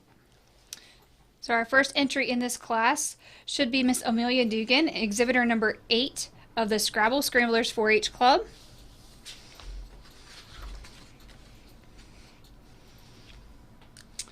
And the judge says this is a long skeleton, extended up front, good top line, and flexible.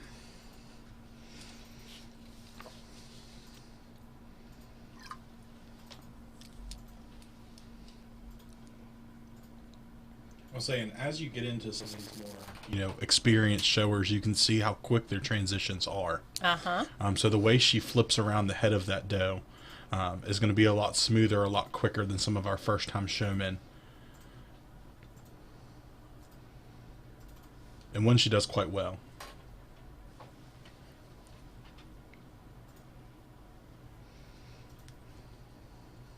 Feisty.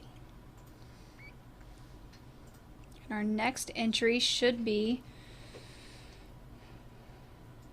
exhibitor number 52, Miss Ella Collis with the Valley Star 4-H Club. The judge says it's great look from the side and feminine in her feature and skeleton.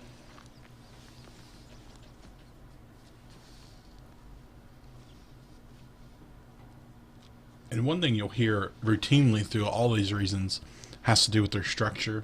The reason why is if your doe can't stand structurally on its own, you do not want to retain it for a breeding purpose. And that is something that you'll hear continuously through all species, not necessarily just these goats.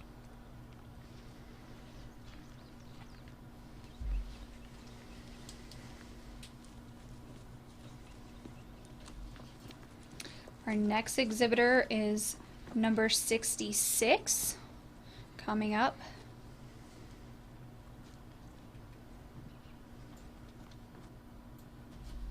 And that's Miss Gracie Winecoop of the Sulphur Springs Superstars. Goat says she is, judge says she is neat-chested, long-fronted, feminine, good-bodied, and sound. Taylor, if you were listening, I apologize.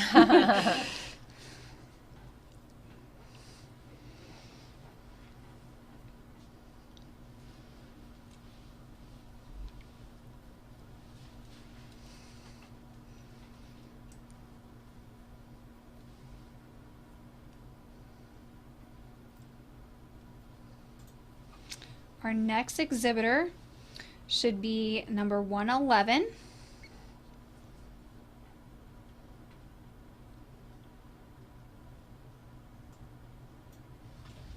That is Miss Madeline Emmerich again from the Sulphur Springs Superstars. And the judge says this dapple is great bodied, very maternal, and easy doing.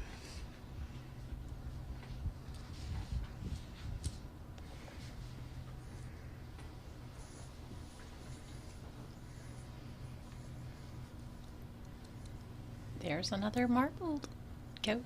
That's what I'm calling it. Marbled. Marbled. Everybody has their own word for it. Yeah, that's mine. And moving right into the next exhibitor should be exhibitor number 120. No.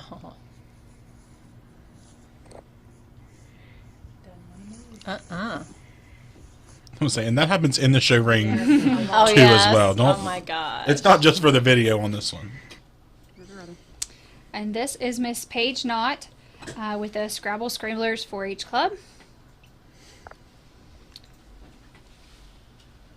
The judge says she's productive in her build, great body shape, and width of skeleton. And something to note with, I think most of these shows, a lot of these exhibitors are going to be across different species. So Paige, for example, as well as the Dugans, as well as Gracie, all show multiple. Savannah McDonald's another one. They show not just one species. And I think that kind of goes to the abilities of these young showmen, the quality of what they're actually doing. A lot of effort and their heart passion. into it. Yes. Yeah, that's awesome. And drive. They are very competitive.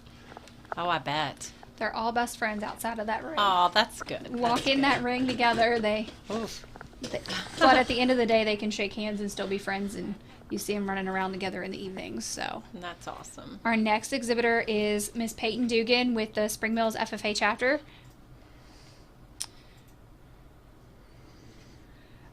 The judge says, gorgeous skeleton. Love this doe's look from the side, length and elegance of her. Wow.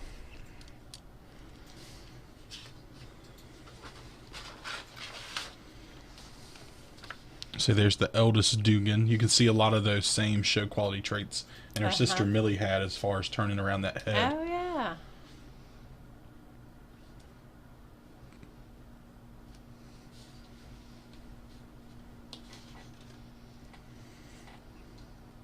Again, very competitive young adults. I can tell.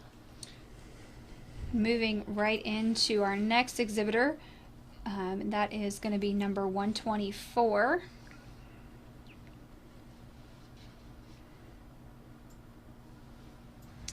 And this is Rafe Emmerich with the Sulphur Springs Superstars 4-H Club.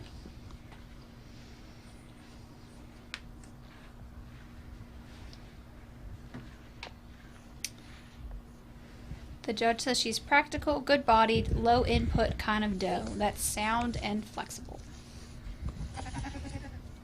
And she is bigger than he. I know, and he handles her, huh? He's trying his best. Yes. If I remember correctly, I think a lamb got away from him last year, and he did not let go of that lamb in the ring. Did not. They are fighters. Fighters.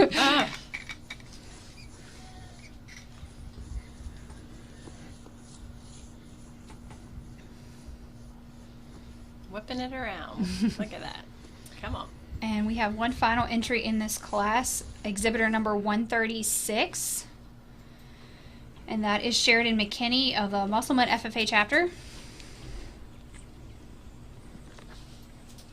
Judge says that this doe is pretty unique. Great skeleton, beautiful silhouette, round body, and powerful.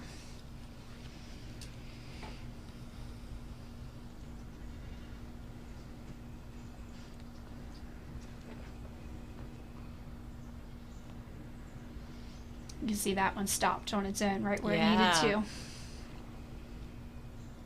Very controlled. And that should be all of our entries in our yearling division. All right, so we can go right into announcing the placings and ribbons then. If Matt is ready. Are you ready, Matt? Ready to go? I was born ready. Okay. So placing first in this class is exhibitor number 136. That is Sheridan McKinney with a blue ribbon goat. He's so quick it's already on the screen. So quick, it's already there. Oh my gosh. Fastest draw in the West. Placing second in that division is exhibitor number 122. That is Miss Peyton Dugan with a blue ribbon goat.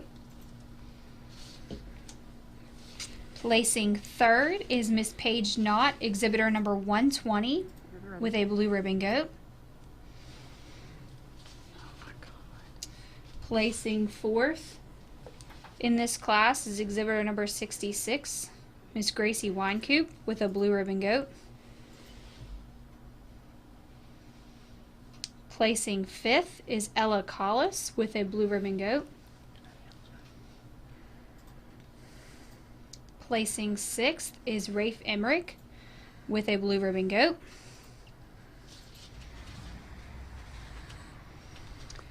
Placing seventh is Madeline Emmerich with a red ribbon goat. And placing eighth is Amelia Dugan with a red ribbon goat. Very good. So there we have it. Another class, another set of winners, and we're ready to head into break. When we come back, it will be the grand champion and the reserve champion for non-dairy goat, as well as moving into another class, class 21. So this is just goats, and more goats, right? We're having a great time, moving right along. Matt, take us into break, please. As we go into this break, this portion of the Youth Fair has been brought to you by West Virginia Secretary of State Democratic candidate Natalie Tennant, who wishes all of the youth participants in this year's Berkeley County Virtual Youth Fair all the success they deserve. We'll be back with more of the Youth Fair after this quick commercial timeout.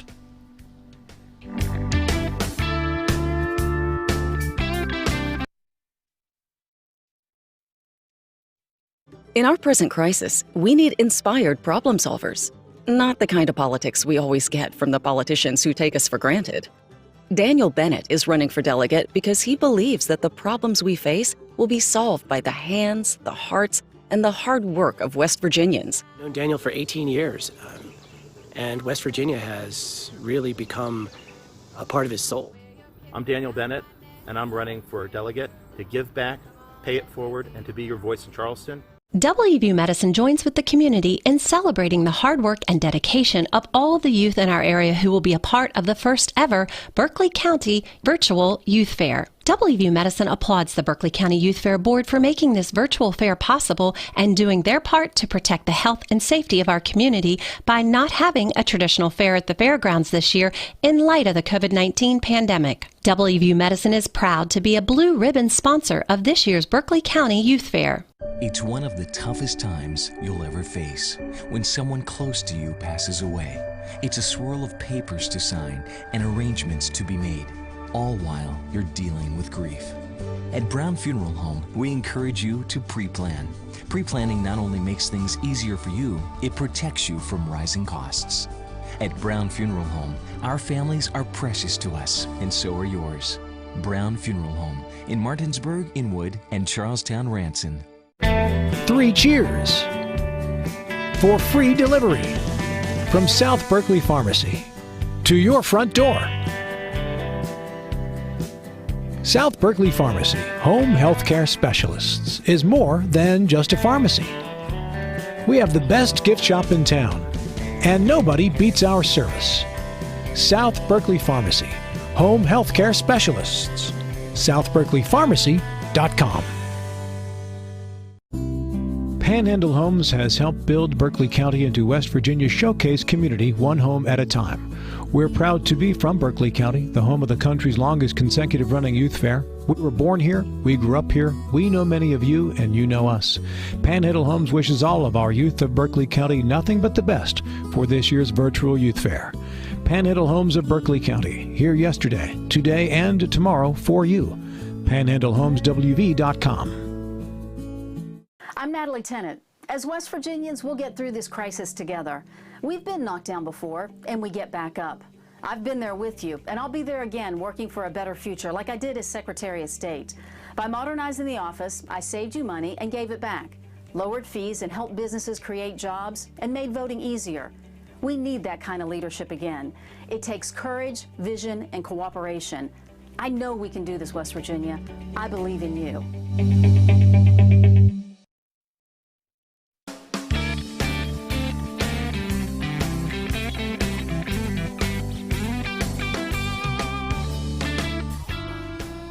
Welcome back into this year's coverage of the 2020 Berkeley County Virtual Youth Fair. Matt Crawford here with you. This portion of the program brought to you by Hagerstown Ford. They are changing the car buying experience, making it easier than Amazon to return a car if you do not like it. See their full list of inventory at fordofhagerstown.com or hagerstownford.com. The internet's an amazing thing. Both of those websites will take you to the exact same place. Back to our host of this week's events, Mary Beth Blair. Well, if you're just joining us, we are in the middle of the GOAT show. We are about to announce the grand champion and reserve champion of our non-dairy goats. So I will pass it over to Beth, who is the chairperson of our GOAT show. Beth, take it away. So this will be your junior non-dairy grain champion and reserve champion. So we'll announce the winners, and then we will hear from our judge. Okay. So your grand champion, junior grand champ, non-dairy goat is Garrett Glassford with his junior kid of the Mount Airy winners, and that's exhibitor number 62. And Garrett will win $25 and sponsored by Nicholas Aberig, your local AXA advisor. And your reserve champion, junior champion, is Miss Sheridan McKinney, exhibitor number 136, with her yearling. And Sheridan will receive $10, also sponsored by Nicholas Averig from AXA Advisor. So we're good there. We've got everybody in there, all the announcements. All right, so now we're going to move on to Class 21, non-dairy senior doe. Non-dairy senior doe. So these animals are August 1st of 17 through July 31st of 2018. We have 2 entries in this class.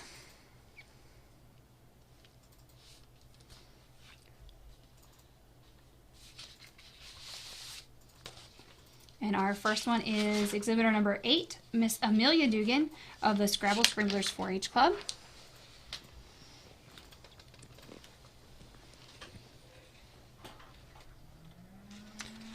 And our judge says that she is moderate, low input in sound.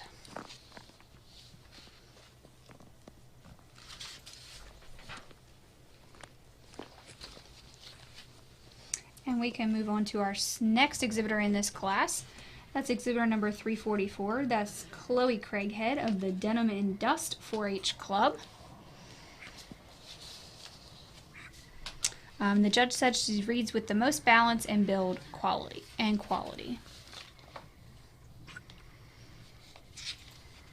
those are our 2 entries in our senior doe division. And we can move right into their placings. So placing first in our non-dairy senior doe division is Chloe Craighead. That was exhibitor number 344 with a blue ribbon goat. And placing second was Miss Amelia Dugan, exhibitor number 8 with a red ribbon goat.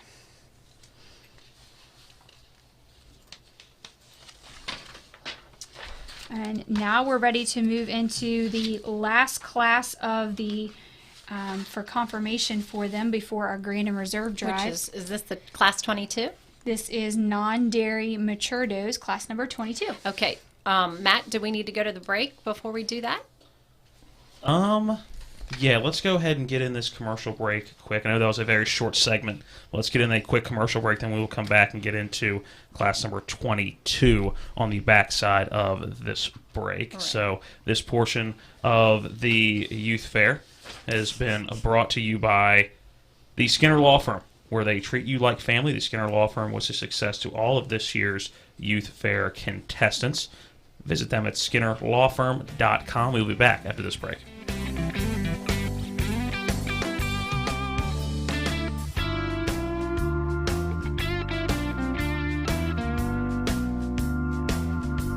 Hi, this is Eric from Hagerstown Ford. I keep telling you that Hagerstown Ford has completely changed the car buying experience forever. And with a return policy easier than Walmart, Hagerstown Ford has a goal to deliver 350 cars and trucks per month. And when I say deliver, I mean deliver to you, where you are, just like Amazon does. And if you don't want it, return it. No questions asked. The only way Hagerstown Ford can accomplish this extremely aggressive goal is to make the car buying process fast and easy. We simply refuse to play the dumb back and forth games that most dealerships want to play. There's absolutely no reason for you to waste your precious time at a car dealership. I assure you, there is no dealership from Winchester, Virginia to Washington, D.C. that can beat our price. There's no dealership that will allow you to return your new car if you don't want it. Hagerstown Ford absolutely has the best price, and we'll bring the car to you. And if you don't want it, return it, period. No questions asked. There's no reason to buy anywhere else. Visit HagerstownFord.com to schedule your VIP experience and get your new ride delivered to you. Contact dealer for details. WVU Medicine joins with the community in celebrating the hard work and dedication of all the youth in our area who will be a part of the first ever Berkeley County Virtual Youth Fair. WVU Medicine applauds the Berkeley County Youth Fair Board for making this virtual fair possible and doing their part to protect the health and safety of our community by not having a traditional fair at the fairgrounds this year in light of the COVID-19 pandemic. WVU Medicine is proud to be a blue ribbon sponsor of this year's Berkeley County Youth Fair. This is Joe Ferretti. You often hear me on Eastern Panhandle Talk with Rob and Dave discussing issues of the day. As an attorney, I help local residents with their questions about automobile wrecks, insurance disputes, and other types of injury claims. It's been my privilege to have served this community for almost 30 years. For a free consultation about your case, contact me at the law firm of Mansion Ferretti at 304-264-8505 or go to our website at wvjusticelawyers.com. At Mansion Ferretti, it's about seeking justice for you. The historic McFarland House Inn and Restaurant is excited to introduce a fresh new summer menu and an all-new curbside menu. There are so many incredible new dishes to explore and enjoy from Chef Weldon, and some fan favorites that will remain by popular demand. Check out the new menus on our website at historicmcfarlandhouse.com or our Facebook page. You can dine inside our charming historic home or outside in our beautiful garden. Call 304-263-1890 today to reserve your table or to place a curbside order to go. Mayhem is everywhere. I'm your new bangs, and you can't stop staring at me. That's it. Just tilt the rearview mirror over here. And while you're checking me out more times than a library book, your car is wandering into that lane over there. More bangs?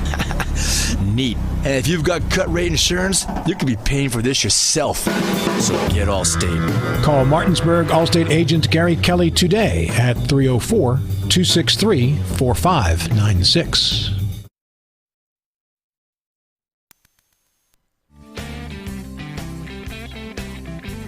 Welcome back into the 2020 virtual Berkeley County Youth Fair. This portion of the program is brought to you by Libertarian candidate for West Virginia Governor Eric Kalnich, who encourages all of us to support the youth participating in this year's Youth Fair. Now back to talk more goats, as we'll be talking until just around 10 o'clock, and we've been talking since about 6 o'clock. Sending it back over to our host, Mary Beth Blair. We're having fun. We're I'm still having the having time of lots my life of fun, right now. and we're learning a lot. And it's all about the youth, and it's putting in hours to make sure that their hard work can be seen by all the community, and that the awards can be announced. That they are waiting, and they've been waiting patiently to hear. So we are excited about that, and we are ready to move in. Beth is the chairperson of the GOATs, and she is going to take us right into the Class 22 non-dairy mature doe. Entry in this class should be number 8, Miss Amelia Dugan of the Scrabble Scramblers 4-H Club. So the judge says she has a gorgeous build and skeleton, feminine, shallow-chested, short-bladed, and a great top line.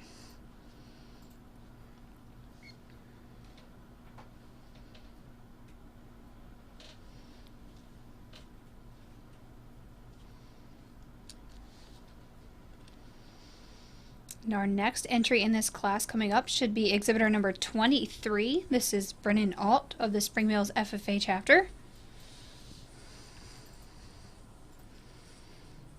The judge said she's bold-bodied, wide-chested, stout-skulled, and super practical in her skeleton.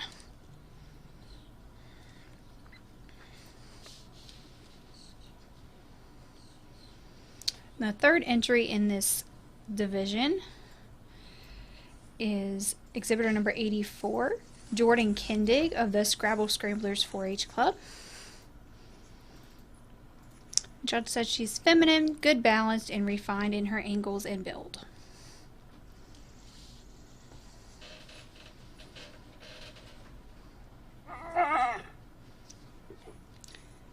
Our next entry is exhibitor number 122, Miss Peyton Dugan of the Spring Mills FFA chapter.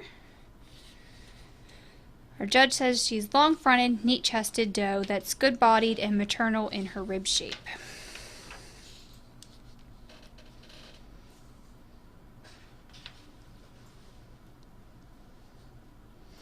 Our next entry is number 147, Alicia Schilt of the Spring Mills FFA chapter. Says she is long skeleton, extended up front, and has a good top line.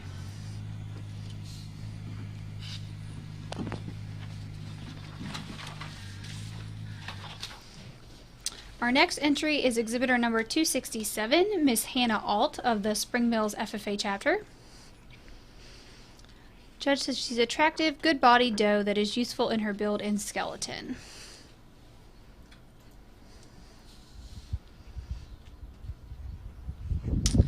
Our next entry is Miss Morgan Bartley, exhibitor number 301 of the Tuscarora Indians 4-H Club.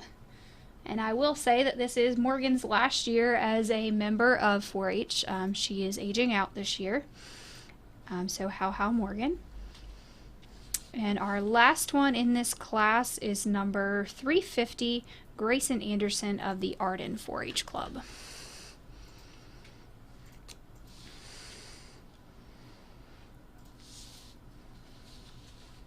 And that rounds out the non-dairy mature doe class.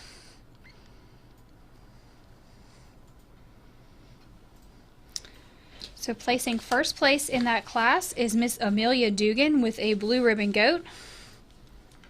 Placing second was Miss Brennan Alt with a blue ribbon goat. Placing third is Miss Hannah Alt with a blue ribbon goat. Placing fourth was Miss Peyton Dugan with a blue ribbon goat. Placing fifth is Jordan Kindig with a blue ribbon goat. Placing sixth is Morgan Bartley with a blue ribbon goat. Placing seventh is Alicia Schilt with a red ribbon goat. And placing eighth is Grayson Anderson with a red ribbon goat. Well, there you have it. Class 22 in the books. We got our placings, awards, everything. And do we have judges' reasonings on this? We do not. Now Okay. we're ready to go to our senior Grand and Reserve non-dairy. The champions, right? The champions. Okay, well, we have a commercial break in there. We're going to squeeze in before we come back with the champion and the reserve champion. Matt, take us away. As we go, let me try to turn my mic on there. That usually helps. As we go into this commercial break, I want to remind you that this portion of the Youth Fair is brought to you by 15th District State Senator Patricia Rucker, who salutes all of this year's Berkeley County Virtual Youth Fair participants. Back with more from this year's Youth Fair coming up next.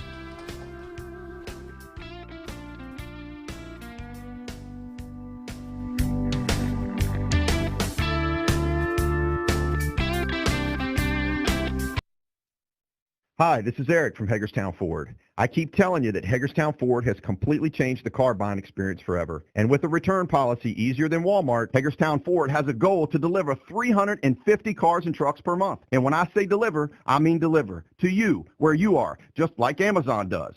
And if you don't want it, return it. No questions asked. The only way Hagerstown Ford can accomplish this extremely aggressive goal is to make the car buying process fast and easy. We simply refuse to play the dumb back and forth games that most dealerships want to play. There's absolutely no reason for you to waste your precious time at a car dealership. I assure you, there is no dealership from Winchester, Virginia to Washington, D.C. that can beat our price. There's no dealership that will allow you to return your new car if you don't want it. Hagerstown Ford absolutely has the best price, and we'll bring the car to you. And if you don't want it, return it, period. No questions asked. There's no reason to buy anywhere else.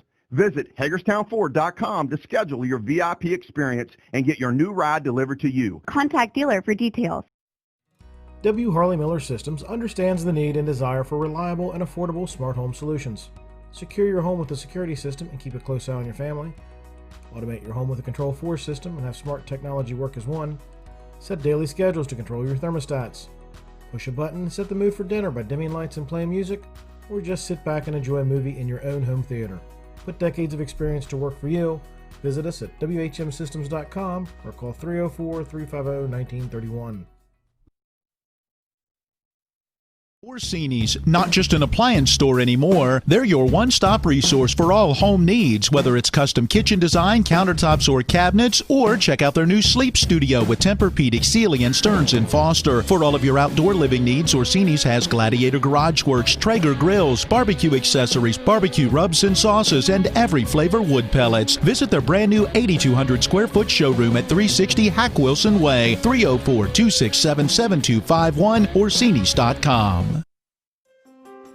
Our dad taught us a lot about the law, but he taught us even more about life and people. He taught us to treat clients like family. At the Skinner Law Firm, the firm our father started here in the Eastern Panhandle, we still believe that. We also believe that everyone has the right to be protected from those who don't play by the rules. We believe it's about helping people. Call us at the Skinner Law Firm, where we treat you like family.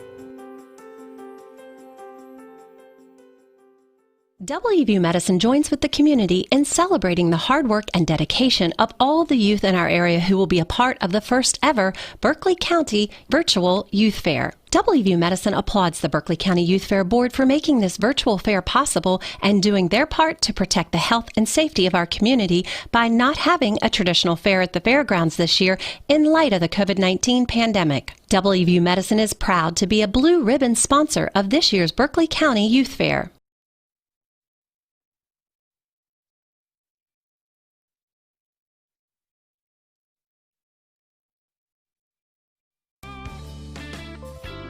Welcome back into this year's 2020 Berkeley County Virtual Youth Fair. Rolling right along as we are now 7 minutes in, now 8 minutes in to the 8 o'clock hour. Just a few hours left. We are rolling, Mary Beth. We have been rolling from start to finish, and this is only night one. We will be bringing you the action live each night from 4 to 10 on TV 10, which is Comcast Cable Channel 10 in Berkeley and Jefferson County. So if you're watching on YouTube or watching through the fair website on YouTube or anywhere else you had seen that and you have Comcast and want to be able to just flip the TV on and watch it, it is on Comcast Cable Channel 10 in Berkeley and Jefferson County. This portion of the program is brought to you by 2nd Congressional Democrat candidate Kathy Kunkel, who wishes the best to all of this year's Berkeley County Virtual Youth Fair participants. To talk some more goats, sending it back over to our host for this week's events, Mary Beth Blair. Well, I don't know about talking about goats, but I'm going to leave that to the experts here in the room. But I will remind you that every day, you as the audience have a chance to vote on the People's Choice Awards, and you can find a link to that on our website at berkeleycountyyouthfair.org, and you can vote for your People's Choice Awards every day. It will be a different group. Today, it's the dogs and the goats, so make sure you hop on there and vote. And then we'll announce it tomorrow during the live show. Beth, we're going to send it back over to you for our grand champion and reserve champion for our last category that we just were in, and you'll remind everyone of what that was. So we are going into our senior grand and reserve champion of our non-dairy goat division. So I will announce those winners, and then we will hear from our judge, his comments on that, right before we get to our grand finale of the non-dairy show with our female of show champions. So our grand champion, senior grand champion of the non-dairy goat show is Miss Amelia Dugan with her mature doe. That was exhibitor number 8. And she will receive $25 from Susan and Frank Berner. And our reserve champion is exhibitor number 23. That is Miss Brennan Alt with her non-dairy mature doe. And she will receive $10 from Mason Joseph Coates. And now we will hear some reasons from our judge. Just a second here.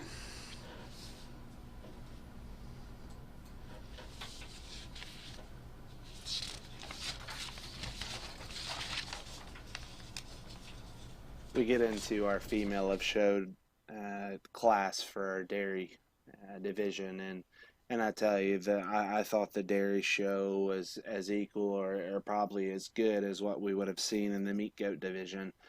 I gotta say that just from top to bottom, I think an ultra consistent set of does that have tons of value, tons of potential, and that is the wrong judge. We are supposed to play 2 back-to-back judges in this segment, so that was the wrong judge. Still efforting to get the soundbite from the judge from that last category. So we'll move on for the moment into our grand champion and reserve champions from the next category. So our female of show champion for the non-dairy goat division for our 2020 Berkeley County Virtual Fair is Mr. Garrett Glassford, number 62, with his junior champion.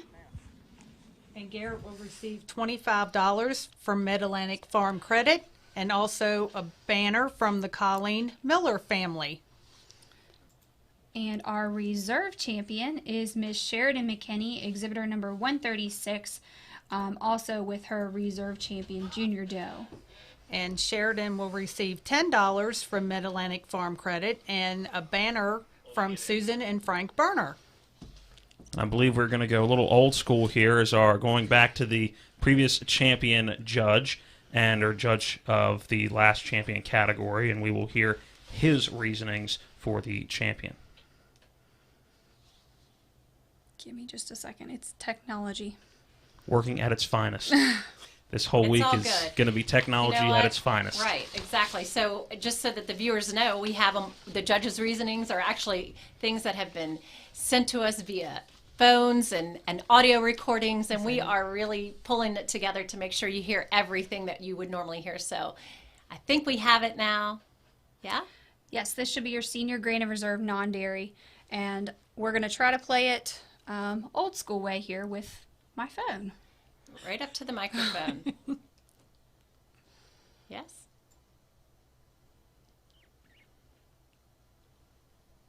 Still not working. No?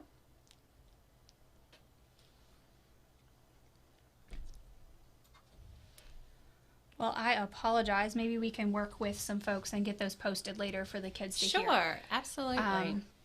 As well as for the female of show overall one, we can work with Mary Beth and Dawn and everybody to get those posted so the kids can hear Taylor Langford's reasonings there. Okay, no problem. That's all good. We know the winners, and we know what we have that available to us. So we'll make sure that they do find those answers out. And actually, I think that's the end of our announcements for that group. And we have another commercial break, Matt. And when we come back, Market Goat Class 1, correct? We have 8 people, and this is the group. These are the groups coming up from here on out that will actually, you'll be able to bid on them, correct? And so you got to really be watching for the numbers and the names, because if you are going to be a buyer, these are the ones that you really need to take note of. We're excited to see that portion and to learn more about the livestock auction coming up later in the week. So, Matt, take us away to break before we go to our Market Goat Show. This portion of the program has been brought to you by Parsons Ford. They are located on Shepherdstown Pike, just outside of downtown Martinsburg on Route 45. They have became number one by making you number one first, Parsons. We'll be back after this short time off to take a look at some of our other sponsors of this year's fair. We'll be back with more from the 2020 Berkeley County Virtual Youth Fair after this.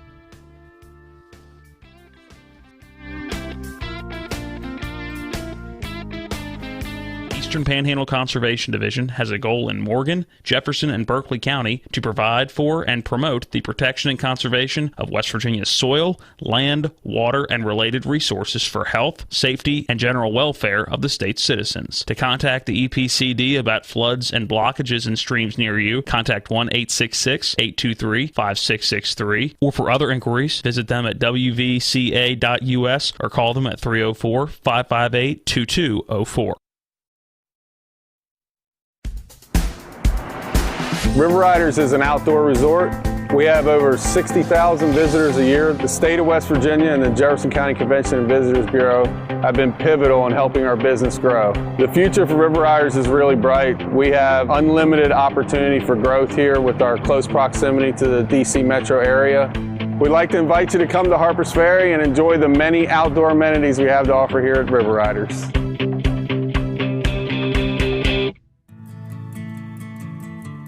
They're my closest friends.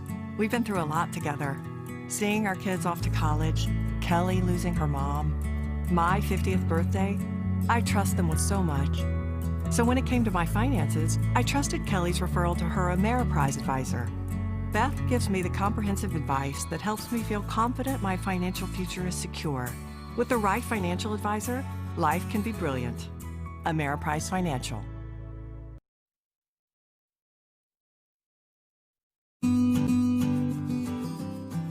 Congratulations to the participants in the Berkeley County Youth Fair. What you are doing now is so important. You are our future. As the chair of the West Virginia State Senate Education Committee, I am working to ensure that you have the opportunity to be the best you can be. I am rooting for you. Paid for by Rucker for WV, Lynn Staton, Treasurer. There's only one bank in the area that has been number one for 9 consecutive years in the Eastern Panhandle. City National Bank has been voted the number one bank 9 years in a row in the Journal's Reader's Choice poll. City National Bank has also been voted number one in customer satisfaction by J.D. Power and Associates 3 years in a row. City National Bank is proud to be a red ribbon sponsor of this year's Berkeley County Virtual Youth Fair. The City National Bank team wishes all of the youth the best of luck. I'm Natalie Tennant. As West Virginians, we'll get through this crisis together. We've been knocked down before, and we get back up. I've been there with you, and I'll be there again working for a better future like I did as Secretary of State. By modernizing the office, I saved you money and gave it back, lowered fees and helped businesses create jobs, and made voting easier. We need that kind of leadership again. It takes courage, vision, and cooperation. I know we can do this, West Virginia. I believe in you.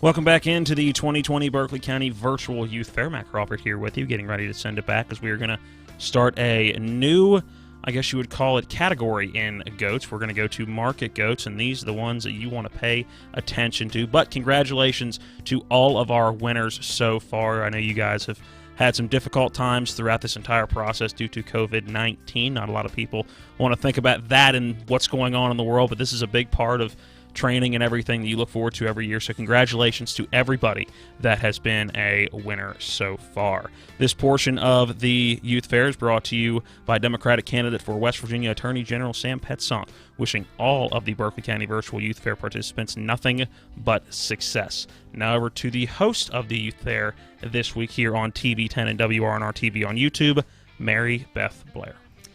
Well, hey out there. Hope you're enjoying yourself. Hope you're still sitting up with us, waiting for all the results and waiting to see maybe your friend or your child's video. And we're moving right along. 2 of the categories in goats are in the books. Now we're headed into our market goats, and there's 5 classes of those. So we're going to have several showings, and then we'll do the announcings of the placements for all those. And remember, folks, as Matt said, this is the market goat category. So these are animals that you will have a chance. Starting on Wednesday is the livestock auction opening, and you will have a chance to bid on these. So we are excited about that for the people who are exhibiting. That is a big incentive for them in showing in this category. So Beth, let's see our market goat class 1.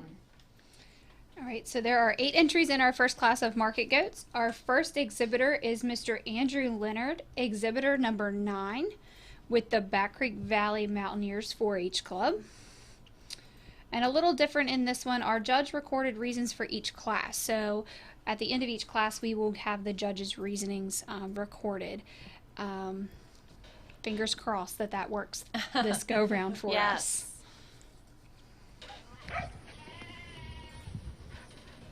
Our next entry in this division is exhibitor number 11. That is Andrew Thomas with the Sulphur Springs Superstars 4-H Club.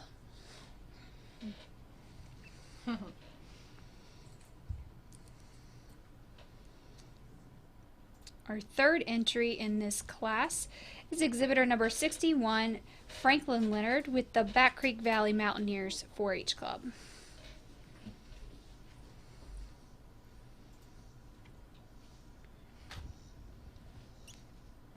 Our fourth entry is exhibitor number 75, Mr. Jacob Bittereye with the Hedgesville New Adventures 4-H Club.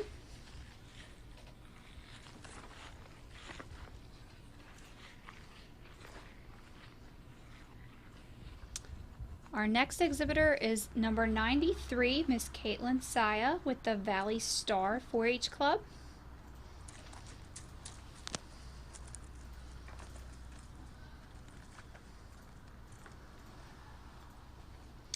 Next up, we should have exhibitor number 149, and that is Ashton Custard with the Wetumpka 4-H Club.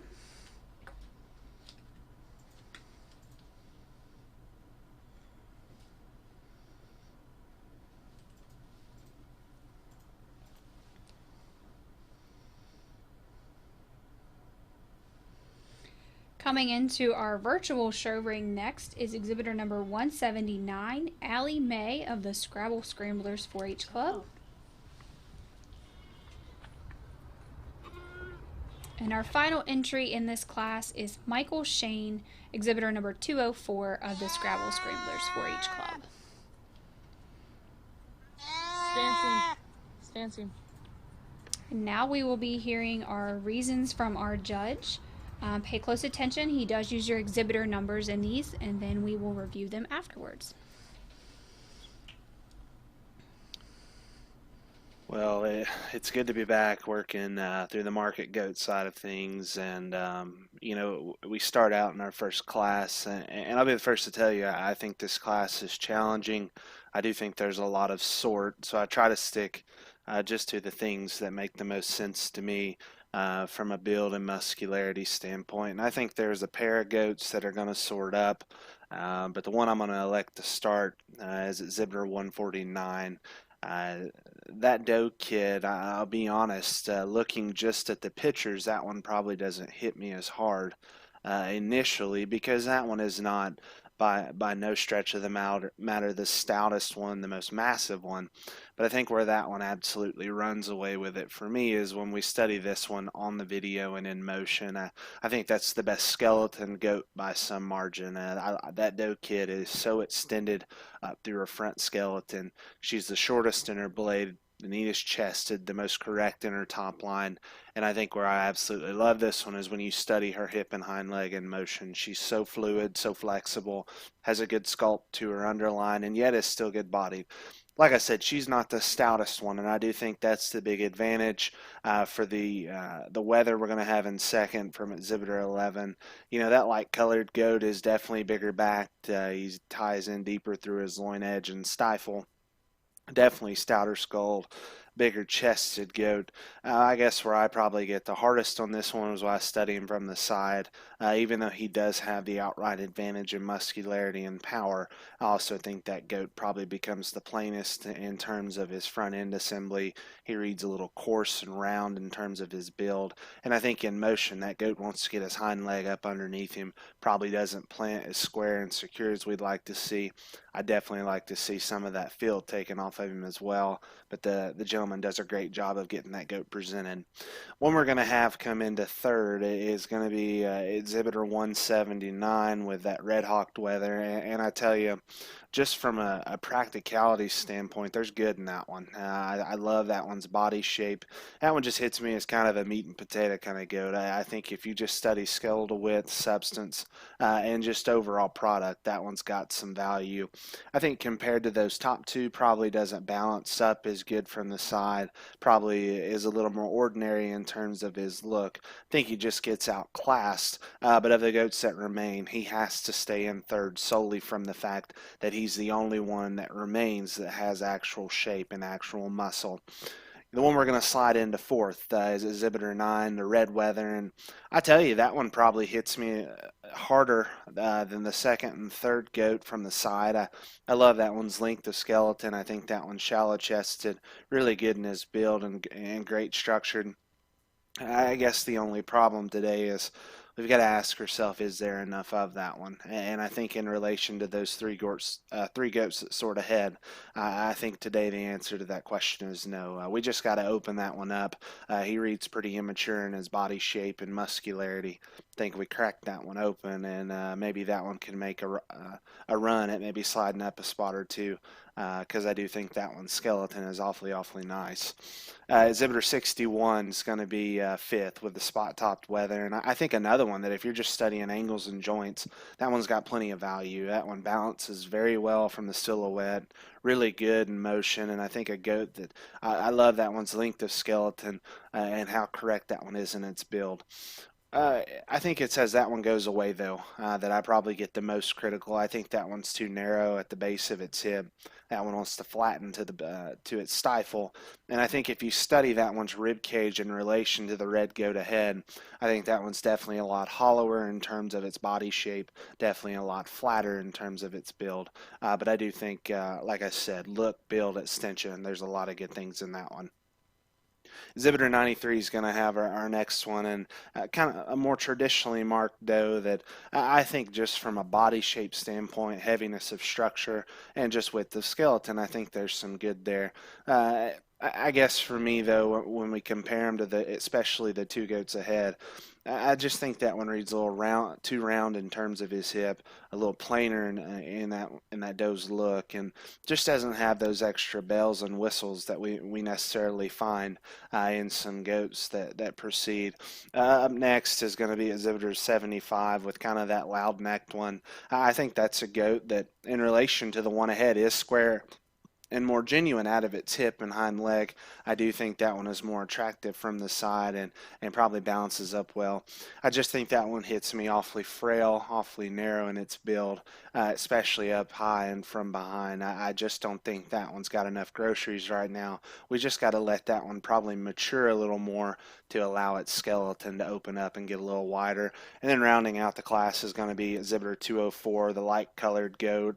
I think that one is super sound. And that matters a lot to me, like the fact that that one can get out and go with some reach and flexibility. I think that one's got the right kind of build. Once again, I just think that one's way too immature, way too green in its shape, and I think for it to truly move up and rival into the goats ahead, we've got to just open that one up and put more product on that one in order for especially those last two goats to sort up. But I think a real good class all the way through, a lot of challenge, a lot of sort, but hopefully you can see what I saw and think about those things as we look ahead into maybe some of the classes moving forward with more advanced weights. Congratulations to these 8 exhibitors on a job well done. So placing first in that class was Ashton Custard with a blue ribbon goat. Placing second was Andrew Thomas with a blue ribbon goat. Placing third was Allie May with a blue ribbon goat. Placing fourth is Andrew Leonard with a blue ribbon goat. Placing fifth is Franklin Leonard with a blue ribbon goat. Placing sixth is Caitlin Saya with a red ribbon goat. Placing seventh is Jacob Bittereye with a red ribbon goat. And placing eighth is Michael Shane with a red ribbon goat. All right, so that is Market Goat Class 1 in the books. Great job. And we are ready to head into another break before we see the Market Goat Class number 2. All right, thank you. Well done. Well, before we head into this next break, as always, give you the sponsor for this particular segment. And it was brought to you in this segment by 60th House of Delegates District Democrat candidate Brad Knoll, who wishes all of the best to this year's Berkeley County Virtual Youth Fair participants. We are back with more of the Youth Fair after this quick commercial break.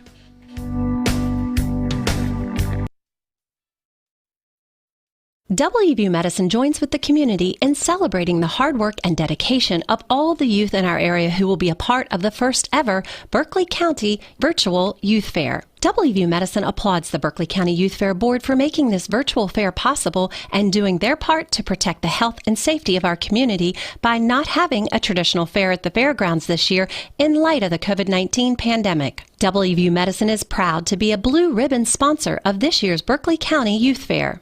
It's one of the toughest times you'll ever face when someone close to you passes away. It's a swirl of papers to sign and arrangements to be made, all while you're dealing with grief. At Brown Funeral Home, we encourage you to pre-plan. Pre-planning not only makes things easier for you, it protects you from rising costs. At Brown Funeral Home, our families are precious to us, and so are yours. Brown Funeral Home in Martinsburg, Inwood, and Charlestown, Ranson. I'm Rod Hawker for Johnny's, where we've been serving the community for over 65 years. That means one thing.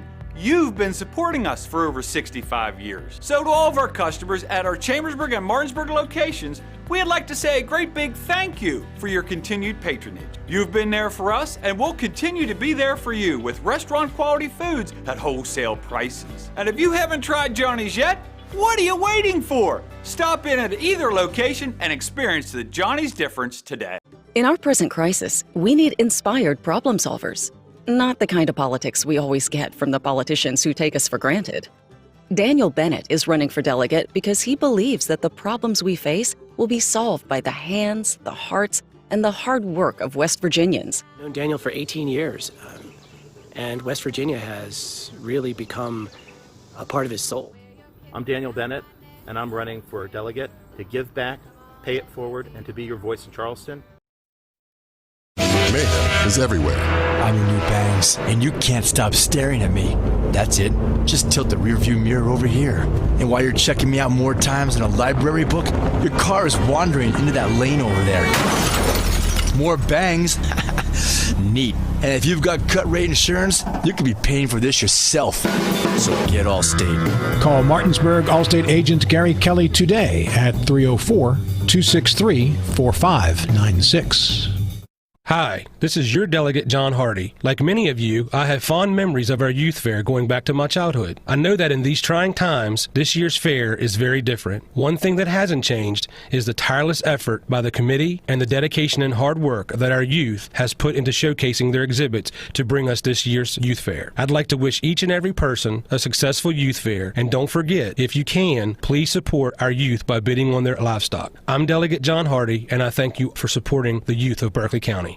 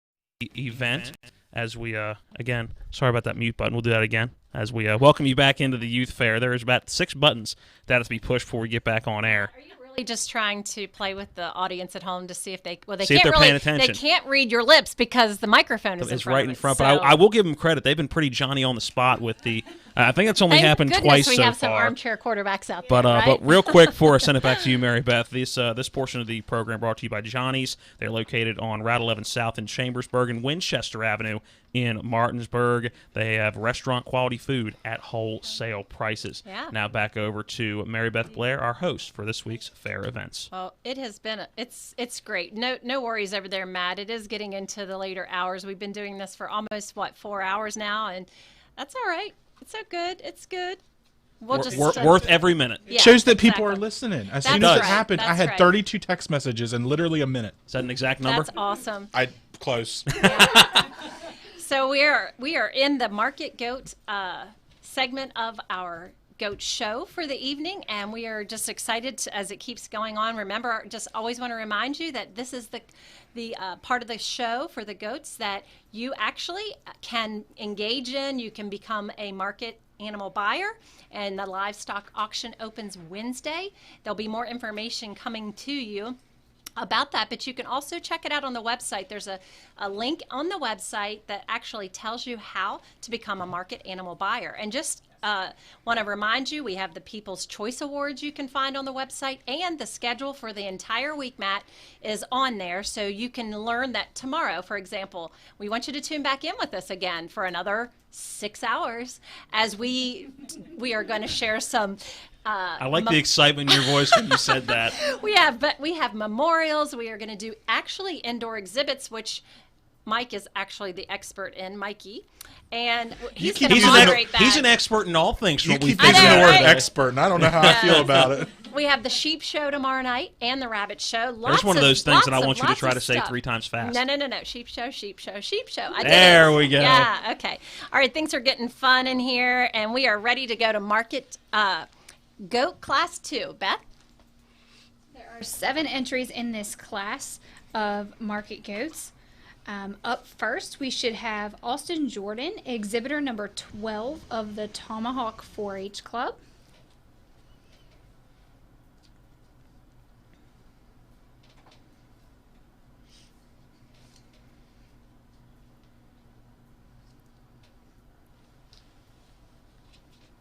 I'll say I know for sure his mom is campaigning for him to get best of show.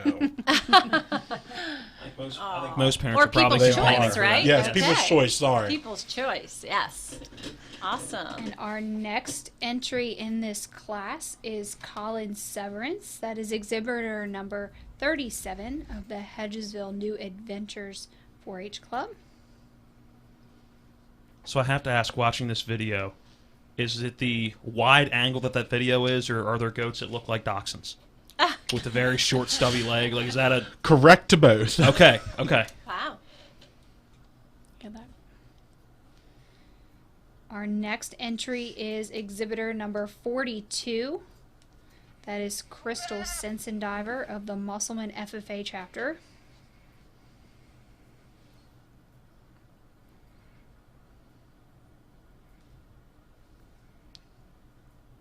I would say if I have time for a fun fact, goat meat is actually 6% of the world's consumption of red meat total. 6%? 6%. Wow. I've eaten my fair share of red meat. I've never had goat. We can change that. Oh. You can become a market goat buyer. I can. The livestock auction begins Wednesday, Matt.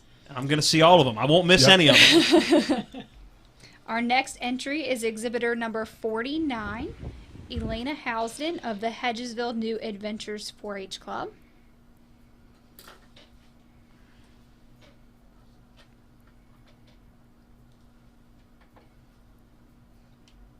I'll say the crazy part, you've never eaten it, but it actually is consumed by 63% of the world.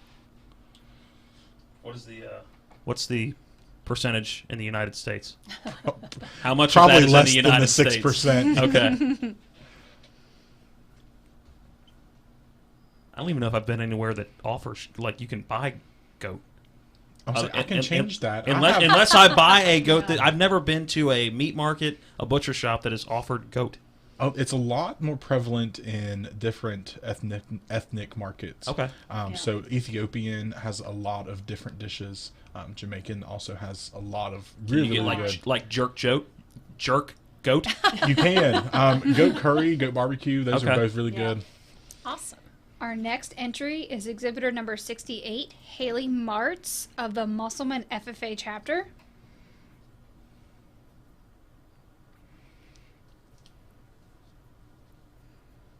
I was saying the reason why most of them consume it, it actually has a lower amount of calories per ounce of when you're eating it. So pretty lean It meat? is extremely lean. Similar to venison in that regard? Yes, different flavor profile, but yeah. Yeah, I figured it doesn't have flavor, a gamey okay. aspect to it, Okay. not necessarily. Our next exhibitor is entry number 100, Kelsey Payne of the Wetumpka 4-H Club.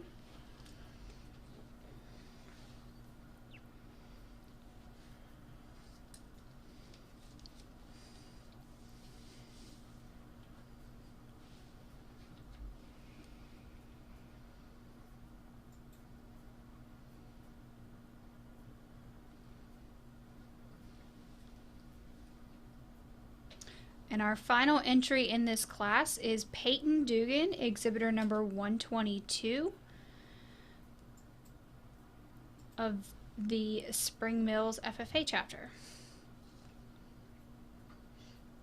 So so are the FFA chapters at all the schools? Is that correct? So High we have schools, 4, Martinsburg, okay. Hedgesville, Musselman, and Spring Mills. And everyone that we're seeing tonight, just from Berkeley County, Yes, or ma'am. can they come from other counties to be in your show? So they have to be a member of a participating youth organization in Berkeley County. Okay. So what that means is they have to be enrolled in one of the 4 high schools, Okay. or be a participant in one of the 4-H clubs inside of Berkeley County. In Berkeley County. So we do have some members that live in Jefferson, but they participate in 4-H in Berkeley. Oh, okay.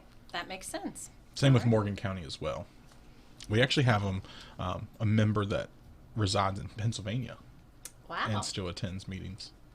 Very good. Okay, so now we're headed into judges' We're going to reasoning. go back to our judge now to listen to the reasons for his placings on this class. So if you are watching and you're one of yours, if you are in this category, this is where you're going to hear what the judge has to say and his reasoning. So let's go to that reasoning now. Sorry about that, Matt.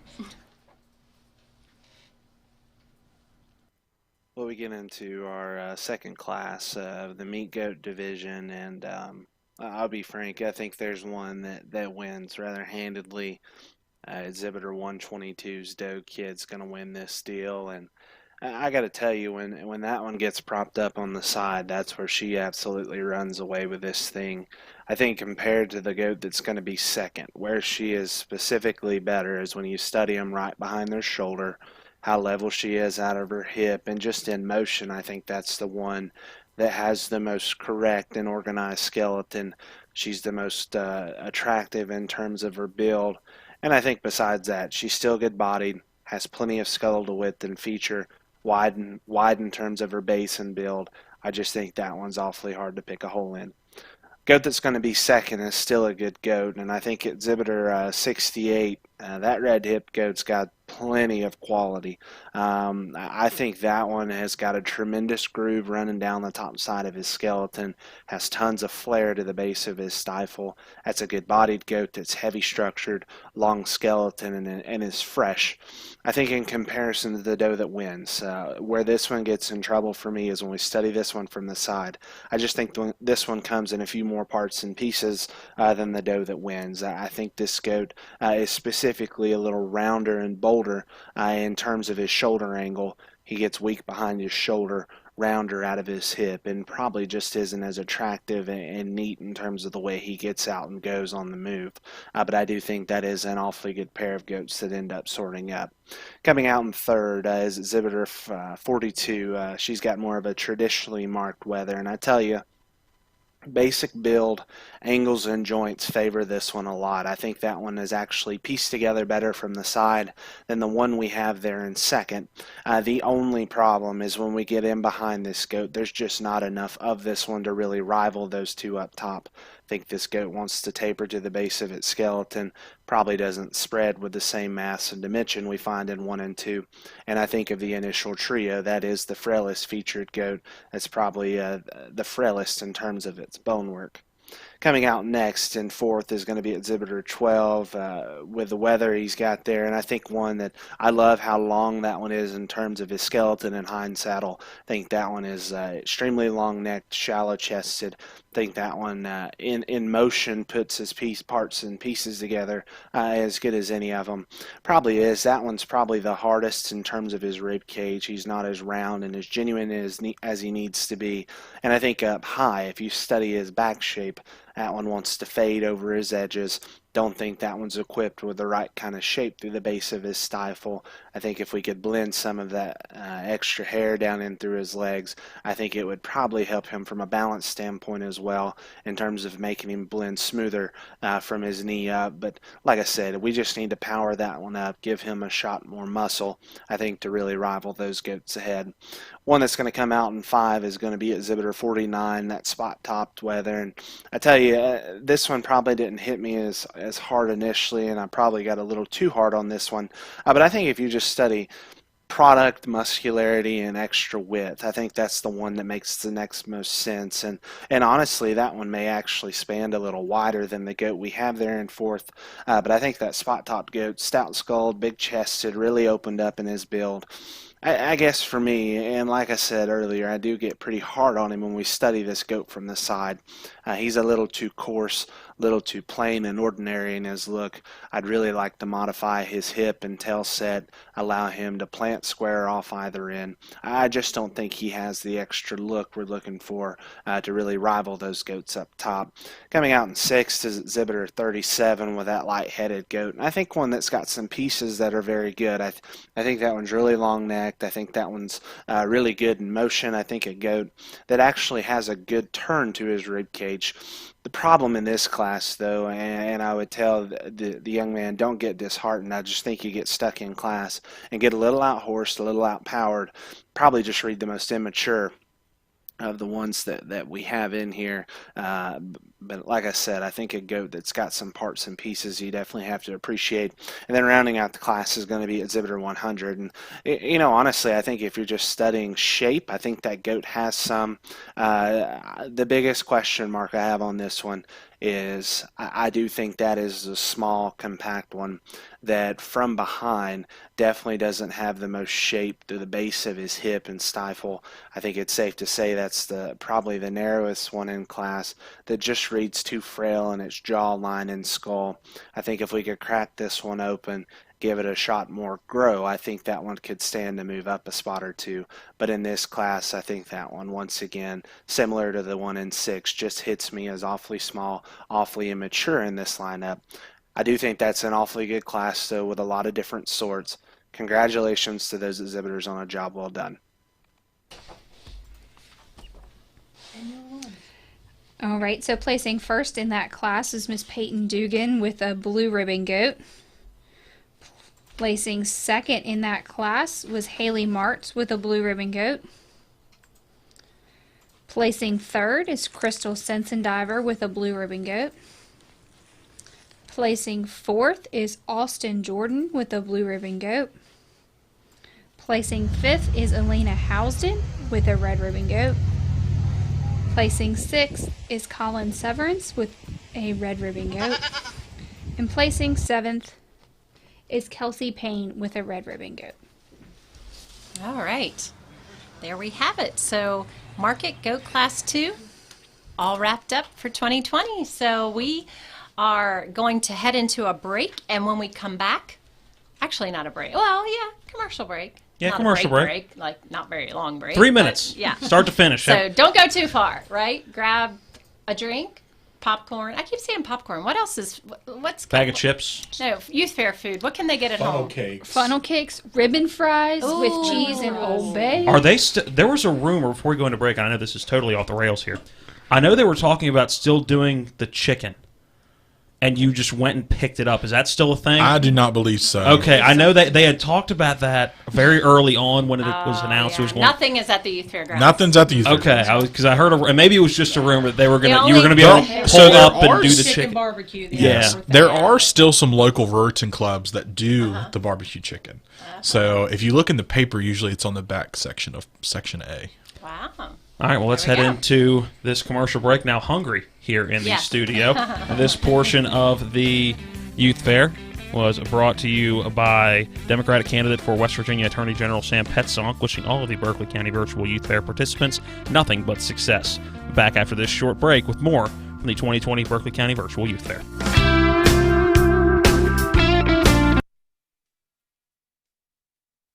In our present crisis, we need inspired problem solvers, not the kind of politics we always get from the politicians who take us for granted.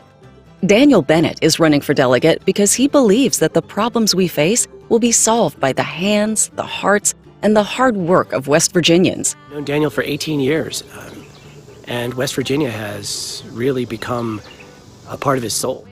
I'm Daniel Bennett, and I'm running for delegate to give back, pay it forward, and to be your voice in Charleston.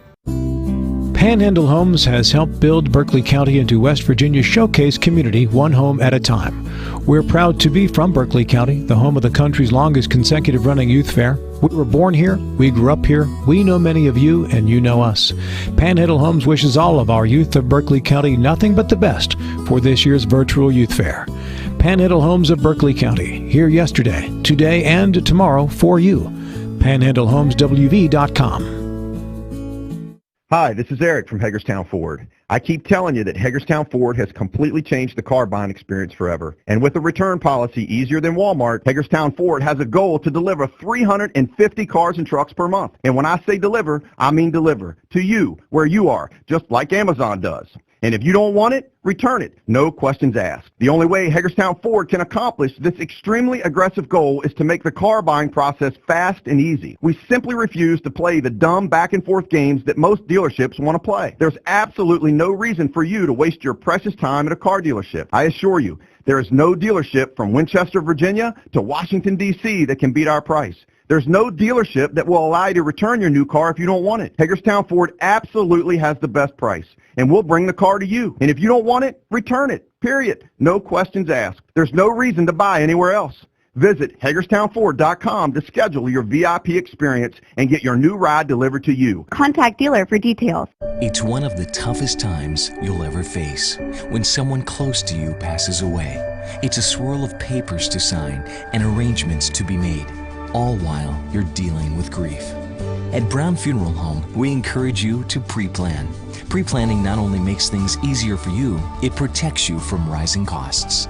At Brown Funeral Home, our families are precious to us, and so are yours. Brown Funeral Home in Martinsburg, Inwood, and Charlestown, Ranson. My dad, Brad Knoll, is running for the House of Delegates 60th. He needs your vote to improve the poor infrastructure exposed by the pandemic. That includes better internet, cell phone, and roads. Thanks, Laura. I also want to keep our young people like you in West Virginia. Brad Knoll needs your vote to make a difference on these issues. Remember, when it's time to vote in the fall, you need to vote for Brad Knoll. Paid for by candidate.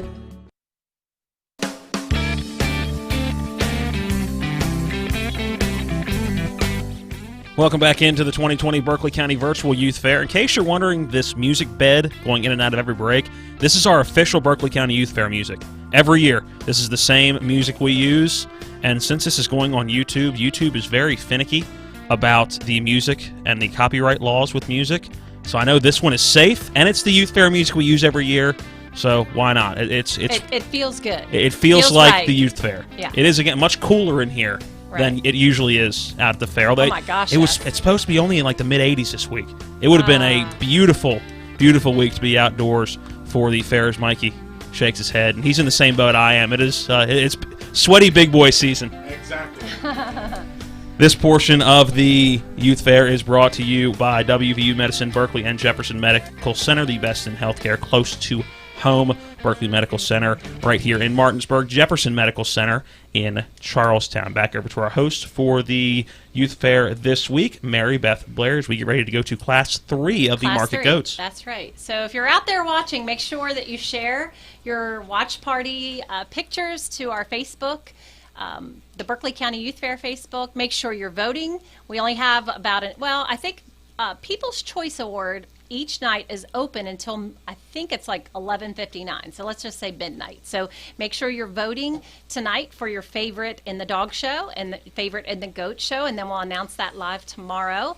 And in the break, we were all kind of chatting about fair food. So I want to hear what your favorite fair food is. So make sure you let us know too what it is, and if you happen to be good at making it and want to drop it off to TV10 out on the stoop, because we can't have anyone else in 1762 Eagle School Road here in Martinsburg. Just saying. We'll take some. Just saying. Yeah, do with that information what you will. Yeah. So like a funnel cake or something good like that. But anyways, back to the show. We are in the middle of the Market Goat Show, and we are ready to see Class 3, which is, there are 8 in this group. And so, Beth, take it away. Our first exhibitor in this class is exhibitor number 8. That is Miss Amelia Dugan, and she is with the Scrabble Scramblers 4-H Club.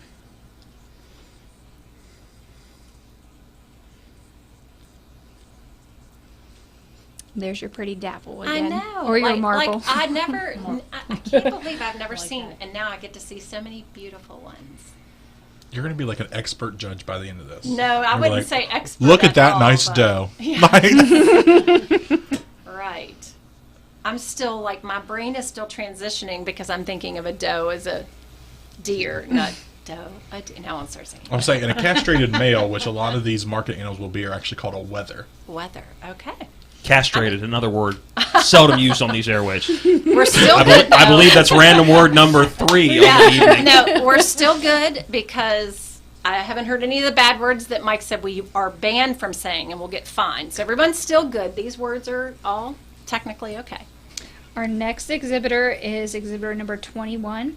That is Brianna Lowe of the Wetumpka 4-H Club.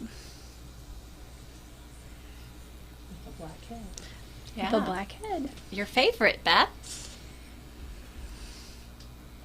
I'll say, fun fact, the meat from goats is actually called Siobhan. Everyone repeat that. Siobhan. Okay. Siobhan. So that's going to be on your test, just to let you guys know. I need the spelling of that. Our next entry is exhibitor number 30. That is Chloe Sloanaker of the Valley Star 4-H Club.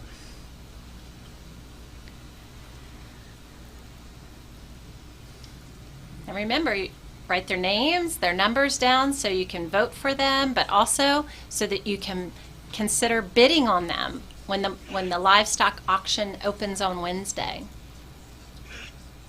Our next entry is exhibitor number 64. That is Gracie Dunham of the Back Creek Valley Mountaineers 4-H Club.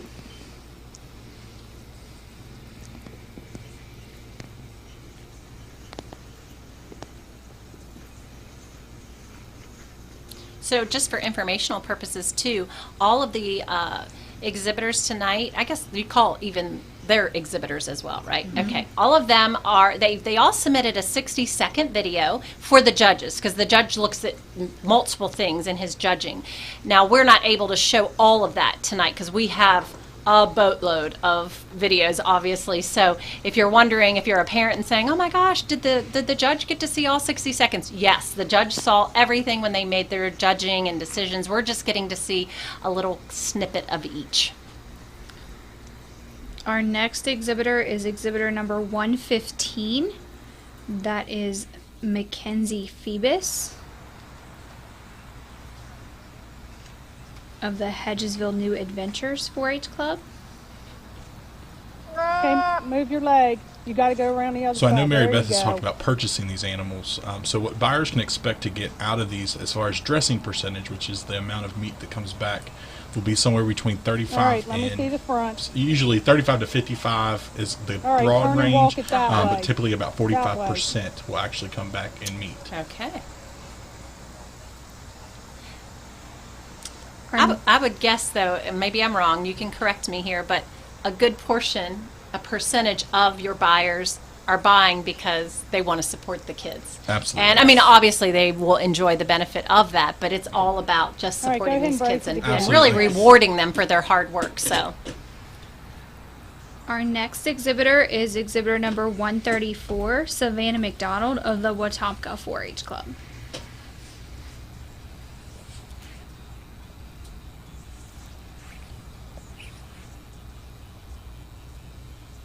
Mary Beth, this is what they would consider a paint. Oh. On its marking and color. Very nice. Learning all kinds of things. Now, why do they place the ears up like that? Is that part of the judge needs to see all that, or do you Just how she prefers to hold Yeah, the animal's okay. head up higher. Aw.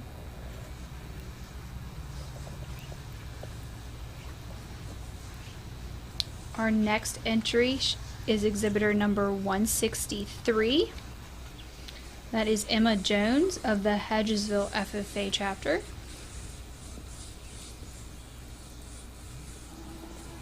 She made her own ring.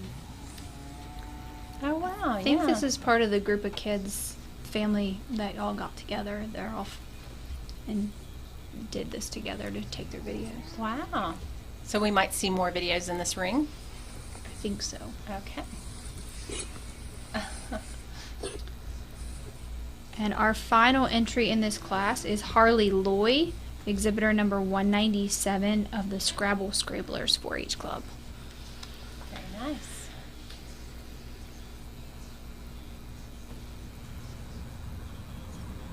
Stancing. And we will go to our judge for his reasonings on this class, and then we will go to our placings. Awesome.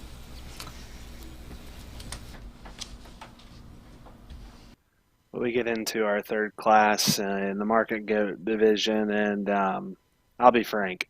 Exhibitor 134 with the paint weather brought a gun to a knife fight in this lineup. That's the best one by some margin. As soon as I saw that one's picture, I knew that one was going to win. Watched the video, and it literally solidifies just how massive he is, how square and genuine he is in his build. Like I said, that one just represents the right kind of look, the right kind of build and presence, pack him full of as much muscle as he has, and it's a no-brainer to me that one's put in here to win. I guess from there down, though, I do think it gets a little closer, and I'll be the first to tell you, the one that I'm going to put in second did not hit me as hard when we initially when I started sorting through these videos. But I think if you ask yourself which one, from a product, muscularity, and feature standpoint, has the most next, I do think it is Exhibitor 64, her traditionally marked weather. That thing is very wide skeleton, stout skulled, wide chested, feeds a really good square shape out of the back of its shoulder. Good in its loin edge, big hipped, and really heavy structured. Obviously, that one gets stuck in class with one that obviously probably balances up much better from the side. I do think that goat in second's a little coarser and a little rounder, but I'm not going to get him no lower than second because of the ones that remain. He has the second most muscle. He's the one that's the most appropriate just in terms of his shape. I'm going to leave that one second and feel comfortable in doing so. Coming out in third is going to be Exhibitor 163. Kind of has a half-cape goat that honestly probably fits me more from its front skeleton standpoint in relation to the goat in second. I do think that one's taller at the apex of its shoulder. I think that one's shorter bladed, shallower chested, better in its top line balance and hind leg structure. The problem today, though, is there's just not enough of that one. We've got to pry that one open and give that one more real shape and dimension to really rival those two goats ahead, because I do think that one's skeleton, like I said, is more my style in relation to the second place goat. I just can't go ahead and pull the trigger and say that one's got enough today. We got to drop that one down in the seat of its pants to get any higher. Coming out in fourth is Exhibitor 21 with that kind of wild black colored goat, black and white colored goat. I think young lady does an awesome job of getting that goat propped up. I think from the side, especially in the picture, I hope you can appreciate that one's look and balance, because she gets that one planted square on its corners, does a great job of getting that one's top line, hip, and hind leg laid into it. Really good chested goat that's got some look and some presence. I think where I'm probably the hardest on this one today and why I dropped this one into fourth, similar to the goat in third, when that one goes away, we've got to ask the question, is there enough? And I don't think there is. That one's just got to be dropped down in the base of its stifle. We've got to give that one more through the seat of its pants and just give that one some more real shape up high. I think if we do that, it's a different situation. I can go ahead and get those goats in 3 and 4 ahead of our second place. Problem is, like I said, there's just not enough of them today. Coming out in fifth is going to be Exhibitor 8 with that dapple goat. And I think just from a usefulness of skeleton standpoint, bold, practical rib cage, has plenty of width to skeleton, and just hits me as easy feeding, practical kind of goat. I like a lot of things about the dapple. problem is he's just a little plain, just in terms of his look and shape. I think in relation to those top four, he's probably the most ordinary in terms of his build, just probably a little common in terms of his muscle and just the way that one's pieced together from the side. Like I said, though, low input, easy feeding, practical kind of goat that's got some use. One that's going to come out next, Exhibitor 115 with that Red Hawk goat. Young lady does a good job of getting that one driven and braced from the side.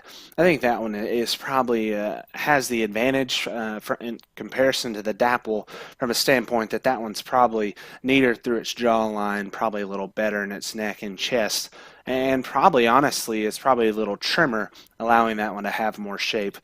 I guess I just couldn't get past my initial impression that one is probably a little too frail, a little too flat, and honestly just a bit immature in terms of its muscle and body shape.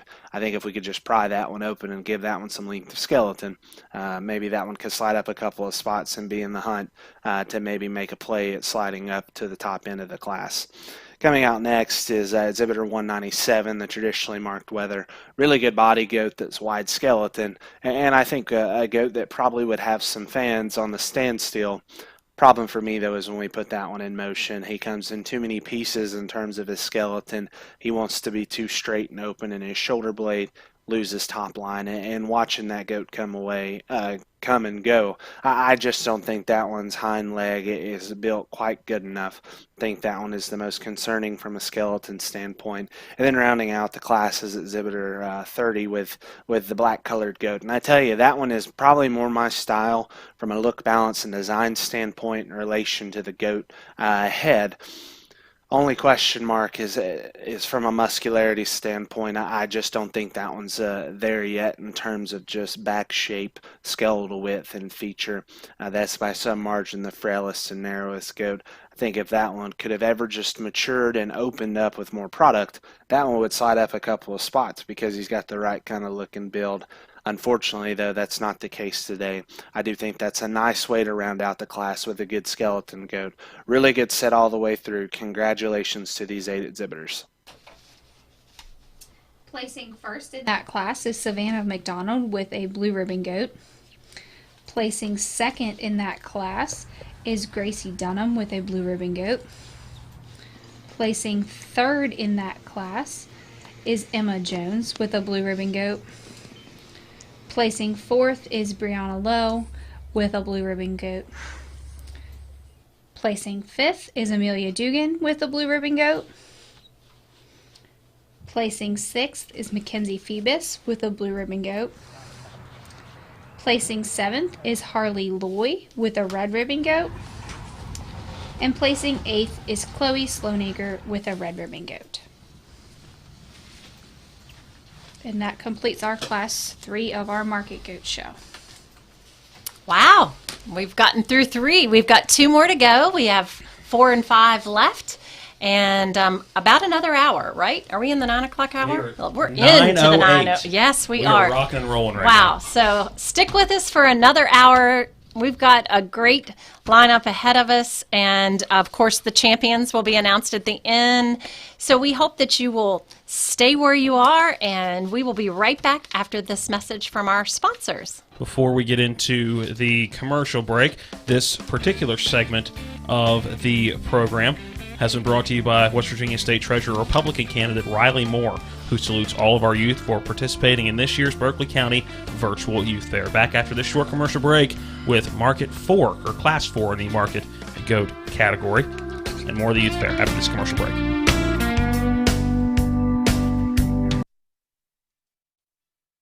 In our present crisis, we need inspired problem solvers, not the kind of politics we always get from the politicians who take us for granted. Daniel Bennett is running for delegate because he believes that the problems we face will be solved by the hands, the hearts, and the hard work of West Virginians. I've known Daniel for 18 years, and West Virginia has really become a part of his soul. I'm Daniel Bennett, and I'm running for delegate to give back, pay it forward, and to be your voice in Charleston. Orsini's, not just an appliance store anymore. They're your one-stop resource for all home needs, whether it's custom kitchen design, countertops, or cabinets, or check out their new sleep studio with Tempur-Pedic, Sealy, and Stearns & Foster. For all of your outdoor living needs, Orsini's has Gladiator Garage Works, Traeger grills, barbecue accessories, barbecue rubs and sauces, and every flavor wood pellets. Visit their brand new 8,200 square foot showroom at 360 Hack Wilson Way, 304-267-7251, Orsinis.com. Mayhem is everywhere. I'm your new bangs, and you can't stop staring at me. That's it. Just tilt the rearview mirror over here. And while you're checking me out more times than a library book, your car is wandering into that lane over there. More bangs? Neat. And if you've got cut rate insurance, you could be paying for this yourself. So get Allstate. Call Martinsburg Allstate agent Gary Kelly today at 304-263-4596. Berkeley County Sheriff Curtis Keller wishes the best of luck to all the exhibitors in this year's Berkeley County Virtual Youth Fair and congratulates the Fair Board and volunteers who worked so hard to make sure we could still celebrate this important community event. Curtis Keller and his wife Becky have been longtime supporters of the Youth Fair and have volunteered many hours serving at this important community event. Curtis Keller has been serving this community as a law enforcement officer for more than 30 years. Please help us re-elect Curtis Keller as your new sheriff of Berkeley County. Paid for by candidate. Our dad taught us a lot about the law, but he taught us even more about life and people. He taught us to treat clients like family. At the Skinner Law Firm, the firm our father started here in the Eastern Panhandle, we still believe that. We also believe that everyone has the right to be protected from those who don't play by the rules. We believe it's about helping people. Call us at the Skinner Law Firm, where we treat you like family.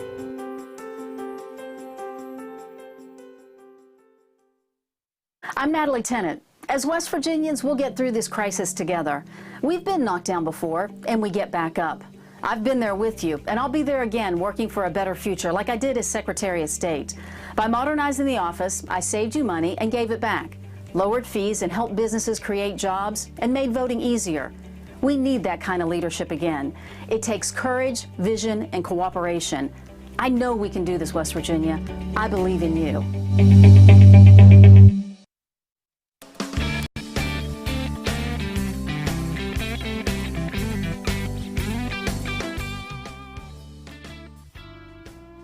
Let's try turning that mic on. Welcome back into the 2020 Virtual Berkeley County Youth Fair. 9/12. We are rocking and rolling here tonight, and we're inching ever closer to finishing out Goat Night, as it has been since, about 6 o'clock? We have been in the goats, and we will continue into Class 4 of the Market Goat category right after we announce that this portion of the show is being brought to you by 15th District State Senator Patricia Rucker, who salutes all of this year's Berkeley County Virtual Youth Fair participants. Back over to our host of tonight's and this week's festivities, Mary Beth Blair. Well, thank you, Matt. We are having a blast. We are rocking and rolling through the goats and have seen some amazing videos. Unbelievable, that we are in this situation right now, a virtual fair. Who would have ever thought? As we've said it many times tonight, we hope that we can say without a shadow of a doubt that this is the first and only virtual fair that we will have to experience. But we are really excited that we can at least bring all of the hard work and dedication of the exhibitors to the screen and share it with you. And, it makes me think of, I can't help it, but Shark Week. I look forward to that every year, and watching that every day on the television, and even though a lot of it's repetitive, it's just a tradition in our house that in the summertime, so is the Berkeley County Youth Fair. Well, it's year 72? What's that? Year 72? 73. 73 yes. of the Youth Fair, so right. That's a tradition. That is definitely a tradition, and people fondly think of it Fair Week, and they are there from the crack of dawn till midnight. Sometimes I'm sure some of these kids and volunteers. So we're hoping that they won't mind spending, 6 hours on the couch for a week with us, so that we can bring it into their house and they can have a little bit of fair week at home. So here we go. We're going to head right into our Market Goat Class 4, and remember, keep an eye on numbers, names, so that you can either become a market animal buyer in the auction, or you may want to vote for one of them in the People Choice Award on our website. So here we go over to the goat chair, Beth, and she is going to introduce each entry. There are 6 entries in class number 4 of the market goats.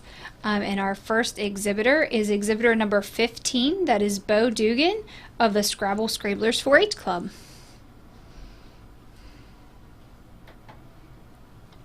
I'll say, here's that youngest Dugan we were talking about. Oh, okay. So as far as the class goes, this is determined not by age, correct? It is determined by estimated weight. Estimated Yes. weight. So I think we Yes. had a question on our YouTube account questioning how they were done, and that is by estimated weight this year. Again, everything's different this year with the virtual Yes. fair, so that's one of the things. So there's the answer to your question.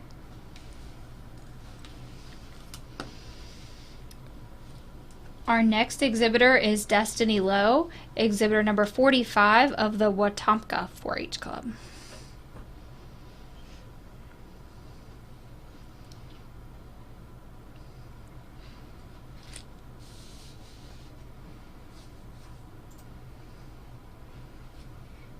And going back to they went by best estimated weight. That's also how we will do the sale. Okay. So instead of, and normally in past years, buyers would bid per pound. Okay. So you would bid $5 per pound on an 80-pound goat, and it would be $400. So this year, everything that you will bid for the sale will be by the complete head.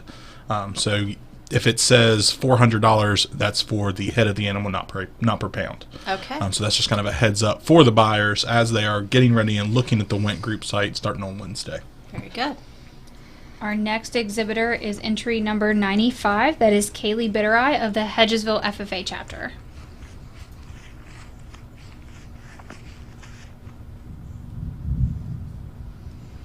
I'm going to be counting goats in my sleep tonight instead of sheep.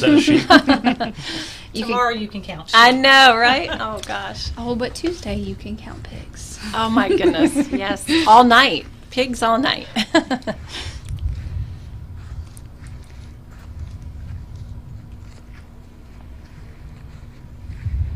Our next exhibitor is entry number 104. That is Landon Powell of the Hedgesville Superchargers 4-H Club.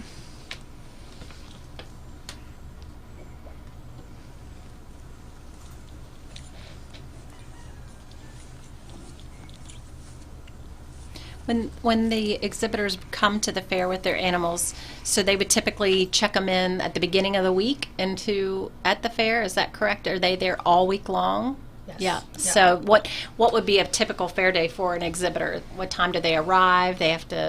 What all do they do? You did before. You showed. What was that so like? the kids will show up first thing in the morning. Yeah. Probably super early, Yeah. and kind of feed, water, take care of their animals, make sure nothing crazy's going on with them. Right. And just kind of hang out with their friends all day. If it's not their show day, you'll see kids running all over the place. I know our favorite things to do were tack box naps. Board games on the front porch of the goat barn was a big thing when we were showing, or when I was showing. Well, I'm looking at Mikey saying we because we showed together. So just those kinds of things, you'll just see kids being kids. Even the 21-year-olds being kids all week. It's an all day long event, every day. Our next exhibitor in this class is entry number 168, and that is Carmen Turner of the Back Creek Valley Mountaineers.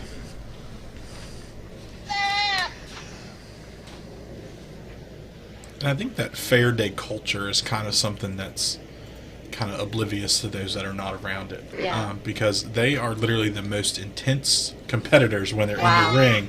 And then the moment that they, take off that jacket or put that animal back in their cage, best friends again. Oh, that's awesome. I know Beth brought it up. It was the same with Judy's daughter, Nikki, showing sheep. There's pictures of Beth, Nikki, and I with my little cousin, her brother, and another friend of ours, Ashley Butler, all as serious as can be, showing to the grit, and then outside of it is when we congratulate each other, hugs, the whole 9 yards. The Youth Fair family. That's awesome. And our final entry in this class is Lillian Doyle, exhibitor number 170 of the Mount Airy Winners 4-H Club.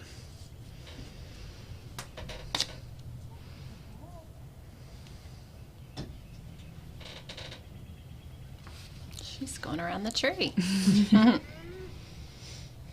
That's the obstacle division. Yeah. Very, very impressive. And Lillian rounds out our class number 4 of our market goats. Awesome. So now we will hear some reasons from our judge on his placings, and then we will tell you what ribbon colors you received. Excellent. Oh my gosh, we only have one more class. Well, we get into our fourth class of the Meat Goat Show, and I'll be the first to say there's probably not one that just reaches out and grabs me as hard as maybe as some goats as what we've seen in those previous classes. But I think if you start looking at basic build and kind, I think there's probably 3 or 4 of them that rise to the forefront, and then you just have to pick preference on what you're going to go with. I'll be the first to tell you, I never thought I would use a dapple goat to win a market goat class, but that's exactly what's going to happen today. Exhibitor 15 is going to have our first place goat, and I think the dapple goat wins solely because that one is the closest to being ideal from a skeleton standpoint.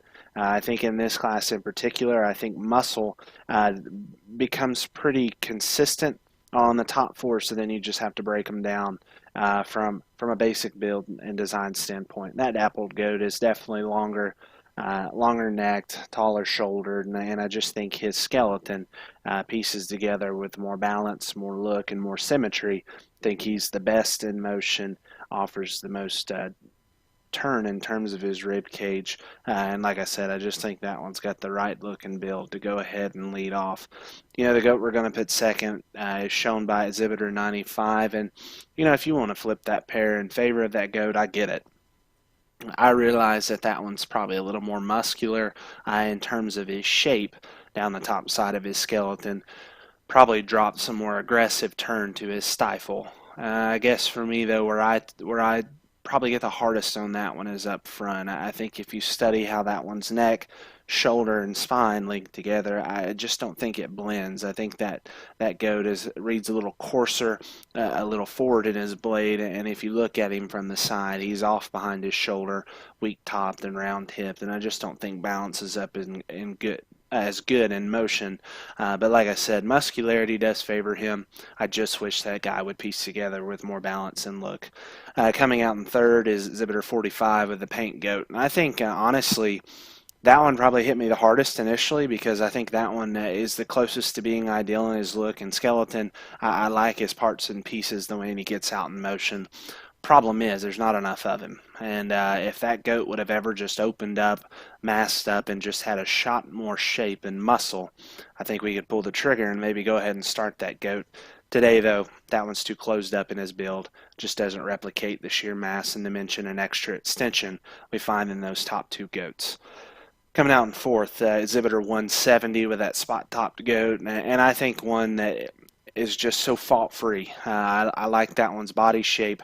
I like how low input, practical, easy feeding that goat looks, sound, flexible, just a little plain, and especially in relation to the goat in third. I think that one becomes more modest in terms of his look, probably a little rounder off either end of his build, and just doesn't have the basic look and kind to move up any higher. Coming out next, exhibitor 168, and I know this goat wanted to fight the young lady quite a bit, but I think if you just study that one's extension, length of hip, and skeleton, there's plenty of favor in that goat. Even though she fought the chain, I still think that one's angles and joints are correct. I think that one's sound. It's from behind, though, that I get more critical of that one. That one wants to close up in its pin set. I don't think that one is equipped with enough sheer spread and dimension up high and down low through the base of its hip and stifle to really go ahead and move up any higher.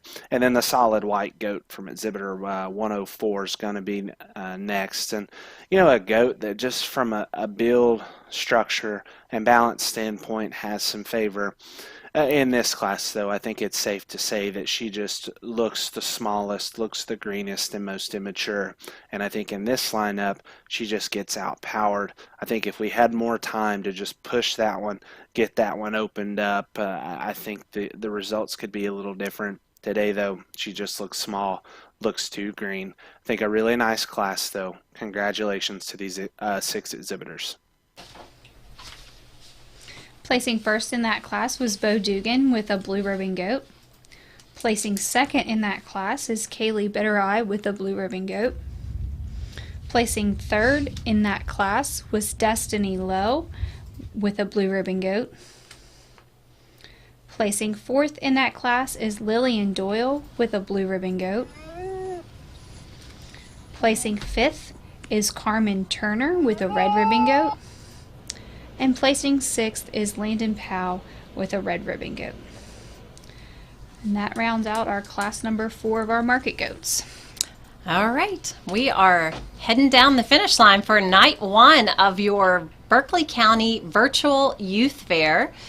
And we're ready to head into break. And when we come back, we are going to have the final class of our market goats, and then some big awards of the night, as we'll announce the reserve and grand champions, right?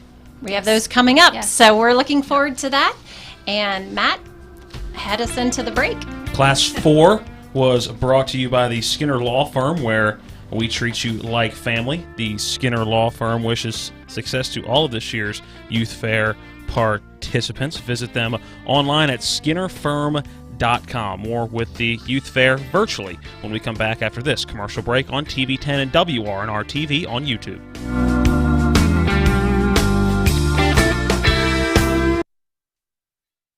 The Eastern Panhandle Conservation Division has a goal in Morgan, Jefferson, and Berkeley County to provide for and promote the protection and conservation of West Virginia's soil, land, water, and related resources for health, safety, and general welfare of the state's citizens. To contact the EPCD about floods and blockages in streams near you, contact 1-866-823-5663, or for other inquiries, visit them at wvca.us or call them at 304-558-2204.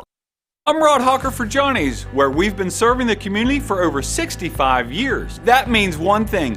You've been supporting us for over 65 years. So to all of our customers at our Chambersburg and Martinsburg locations, we'd like to say a great big thank you for your continued patronage. You've been there for us, and we'll continue to be there for you with restaurant quality foods at wholesale prices. And if you haven't tried Johnny's yet, what are you waiting for? Stop in at either location and experience the Johnny's difference today. Let's talk trash, because when it comes to trash, you have options. Panhandle Dumpsters is a local family-owned garbage hauling company serving both residential and commercial customers with weekly trash pickup, dumpster service, yard waste pickup, and bulk pickups too. Panhandle Dumpsters will give you a free trash can and provide curbside service for just $23 a month. Panhandle Dumpsters features a fleet of quieter, eco-friendly garbage trucks, thereby reducing the noise usually associated with pickup. Switch now and save up to 30%. Call 833-DUMP-STR, panhandledumpsters.com. Always delicious, never boring. Visit Orr's Farm Market at 682 Orr Drive, Martinsburg, West Virginia. Shop local produce, baked goods, and gifts, or meet and greet our adorable barnyard animals. For information and reservations, call 304-263-1168. Email orrsinfo@gmail.com. Our current hours are Monday through Saturday, 10 a.m. to 5 p.m., and Sundays, 10 a.m. to 4 p.m. Happiness grows here. This is Joe Ferretti. You often hear me on Eastern Panhandle Talk with Rob and Dave discussing issues of the day. As an attorney, I help local residents with their questions about automobile wrecks, insurance disputes, and other types of injury claims. It's been my privilege to have served this community for almost 30 years. For a free consultation about your case, contact me at the law firm of Mansion Ferretti at 304-264-8505 or go to our website at wvjusticelawyers.com. At Mansion Ferretti, it's about seeking justice for you. WVU Medicine joins with the community in celebrating the hard work and dedication of all the youth in our area who will be a part of the first ever Berkeley County Virtual Youth Fair. WVU Medicine applauds the Berkeley County Youth Fair Board for making this virtual fair possible and doing their part to protect the health and safety of our community by not having a traditional fair at the fairgrounds this year in light of the COVID-19 pandemic. WVU Medicine is proud to be a blue ribbon sponsor of this year's Berkeley County Youth Fair.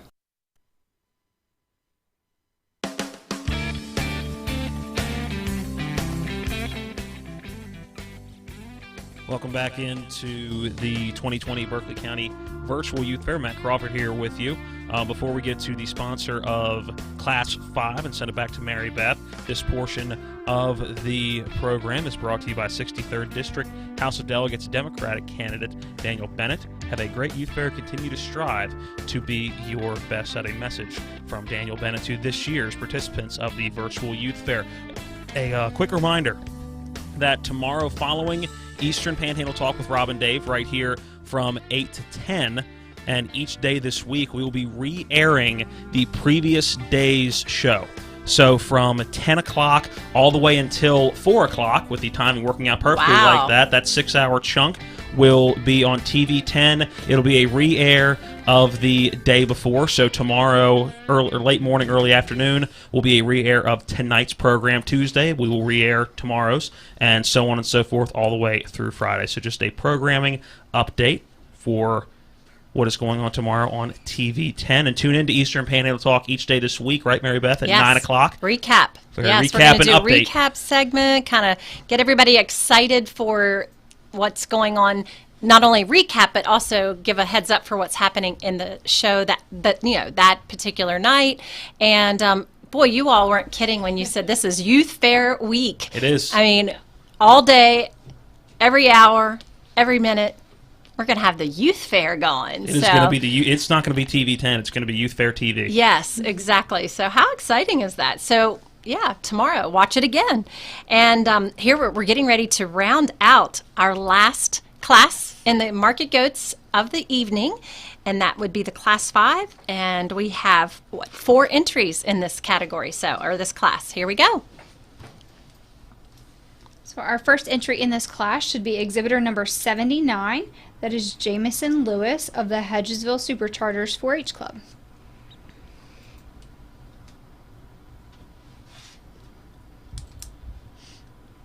A fun fact about these boar type goats, they actually originated in South Africa and were brought over into the U.S. via kind of a brief stop in Australia, New Zealand area, and then brought over to America in 1994. How brief was the stop? Mr. So Knowledge over there, how brief was the stop? Oddly enough, they actually had a quarantine that they had to outlive before they could make their way to North America.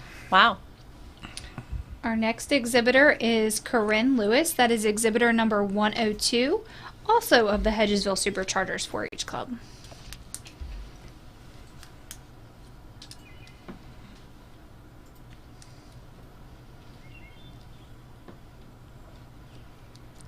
Is that the same breed that you just mentioned? I can't really see her screen. I'm going to go by Beth. I believe so. Yeah. Our third entry in this class is exhibitor number 120. That is Paige Knott of the Scrabble Scramblers 4-H Club.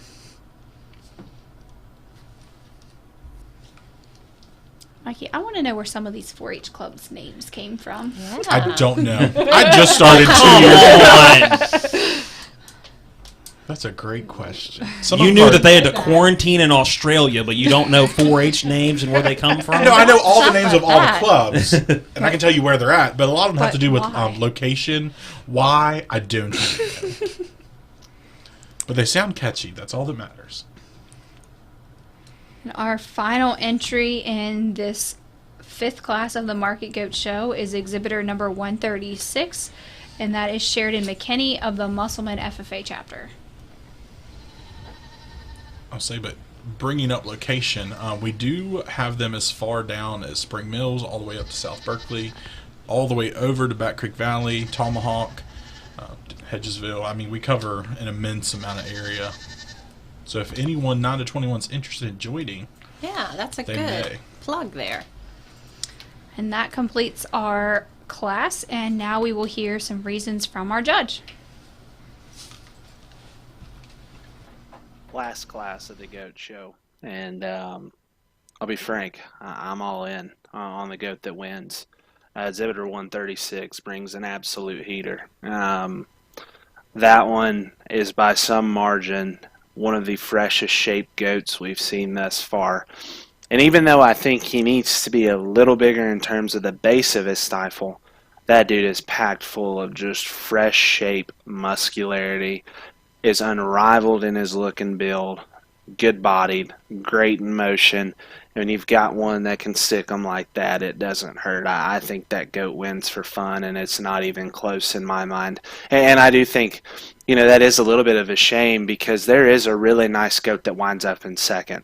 Exhibitor 120, I think we put that goat in several other classes, and he wins and does so very handedly because that one's basic build and kind is awfully good. I think that one's rib cage is so round, and I think that one has got the right kind of look and build. Problem is, in relation to our class winner, that one's not as grooved up, that one's not as shapely, probably not just as neat through the front portion of his skeleton. But I do think a goat, though, that is awfully high quality just gets stuck behind an absolute man in class, and I just don't think there's enough to that one yet. Exhibitor 102 is going to have her third place goat, and I tell you, from a muscularity standpoint, that one is very surprising because up high, that one has got a ditch running down its back, really grooved up, really shapely goat. It's got some turn to the base of its stifle, big forearm, plenty wide skeleton. I just think that one probably doesn't have the extra look, the extra bells and whistles we find in 1 and 2. But a goat, though, that, like I said, from a product, feature, and muscle standpoint has plenty of good. And then we're going to round out the class with Exhibitor 79. And I think a goat that from a structure standpoint, body shape standpoint, has plenty of value. I think that goat is really long and extended. In this class in particular, though, I do think it is safe to say that one is probably the narrowest and is also the plainest in its look. I think that one reads a little coarser in terms of his shoulder, a little deeper chested, probably just doesn't balance up with the same look and quality we find in those top 3 goats. I think a really good way to round out our goat show, though. Congratulations to those 4 exhibitors. So placing first in that class was Sheridan McKinney, exhibitor number 136, with a blue ribbon. Placing second is Paige Knott, exhibitor number 120, with a blue ribbon. Placing third is Corinne Lewis, exhibitor number 102, with a blue ribbon. And placing fourth is Jamison Lewis, exhibitor number 79, with a blue ribbon. Well, big congratulations to that last class of winners. And we are going to head into a break before announcing the grand champion and the reserve champion of that class. So we will be right back with those winners. As we go into the break, I want to remind you that this portion of the Youth Fair was brought to you by 15th District State Senator Patricia Rucker, who salutes all of this year's Berkeley County Virtual Youth Fair participants. Back with more from the Youth Fair after this short commercial break.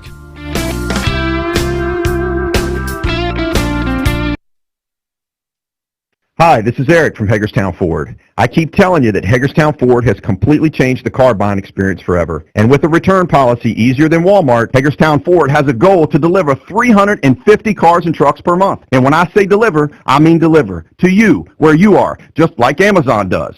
And if you don't want it, return it. No questions asked. The only way Hagerstown Ford can accomplish this extremely aggressive goal is to make the car buying process fast and easy. We simply refuse to play the dumb back and forth games that most dealerships want to play. There's absolutely no reason for you to waste your precious time at a car dealership. I assure you, there is no dealership from Winchester, Virginia to Washington, D.C. that can beat our price. There's no dealership that will allow you to return your new car if you don't want it. Hagerstown Ford absolutely has the best price, and we'll bring the car to you. And if you don't want it, return it, period. No questions asked. There's no reason to buy anywhere else. Visit HagerstownFord.com to schedule your VIP experience and get your new ride delivered to you. Contact dealer for details. The historic McFarland House Inn and Restaurant is excited to introduce a fresh new summer menu and an all-new curbside menu. There are so many incredible new dishes to explore and enjoy from Chef Walden, and some fan favorites that will remain by popular demand. Check out the new menus on our website at historicmcfarlandhouse.com or our Facebook page. You can dine inside our charming historic home or outside in our beautiful garden. Call 304-263-1890 today to reserve your table or to place a curbside order to go. Floodwaters can spread E. coli bacteria. Here's Bill Kearns from the Berkeley County Health Department about what to do if your well is tested positive. If it's just a one-time contamination, you can superchlorinate your well, which we have instructions at the health department. They could call and talk to us. You're providing an excessive amount of bleach down the well. Then you do a runoff to get that out of the system, to get the bleach through your lines, get any contamination out there. You do a runoff of so long, and then you can have it tested again. The Berkeley County Health Department, 122 Waverly Court in Martinsburg. Call 304-263-5131. Are you looking for a full-service web design company right here in the Eastern Panhandle? Then look no further than Pro Design LLC, specializing in web design and development, web hosting, and application development. Pro Design is a locally owned company serving local clients since 1997 with a reputation of quality, creativity, and personal touch. Let Pro Design build or redesign your dream website. Find them online at professionaldesign.com or phone 304-676-9940. When you overlook the ridge of our mountains, paddle down our rivers, or talk to our people, you can see how much potential West Virginia has.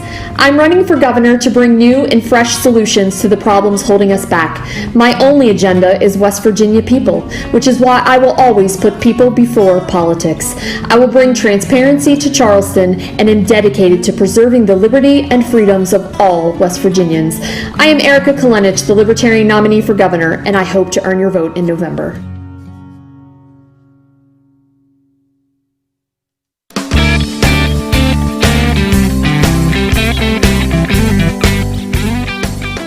Welcome back into the 2020 virtual Berkeley County Youth Fair. Matt Crawford here with you as we are inching closer to the end of night one of festivities. It's been a fantastic night so far, but not done quite yet.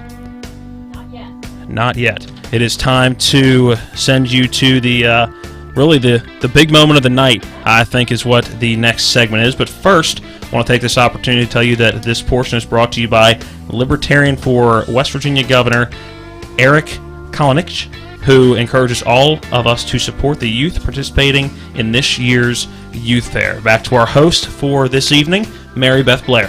Thank you, Matt. And we are getting ready to announce the grand champion and reserve champion in our Market Goat class.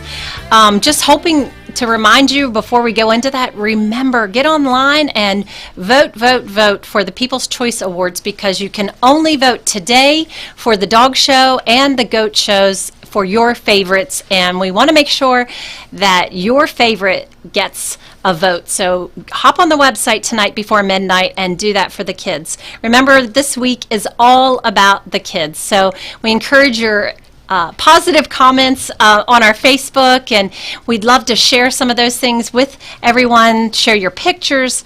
Keep us in the loop of what you're doing to have a great fair week, and we will be here every day. Every day. Monday through Friday. Yeah, not or only from live from the end of 4 today to 10, tomorrow but through Friday. Yes, you can catch us in the repeat cycle as well during the day. So, without further ado, Beth, would you please, as the GOAT chairperson, would you please announce the grand champion and market reserve? So we're going to see a couple pictures of each of the first place animals out of our 5 market divisions, and I will announce their names, and then we will hear from the judge.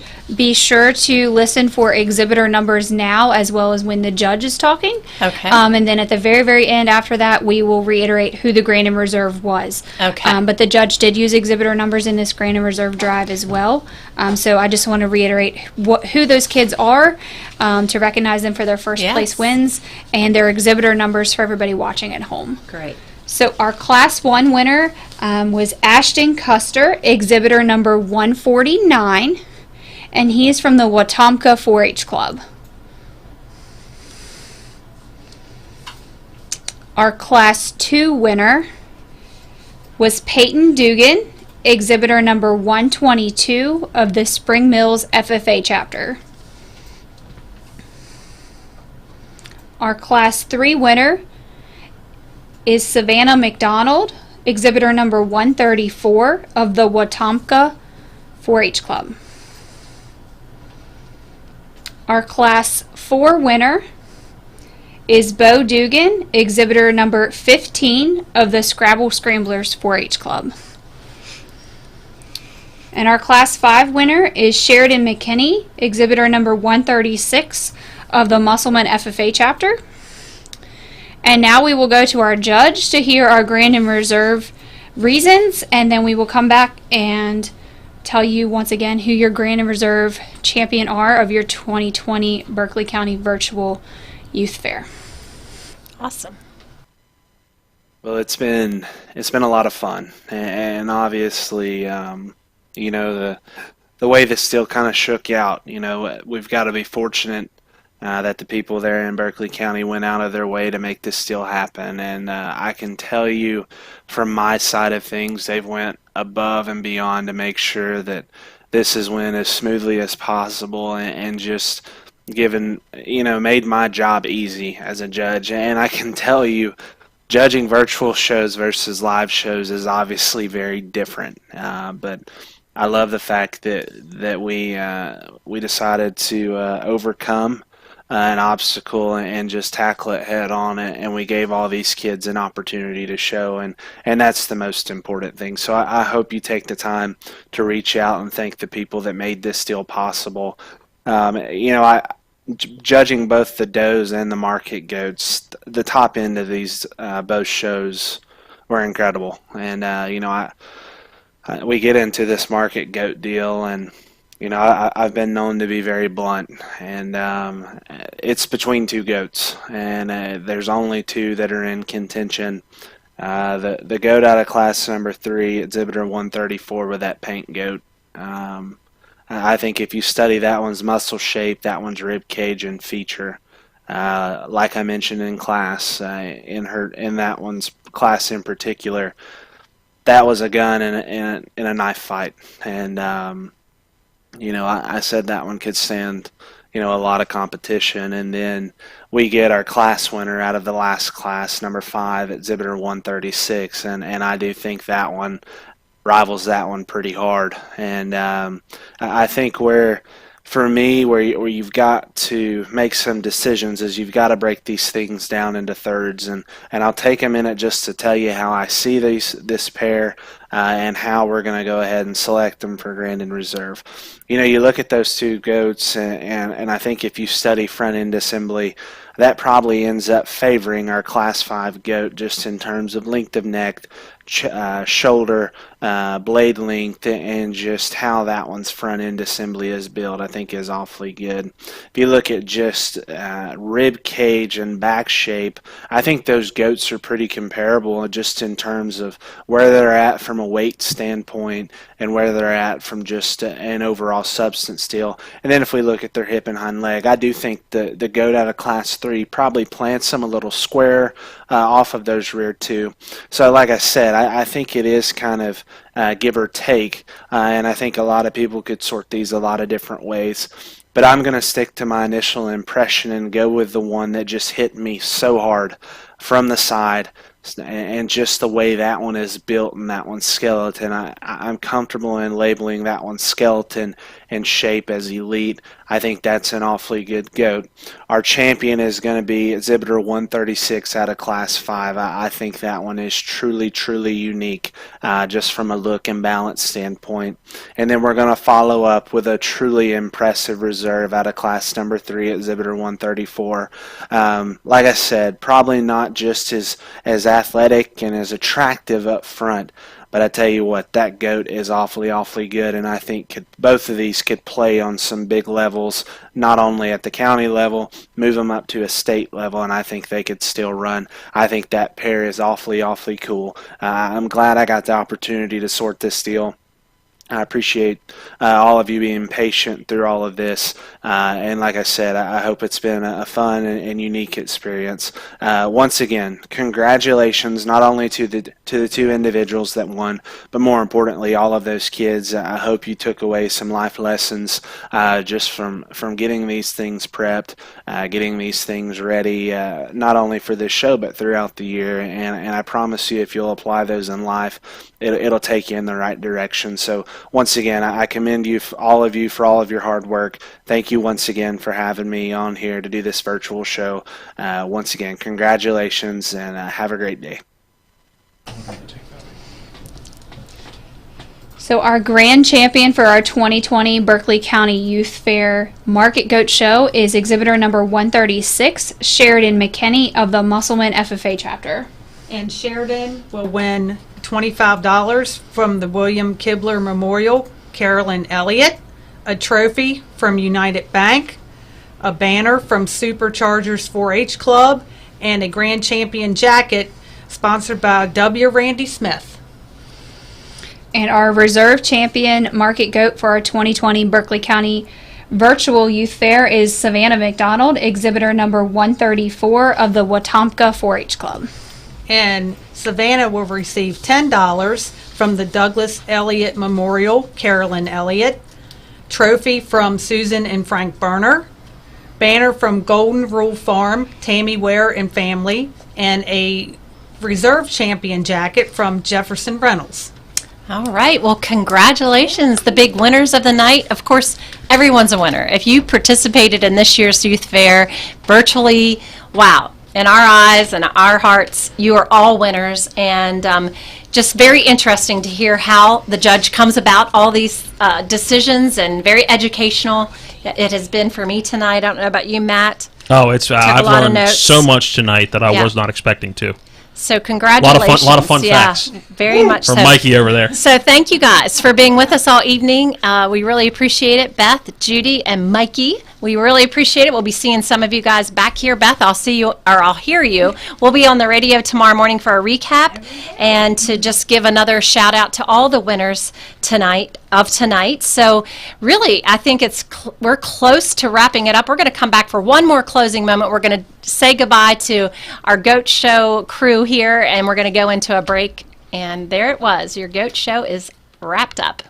Before we go into that break, real quickly, the goat portion was brought to you by Brown Funeral Home and Cremation, Robert Fields and Sons, a full-service funeral home serving the area since 1880. Time for our last commercial break of the evening, and we're back to close out night one of the 2020 Berkeley County Virtual Youth Fair right here on TV 10 and WRNR TV on YouTube. Back in 3 minutes.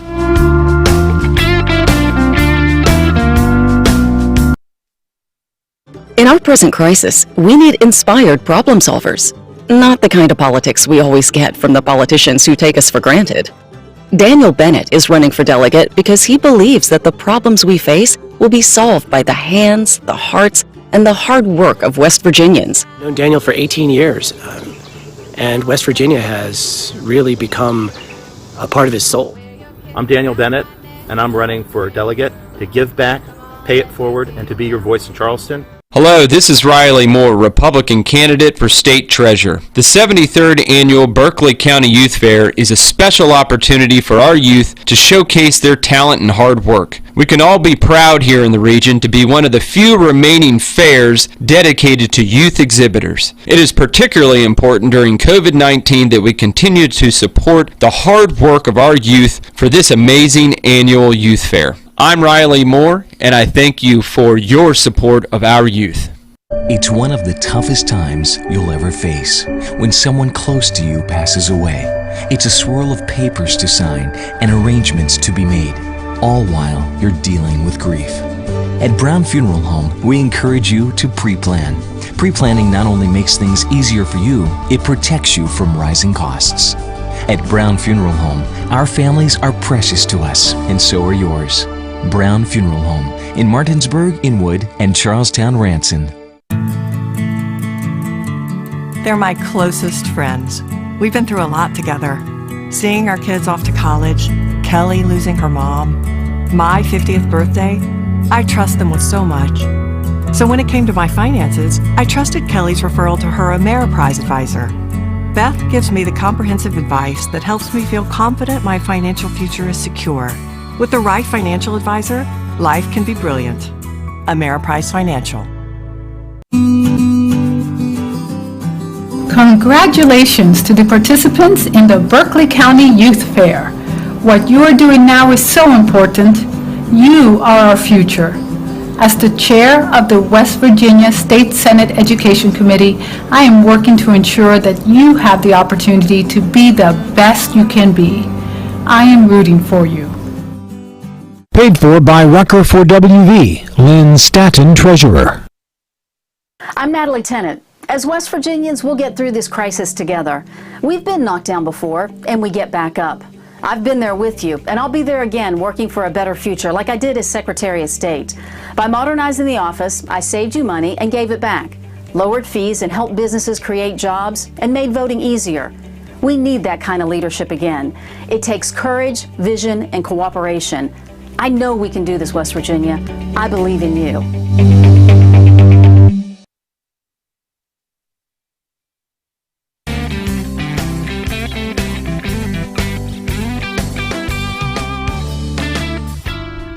Welcome back in to our final segment of night one of our Berkeley County virtual youth fair coverage. And Mary Beth, you said it perfectly. We survived, and I don't think that could have gone much better. Right. We had a few hiccups. We knew we would because this is brand new. Yep, it was new to us. It was new to them. It's new to everybody doing things like this. And a few glitches aside, that was a very productive and fun night. We hope you all had fun watching on whatever broadcast entity you were watching on, whether it be YouTube, whether it be the YouTube link on the fair website, or on TV 10 Comcast, Cable Channel 10 in Berkeley and Jefferson County. I want to thank all of our sponsors tonight. We've been reading them throughout the night, and those you have seen the commercials play for all night. But we could not put this on without them and the help of everybody at the youth fair, not only the people you saw on camera tonight, but everybody that's been involved with this from start to finish on the youth fair side and right here at the station. So it was a lot of build up, and night one is about 4 minutes away from being in the books. And we made it. We did it on time, on schedule. We did it, Matt. Great job. And thank you guys so much for joining us out there, being our audience, watching, cheering us on, supporting, posting Facebook pictures and comments. We appreciate you so much, and we hope you'll join us every night. We hope it was good enough to come back and see everything each night as we bring you the fair every night this week, 4 to 10, as Matt said. And tomorrow, I'm excited. We've got a couple really important memorials that we're going to show for the youth fair. And we also have the rabbit and sheep show, so that should be fun. We're going to learn a lot more tomorrow, Matt. And we're just really excited about, I think also we're going to have some indoor exhibits tomorrow as well. So that's something we didn't see anything like that tonight, so we'll see some of that. And don't forget, the livestock auction opens Wednesday at 7. You'll hear more about that on Wednesday. And one more thing, I got to plug the People's Choice Award. Get online. Make sure you vote. Vote for your favorite person, and get everybody in your family to vote for your favorite person. I don't think there's a limit on how many times you can vote. I may be wrong, but vote early, vote often. Yes, exactly. So thank you guys so much. I think we've had a great night, and we look forward to seeing you again tomorrow. Same time, same place. And that's all I got. Again, a quick plug for programming tomorrow on TV 10. If you missed a portion and are sitting around tomorrow afternoon and want to watch this again, or just see a goat that you may be interested in buying and want to watch tomorrow on TV 10, we will re-air each day the previous night's events the following morning starting at 10, and that will lead right into the coverage that day, the live event. So following Eastern Panhandle Talk with Rob and Dave at 10 o'clock, that 6-hour chunk until we start again at 4 on TV 10, we will re-air the night before. So it'll be Don't be confused when you see the show on all day long. It's just a repeat. The live will start at 4. Right. So it'll be a full week of fair action on TV 10. Again, Mary Beth, thank you. Awesome job tonight. Thank you. For Mary Beth Blair, I am Matt Crawford signing off for night one of the 2020 Berkeley County Virtual Youth Fair. See you tomorrow at 4 p.m. on TV 10 and WRNR TV on YouTube. That closes tonight's fair events. Berkeley County Youth Fair Board would like to thank the following sponsors of this year's Youth Fair. Green Level sponsors Gore's Custom Slaughter and Processing Incorporated and the Kingdom Animal Hospital. White Level sponsors Jerry Williams State Farm Insurance, River Riders Incorporated, Jeff and Shelley Shoppert, Eastern Panhandle Conservation District, Dunham's Mobile Home Park, Orr's Farm Market, and Winchester Equipment. And at the red level, John T. Gibson, DDSP LLC, Pittman Orthodontics, South Berkeley Pharmacy, Shepherdstown Pharmacy, and Tri-County Rental.